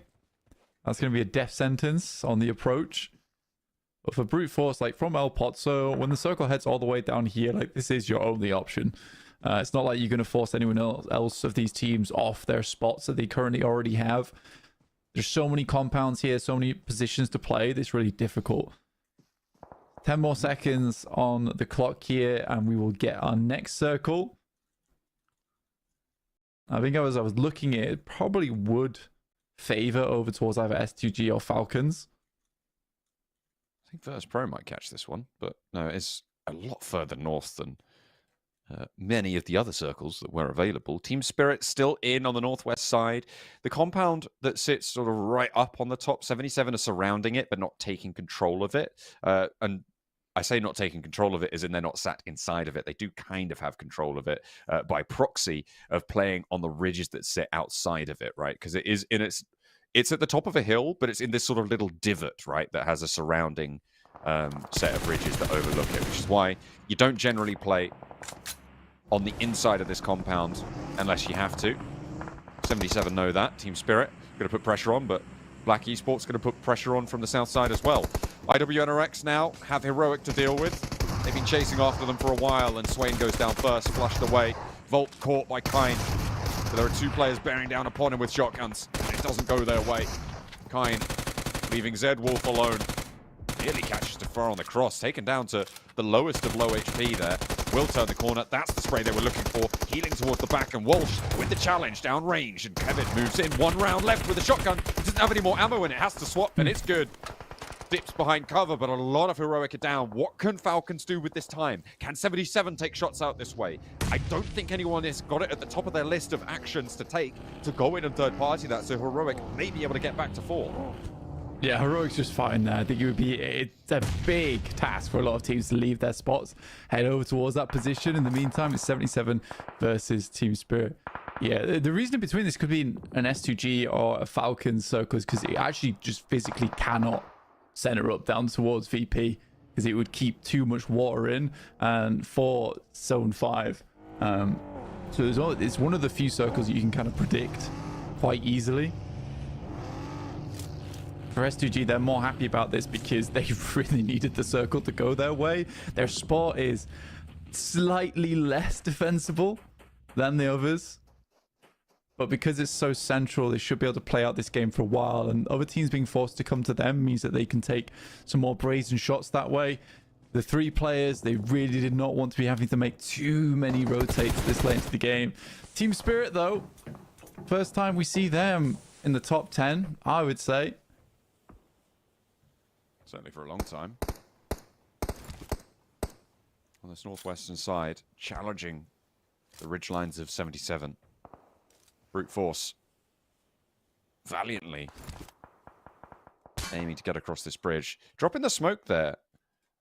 Allows them to potentially get a drop down, but Virtus Pro, they've got angles all the way from the west here, and Neos does go down to it. They need cover on their left flank. You can see, look at the angles that they have over towards this bridge. It is broadside in its fullest extent for Malloy. He sees anything making moves.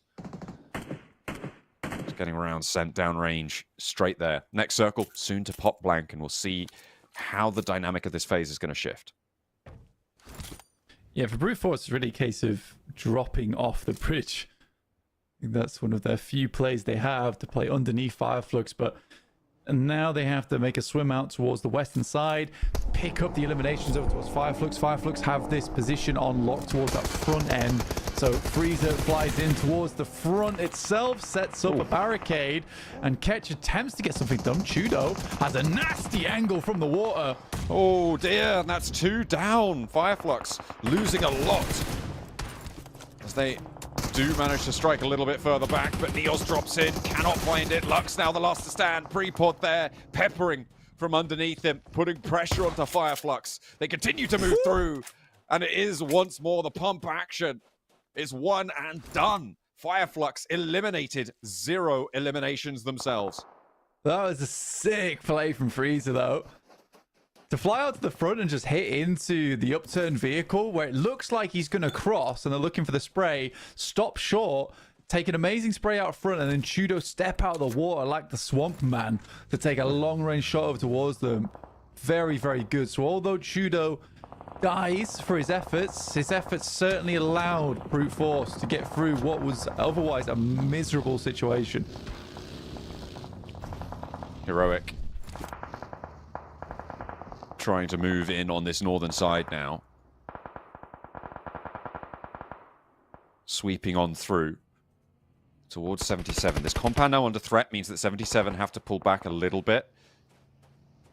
Team Spirit as well. Now they're going for a crash. They have Limbo Boom to worry about on that left flank, but they're approaching very, very quickly. Heroic are here to potentially third party. Hello?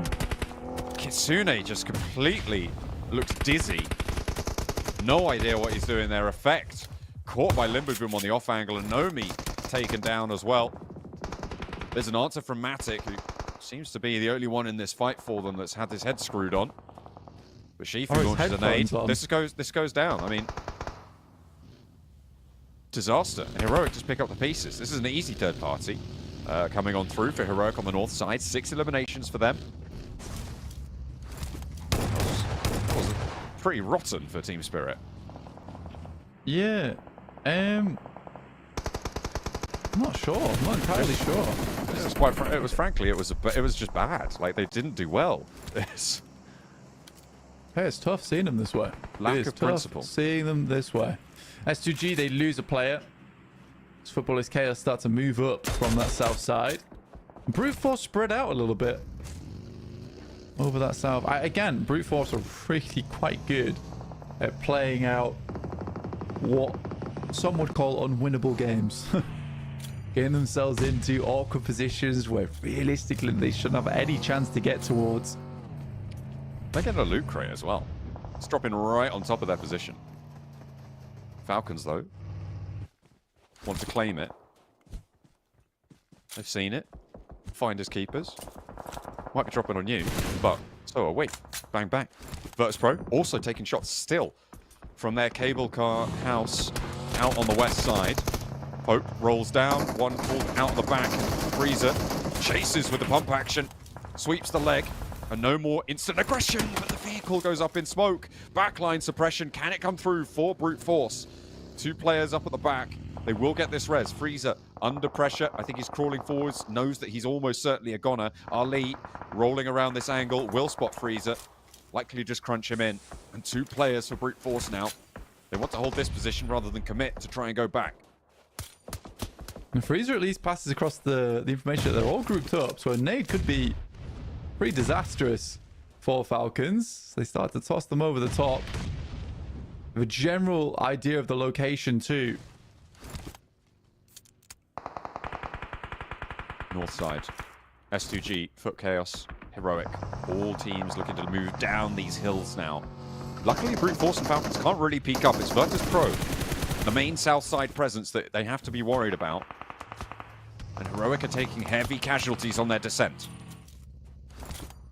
Yeah, Virtus Pro just been, again, given another game on the circles. So you head further and further down the hill. They've never had to move realistically one time since around stage 3. 2G throwing nades over the top, but the airbursts are happening just a little bit short. There's about 5 grenades all been primed at the same time here from Heroic, Footballers Chaos, as well as S2Gs. They desperately hold on to their position. Heroic looking for the res. Keeping Jafar up would keep them on 3 players alive, and that would be a big boon. But immediately, a re-knock. The Molotov from Hamzy is good. Foot Chaos have 4 players rolling in. They've got a roadside foothold. Hamzy caught in the crunch, and Falcons moving up to the hillside. They roll up to the north. They know they can't do too much from down south, and instead, they want to put pressure onto Heroic. They're taking control, and they're sweeping on through. They've only got 1 elimination so far. They've been fighting a lot, it seems, but really haven't got much to show for it. A long nade from Volt, looking to maybe put a short one in as well. I think it came from Kevin. They take him down, but the nade from Volt doesn't go his way either, and it is just Volt remaining. Foot Chaos across the way. Virtus Pro yet to challenge fully. Volt stays alive for just a moment longer. They'll see that one coming in, but they're nading over towards Foot Chaos. Hopes claps Yekta back, and Volt is still alive. Yeah, I mean, Volt's nades have not been amazing. Footballers Chaos, though, taking more shots over towards the Falcons. Spread themselves across the road. This might be a point where Brute Force might want to just poke their heads up. Another circle moves further down, and finally Virtus Pro decide that it's time to get involved. Get stuck in there. Falcons still have Volt to deal with, who's throwing something at them. That was quite a nade. The shotgun shells peppering around him, and he's dodging left, he's dodging right. Spark goes down as well. He gets flushed away. Ali challenges now again. A 1 versus 2 on the top, and will be able to survive. He goes down to the ground, but will step back up again for the challenge to Foot Chaos. He sees one, and finally he's taken out of the fight, but he's done damage. Icy is there for the challenge against Foot Chaos, and what have Brute Force got to say about it? Last player standing for them as Falcons eliminated. Out on the roadside, it's just Neil's left standing, and he's got Virtus Pro to deal with all by himself, but he cannot hold his nerve. It is Virtus Pro to keep it under control. The cacophony on the northern hills, and they stay cool, calm, collected on the south to survive 1 moment longer than everybody else. It's Virtus Pro. Yeah, Virtus Pro with the sleeperest of sleeper games. Literally just sat down towards the south on the zip line the entire match. But yeah, well played to Virtus Pro. They come out at the end, they clean up. Definitely my most questionable and amusing fight was definitely Volt versus Falcons, where both of them were tossing nades over the heads of each other. The airbursts were not great. It could have been a lot better. Let's put it that way. There's just everyone expended some of the most poorly thrown grenades in this lobby, this tournament, for very little value. I think for Footballers Chaos, it's a case of just peeking over the top. You take shots, you take out Volt, and then maybe you can start to deal with Virtus Pro from behind. But yeah, overall, a weird northern play. Doesn't really help that the circle kept pulling south from that point onwards. But it is Kevin for most eliminations at 5. All right. I mean, that was really chaotic up towards the north side. It really did unfold crazily. I think Brute Force, miraculous rotations, finding some spot where they shouldn't have been able to find something. They do manage to make it work. They do manage to get 9 points as well. 20 points for Virtus Pro, though. Heroic with 14. Foot Chaos with 12. 77 with 11. these are some decent results. I think 77 probably the most impactful. They put themselves nice and close to the chase now. Yeah, 77 just had a weird approach with Team Spirit.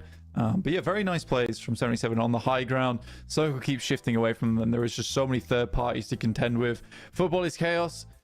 Good initial start to the game for themselves, and then got far too embroiled on that engagement over towards Heroic as well as Falcons. And I think that when you're playing on that roadside, it is kind of a faux pas not to be watching down the hill for the team that comes from the compounds that sits underneath, because it's almost guaranteed to be a team down there. And if you can hear that going on, your first thought should be, probably shouldn't try and third party that and leave ourselves barren on the road. Instead, be looking back down the hill, try and deal with the team that's coming out later on. But yeah, overall, a pretty fun Miramar with an interesting circle. Yeah, it was quite fun. It was definitely entertaining. I think that's safe to say. And it kind of starts to solidify our team's placements, especially towards the top of the tables, in terms of who's getting that second place. It's almost certainly Fireflux now going to be claiming that second place. Can people overtake Twisted Minds? I think plenty of them already have. We'll see how much further they can go in our last match of the day. We'll go to a quick break and we'll be back with the end of week 1. Do not go anywhere. One more Miramar still left to go.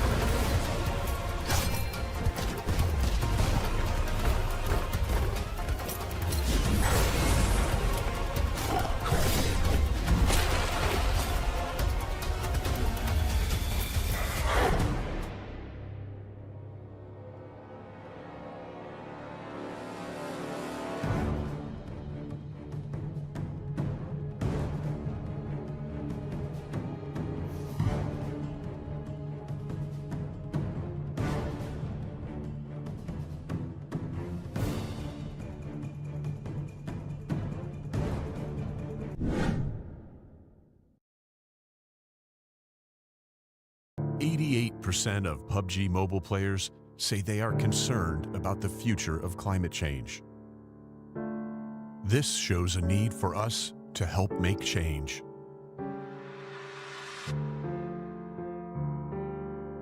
Experts say that climate change is changing the face of our Earth, and that we are already seeing significant repercussions around the world. Superstorms, mega floods, melting of the Antarctic ice sheet, increased wildfires, severe droughts.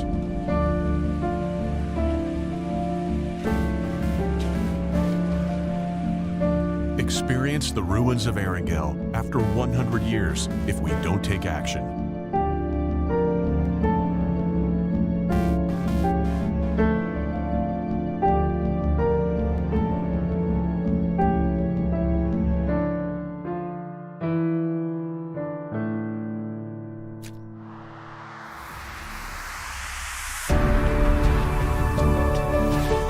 Run for green. We will convert the energy of PUBG Mobile players running in-game into real-life green power. PUBG Mobile will join hands with hundreds of millions of players to implement offline protection plans around the world to help safeguard the future of our planet. Help protect the world today. Every step in PUBG Mobile will support real-world projects. Play for green. Together for Earth.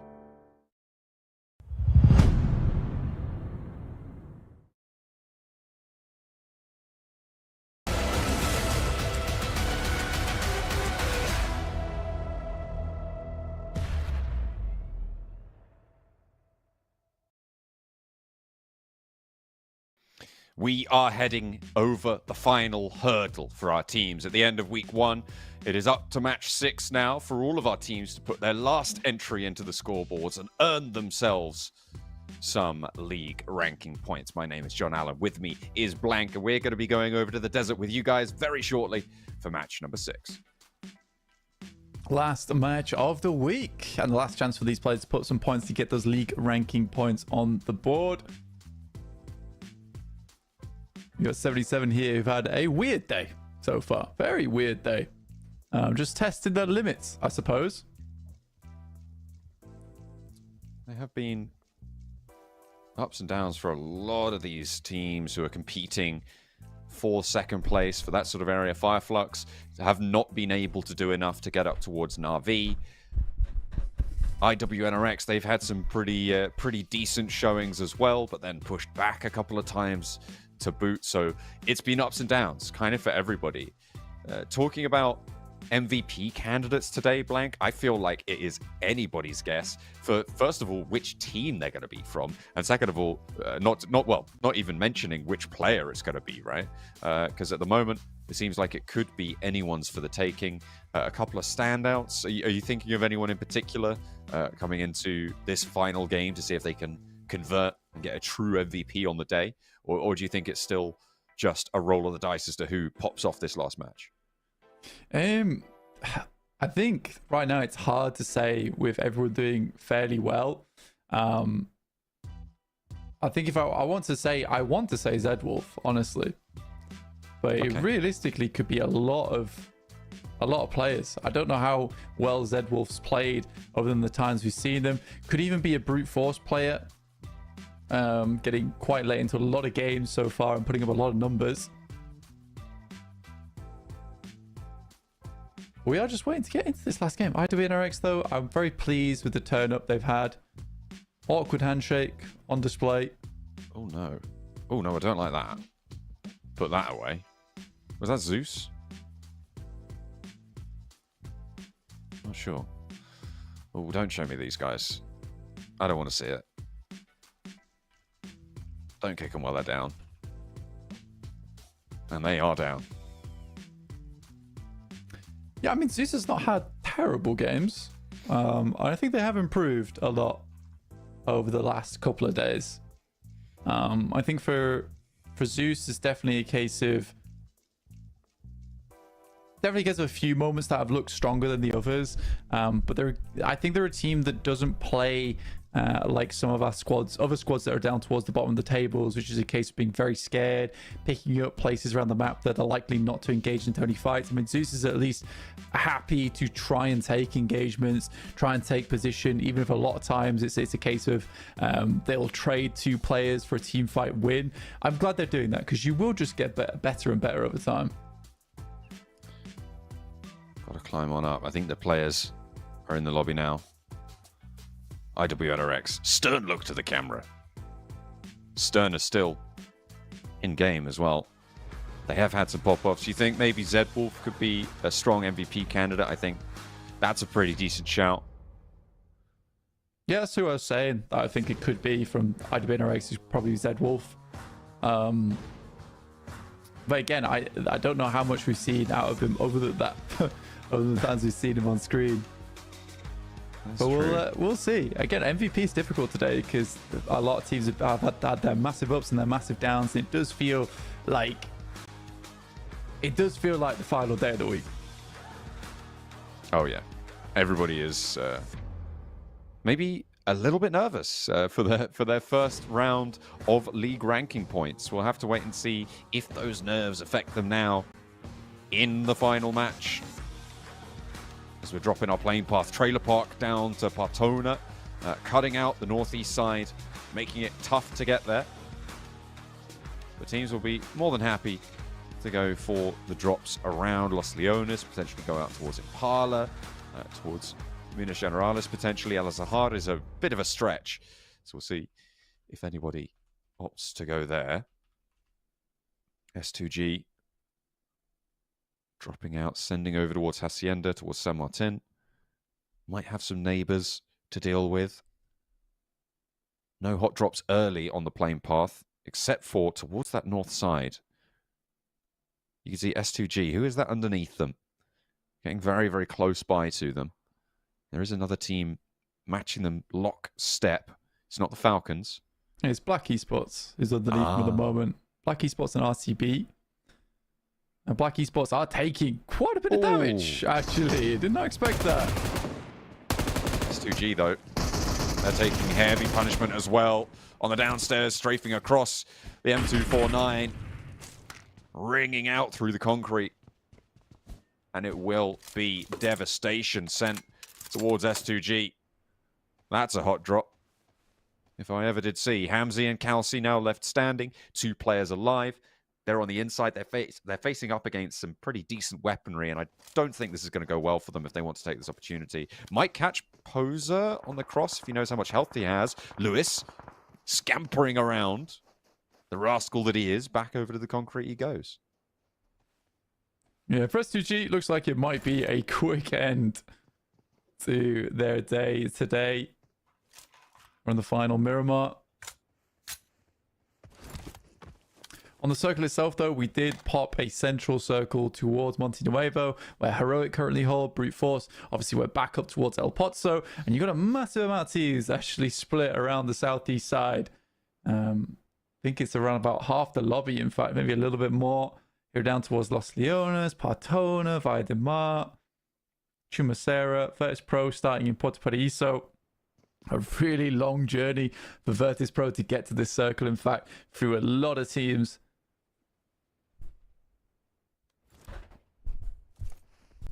RCB with oversight now. Silas rocking up. What's all this then? Who's been giving out shots? You can't be doing that. Not under my purview. The sheriff's in town now. RCB. To slap the manacles onto S2G's remnants and Black Esports as well. As teams start to make their way westward. I'm sure it'll get plenty wild. S2G just biding their time and slowing it all down here against Black Esports. The looting is super slow for these two teams now. Everybody in general is going to start to get on the road, going to start to move. They're going to be supplied up. There's a bit of a replay on the early pickups. Just didn't go S2G's way, unfortunately.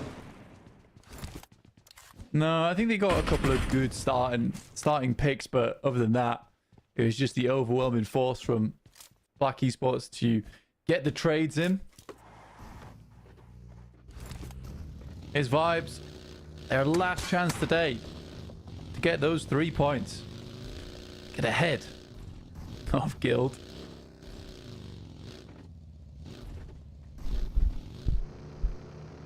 And I mean, it would be nice to get 19th place. Confidence booster, but honestly not super necessary at this point in time. This week has been pretty much terrible for Vibes so far. I think that's a fair assessment. They certainly haven't been super successful. They're in a 10-point average, but per day. Oh. Cruel. Very cruel. But That's true. You could, 10-point average, but never specified over what time frame. You're right. That's sneaky mathematical, technically correct, Blank, and I appreciate that from you. Thanks. Appreciate it. Yeah, IWNRX heading up from that south side. We look at the leaderboard at the moment. 5th place is IWNRX, and Virtus Pro is ahead of them at 184. Fireflux in 2nd place. So Virtus Pro actually have a chance to ladder up over Fireflux this game into 2nd. IWNRX also with a chance too. So this is somewhat of an important game right now for Fireflux. Keep on rolling. Points for Vibes. Points for Vibes. They've got 2. They're on 60 points, Blank. This is huge. One more and it's done. Oh, it's exciting. Falcons get caught. Pants down. They're in for a spanking. But they move up to the north. They move away. They know Vibes. They're too dangerous. That last point eludes them still. They need it. Yeah. Just for the mentality out of anything. Black Esports being trapped by S2G, surprisingly. Kelsey and Hamzy still going strong. And it is technically a 2v2. This is still winnable for S2G. Yeah, they managed to catch Poser on the cross. Getting that knock and that flush. Quite important. I'm looking at the top of the tables. Virtus Pro 6 points behind Fireflux and ahead of Twisted Minds. They may have an opportunity here.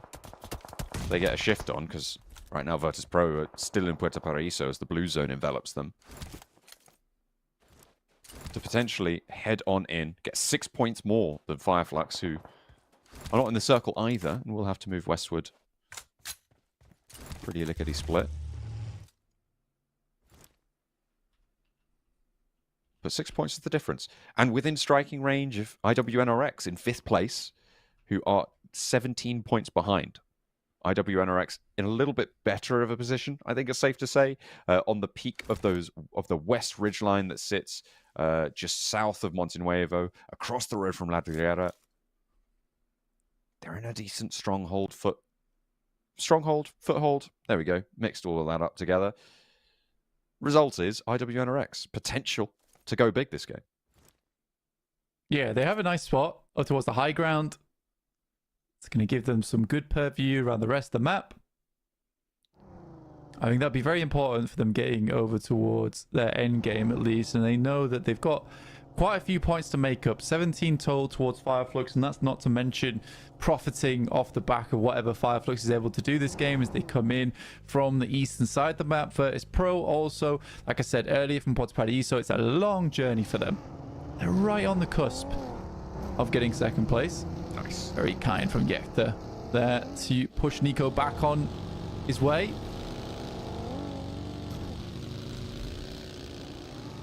And he will be on his jollies once more. Traipsing on through the desert sands.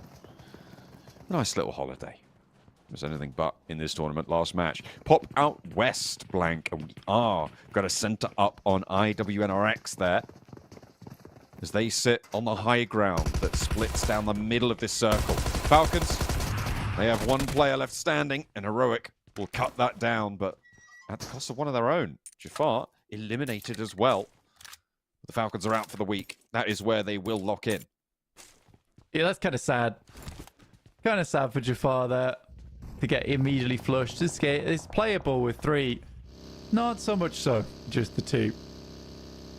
RCB coming in from that northeast side, looking to head over towards Monte Nuevo, which currently has 3 teams in it, by the way. You've got Vibes, Team Spirit, Brute Force on the edge, as well as Heroic with their 2. RCB looking to add another neighbor to the mix. We've just got a word from our old map operator.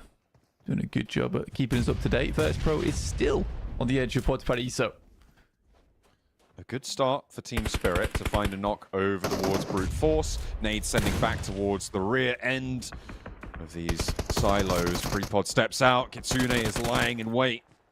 2 knocks found and a flush. Looks like Team Spirit may have just woken up into this match. But a nade over, and there's an opening found. Can they keep it together now? They've had a good start.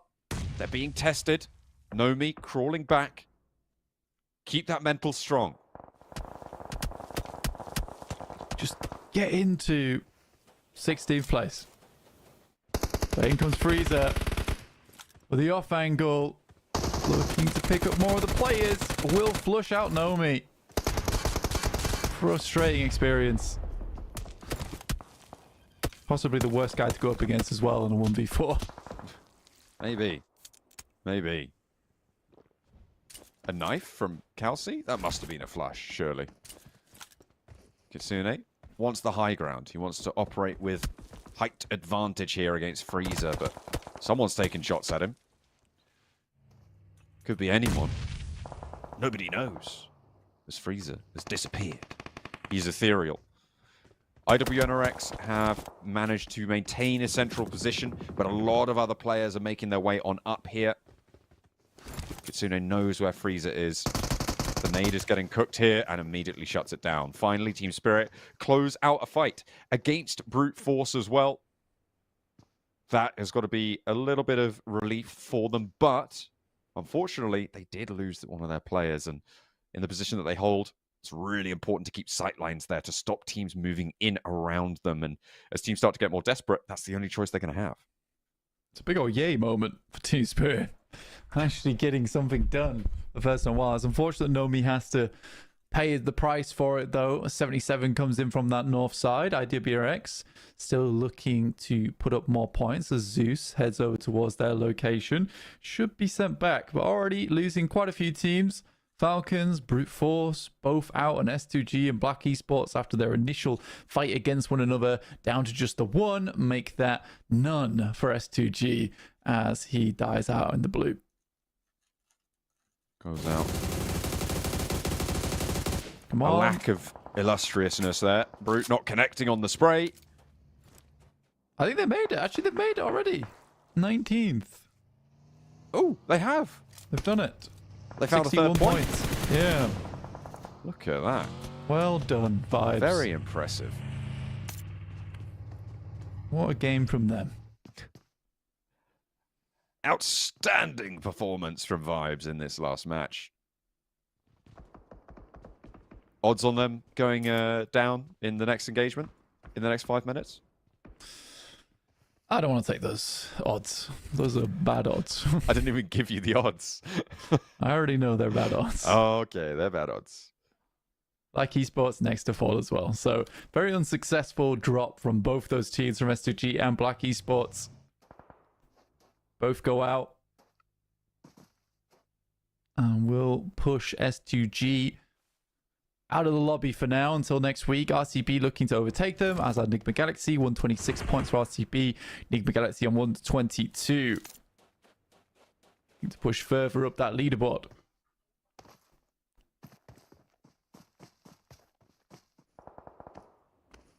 .77 pops a shot. Nico eats it.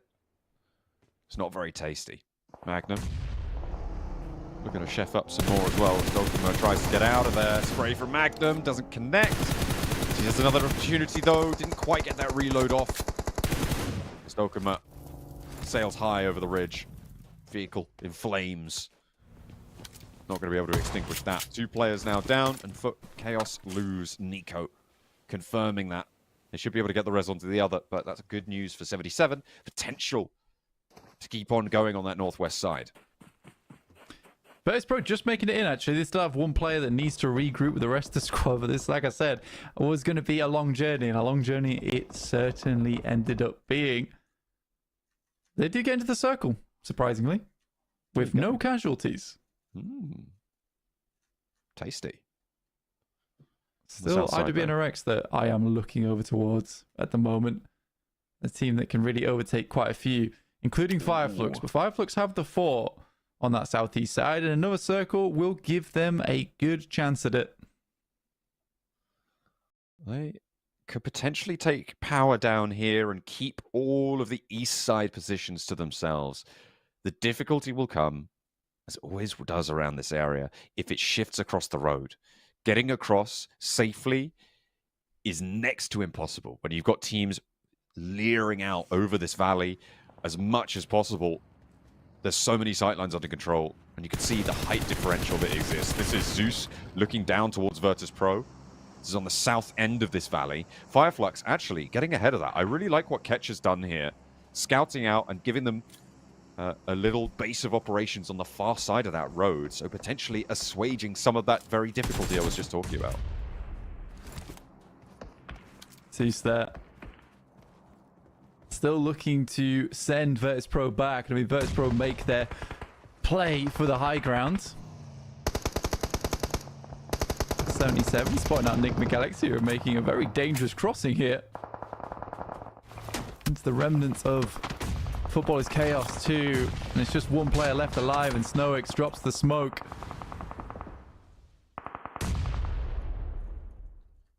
Nade in. Flush onto Redox. Dokenma holds his nerve. Rez comes through. Ralph, not healthy, but alive. Heart still beating.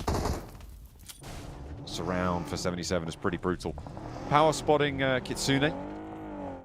I wonder if he's still up on that high ground. Could be difficult res if he is.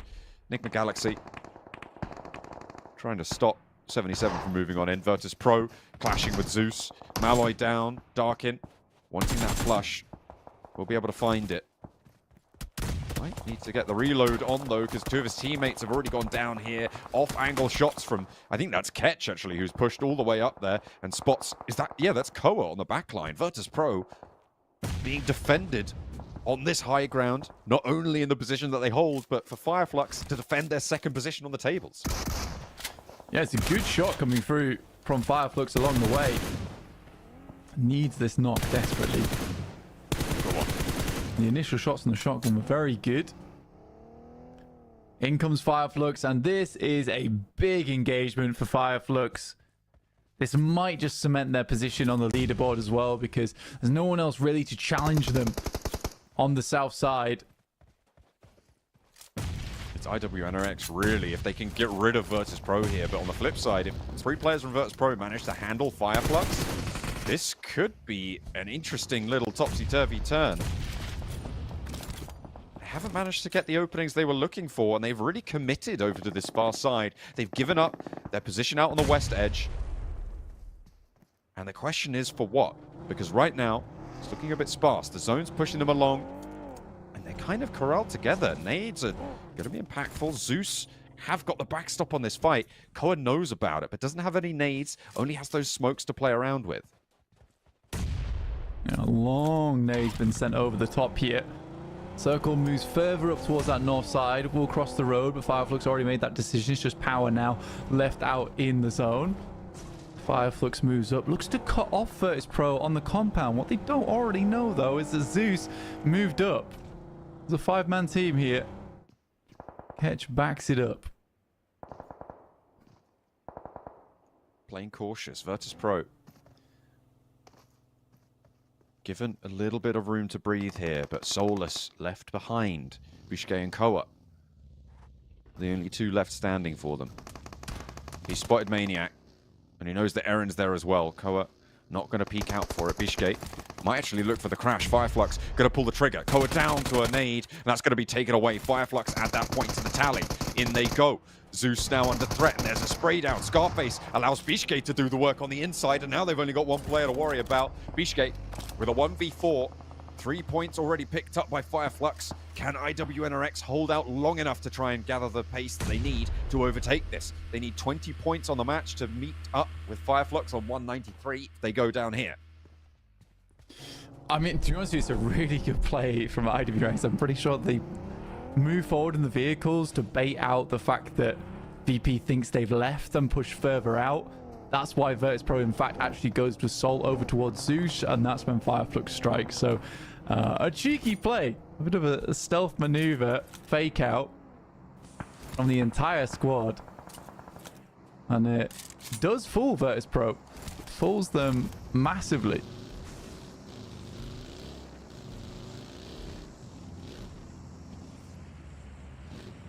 One player now stands, Bishke. They want to defend their third place as well, remember that. At the moment, I think it is, yeah, it's Twisted Minds 176 is currently in fourth place now with Virtus.pro jumping over them. IWNRX on 175 with the 2 points that they've earned. Once the placements kick in, that is going to be 3 chicken dinners for Twisted Minds, 3 chicken dinners for IWNRX. So we would go to placement points next. And it's 66 placement points to 63 placement points in favor of Twisted Minds. So 3 more placement points would be needed, which means that the tiebreaker cannot be on placement points. It would have to be a clean win for IWNRX.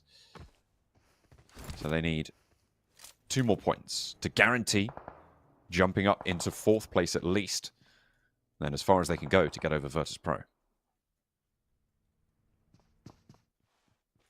You know, RCB here. Loxy.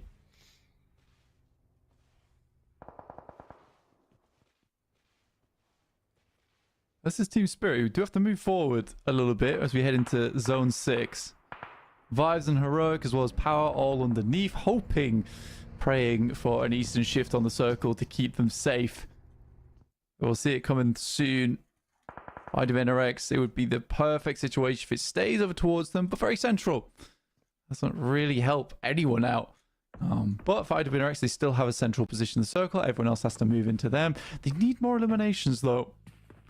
Chicken dinner won't really cut it. Not for their goals, anyway. Taking a knock on their north point. Dangerous stuff. Dicing with death. But they'll crawl it back. They're not going to gamble with that one. At the moment, they are 11 points behind Virtus.pro. So need a little bit more, and that chicken dinner. You're right, they want to find these eliminations. There's still plenty lying around. There's Team Spirit. Looking to try and find some form of redemption for this week. In a fight with RCB, 3 of their players alive. Effect. Nade goes long, misses the window. Loxy is close. Oh, he doesn't know. He has no idea there's a player in here. He's going to get caught unawares. Effect is on broadside now.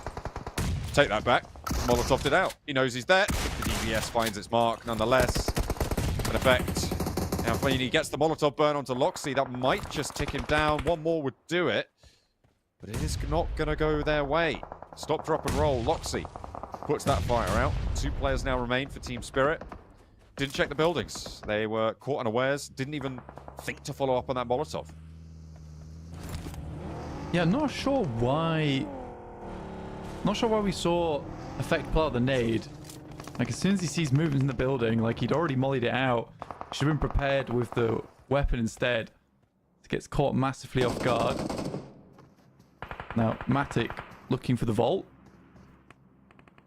Gets up over towards the high ground. Fireflux actually getting a knock over towards IWNRX earlier on. So they know exactly where they're playing. Up on the high ground, you can see off in the distance there. Should start racking up points as players have to get closer and closer. Good shots over towards Storm, but not quite a knock. With Virtus.pro out, IWNRX need 10 more points on this match. That would be either a chicken dinner or 10 more eliminations, or a combination of placements and elims added on top of this tally to jump up to meet Virtus.pro.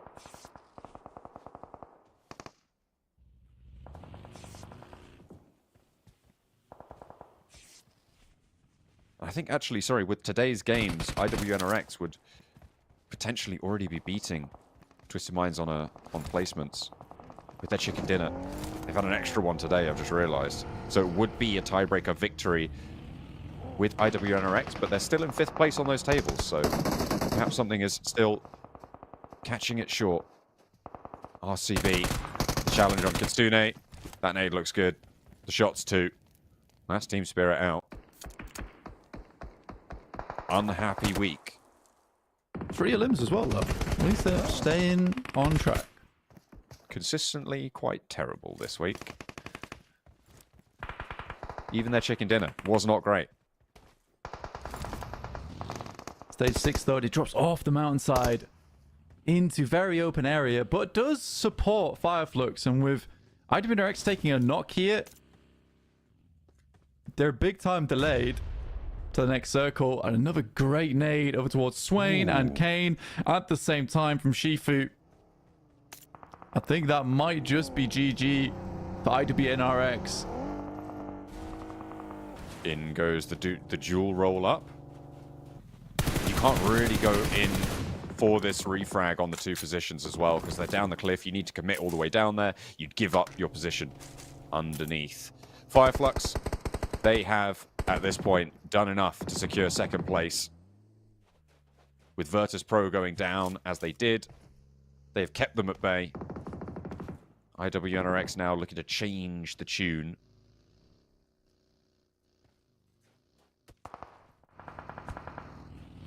Vibes underneath, though. They've lived it out. They're finally out of 20th, and it's changed their outlook on life. Feeling like they can smell a top 5 now. Yeah, IWNRX losing 2 players is so awkward. Nice shots from Fireflux, and I think Fireflux have hung on to their 2nd place. Virtus Pro might just squeeze by with a 3rd as well. Taking a podium there is very nice for them. With a lot of work been done over the last 2 days to get to that point as well. And nade's been sent up high over towards Fireflux as Sadira desperately looks for an opening. Vibes is still going, Blank. They've found another. On the east side, they are downhill and away from the scrap. They do have 4 players as well. Fireflux now launching into a potential engagement, as everybody is just isolated on this northwest side. I mean, this could potentially be quite good for Vibes, but Heroica spotting them out, taking shots over their way. Limbo Boom goes down to Spray. Lux from the top rope. There's Descent as well in the back lines. Heroic are fully eliminated. Vibes very, very low. Look at those health bars.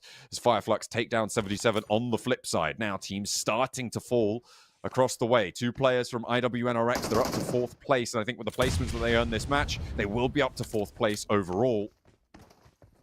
On the tables, Vibes downhill, looking to get some healing on, and they're going to be allowed to do so. What damage can be done?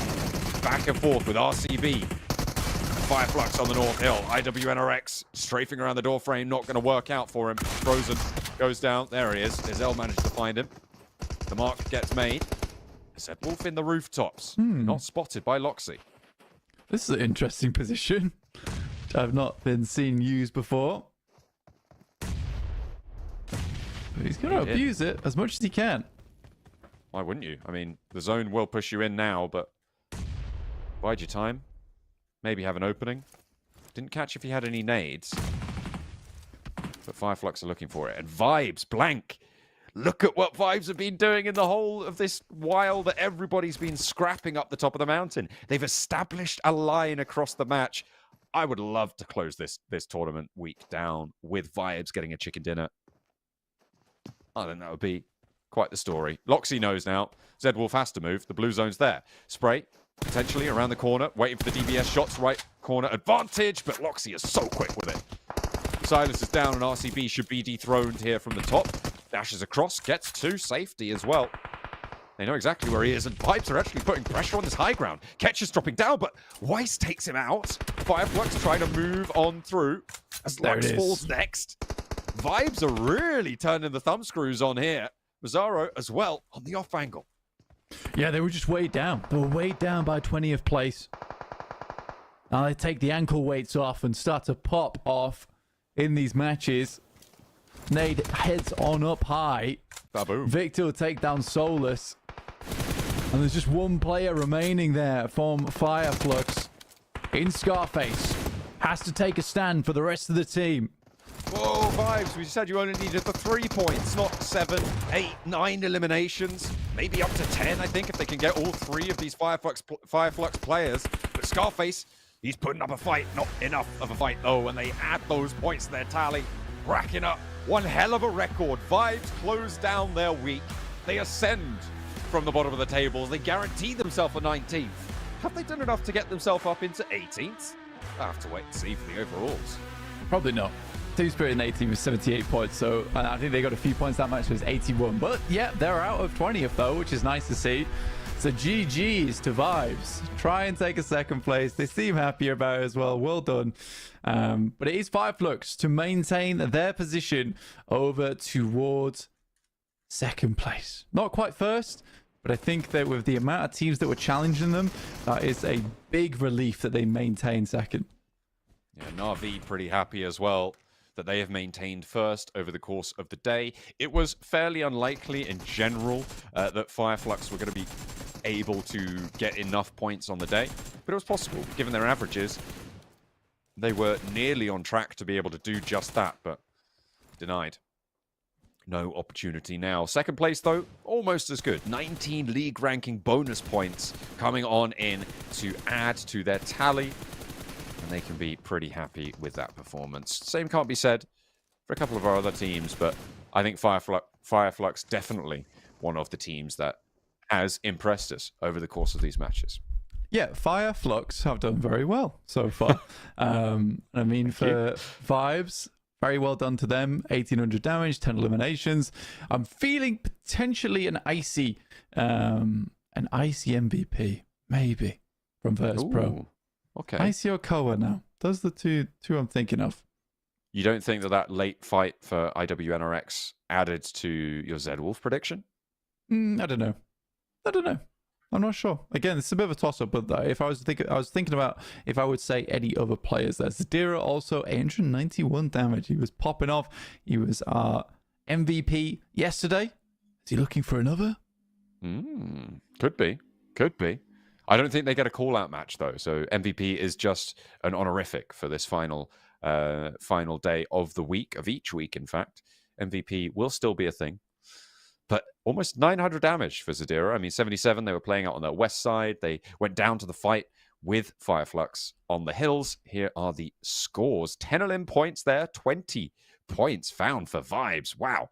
They have figured it out in the final moments of that match. Hopefully, coming into week 2, they can keep that momentum and see what more they can put up to try and challenge, because they've managed to earn an extra league ranking point off the back of that performance.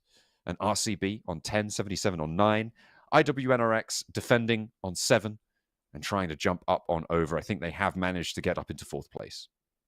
Yeah, again, I was very impressed by a lot of the squads here.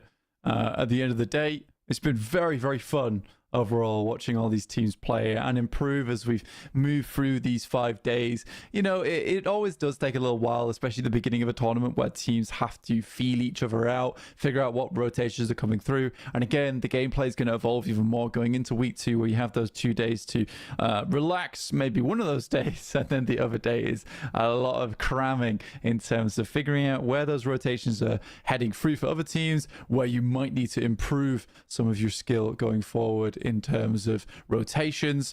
But yeah, I'm excited for week 2. Here's our daily winners, though, from day 5. It will be Falcons into Virtus Pro into Orangle. Another Virtus Pro win on Miramar, and Vibes get themselves a chicken dinner right at the end. You love to see it. Some pretty high elimination counts. Nothing spectacular, but very consistent across the board for all of our chicken dinners so far today. Virtus Pro getting the double maybe gives more credence to your MVP predictions, going over to at least a member of Virtus Pro. IWNRX as well, keeping pace there. Fireflux, I think it's unlikely that they're able to get a nod in today's MVP listings. But I think we can also talk a little bit about this week's MVP as well, because I reckon it has to be a Na'Vi player, right? It has to be, given what Default was able to do, given what Flip and Lemon were both able to do. I feel like it's going to be difficult to take that one down. I don't know if we're going to be able to see that, but at the moment, Na'Vi definitely in the top. Fireflux in second. Virtus Pro up in third place as IWNRX sneak through just above Twisted Minds and take a fourth place position. Yeah, I think for Twisted Minds, they get themselves kicked out from fifth place. IWNRX taking fourth by 4 points, but that will be very helpful in terms of league ranking points as you send yourself further down. I think for Na'Vi, if there was to be an overall week MVP, it should definitely be Flip. He has done the most amount of work on that squad. But it is funny seeing that, 2 chicken dinners, 162 elimination points for Na'Vi, though, which really sets them apart from the rest here in this lobby. 77 in 6th place. Power takes 7th, and 8th place goes to Brute Force, making it onto that first page as we head down onto the second. And Zeus was definitely a team that looked a little bit shaky at the start, but they've looked far, far more solid as the time has gone on. Yeah, they have managed to ramp up into this tournament. I'm interested in Black Esports there as well. 2 chicken dinners they were able to find this week, but down in 16th place. Generally, if you're a team that can take these chicken dinners, you're higher up. But in general, the criticism we've had of Black Esports is that they are given these opportunities and quite frequently they kind of mess them up. And that's sort of indicative of sometimes they don't mess them up and they do really well because of it. So if they can really tidy up their capitalization, their conversion on the opportunities that are presented to them, I think Black Esports could really take off in the next few weeks. Hopefully they'll be able to do so. The less said about Team Spirit, the better. But Vibes launching themselves up into 19th place based on that last chicken dinner that they were able to find. Unfortunately for Guild, they are stone cold dead last. Yeah, this is unfortunate. But Vibes, they pump up the points. They get to 78. They actually almost overtook Team Spirit, surprisingly. I didn't expect that one. The MVP of the day was Zed Wolf, after all, with 2,637 damage and 14 eliminations. Maybe I should have just trusted my gut a little bit more. Yeah, maybe, indeed. But this guy, MVP overall from the spring season, it's sort of unsurprising to see him get at least one of those accolades. Unfortunately, he doesn't get the call out, and IWNRX can't take back as we take a look at some of Zed Wolf's highlights over the course of today. Yeah, Zed Wolf, definitely a star player from in the past. I mean, this was, and it's actually I forgot about this. The swing round and the assumption on the jump from the rooftops was pretty ridiculous. Yeah, for Zed Wolf, he is just a bastion on the team of IWNRX. A lot of times clutching up in situations where the team might have gone down. So very, very happy to see Mr. Zed Wolf getting himself a lot of points and also an MVP accolade. I believe he will be selecting a challenger, no? For next week? Well, we don't have a day one. I don't think we have. I don't think so. I think that we don't. He doesn't get the chance. No, it's not his turn. Get MVP again next week, Zed Wolf. Then you can have your chance. Try again. Taking $500 over in the Warehouse TDM Challenge. Take a look at our socials, and you can keep track of all our MVPs, all our Warehouse challenges, and all of our goings on here at PMSL EMEA at the social channels down below. Make sure you check all of those out. You can get plenty of goodies on over there, and of course, make sure you stay tuned for next week, because it is going to be a case of who can adapt the best to this lobby, who can change their tune, can Team Spirit lift their spirits and get out of the dumps that they seem to have been in. It has not been pretty, but Na'Vi, the champions for week 1, earning 20 league ranking points for themselves and a chance to get towards the finals. They're ever closer. We'll see you guys next week. Goodbye.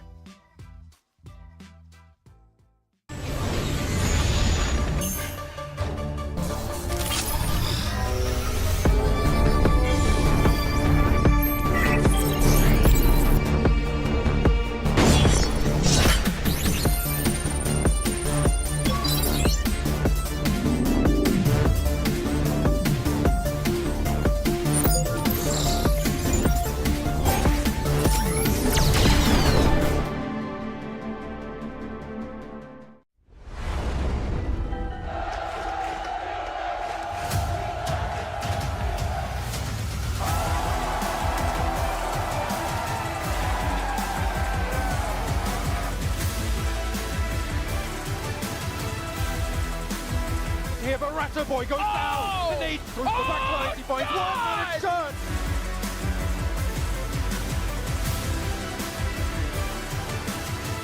There's the response back though. First pickup. Yo! He goes on to do it.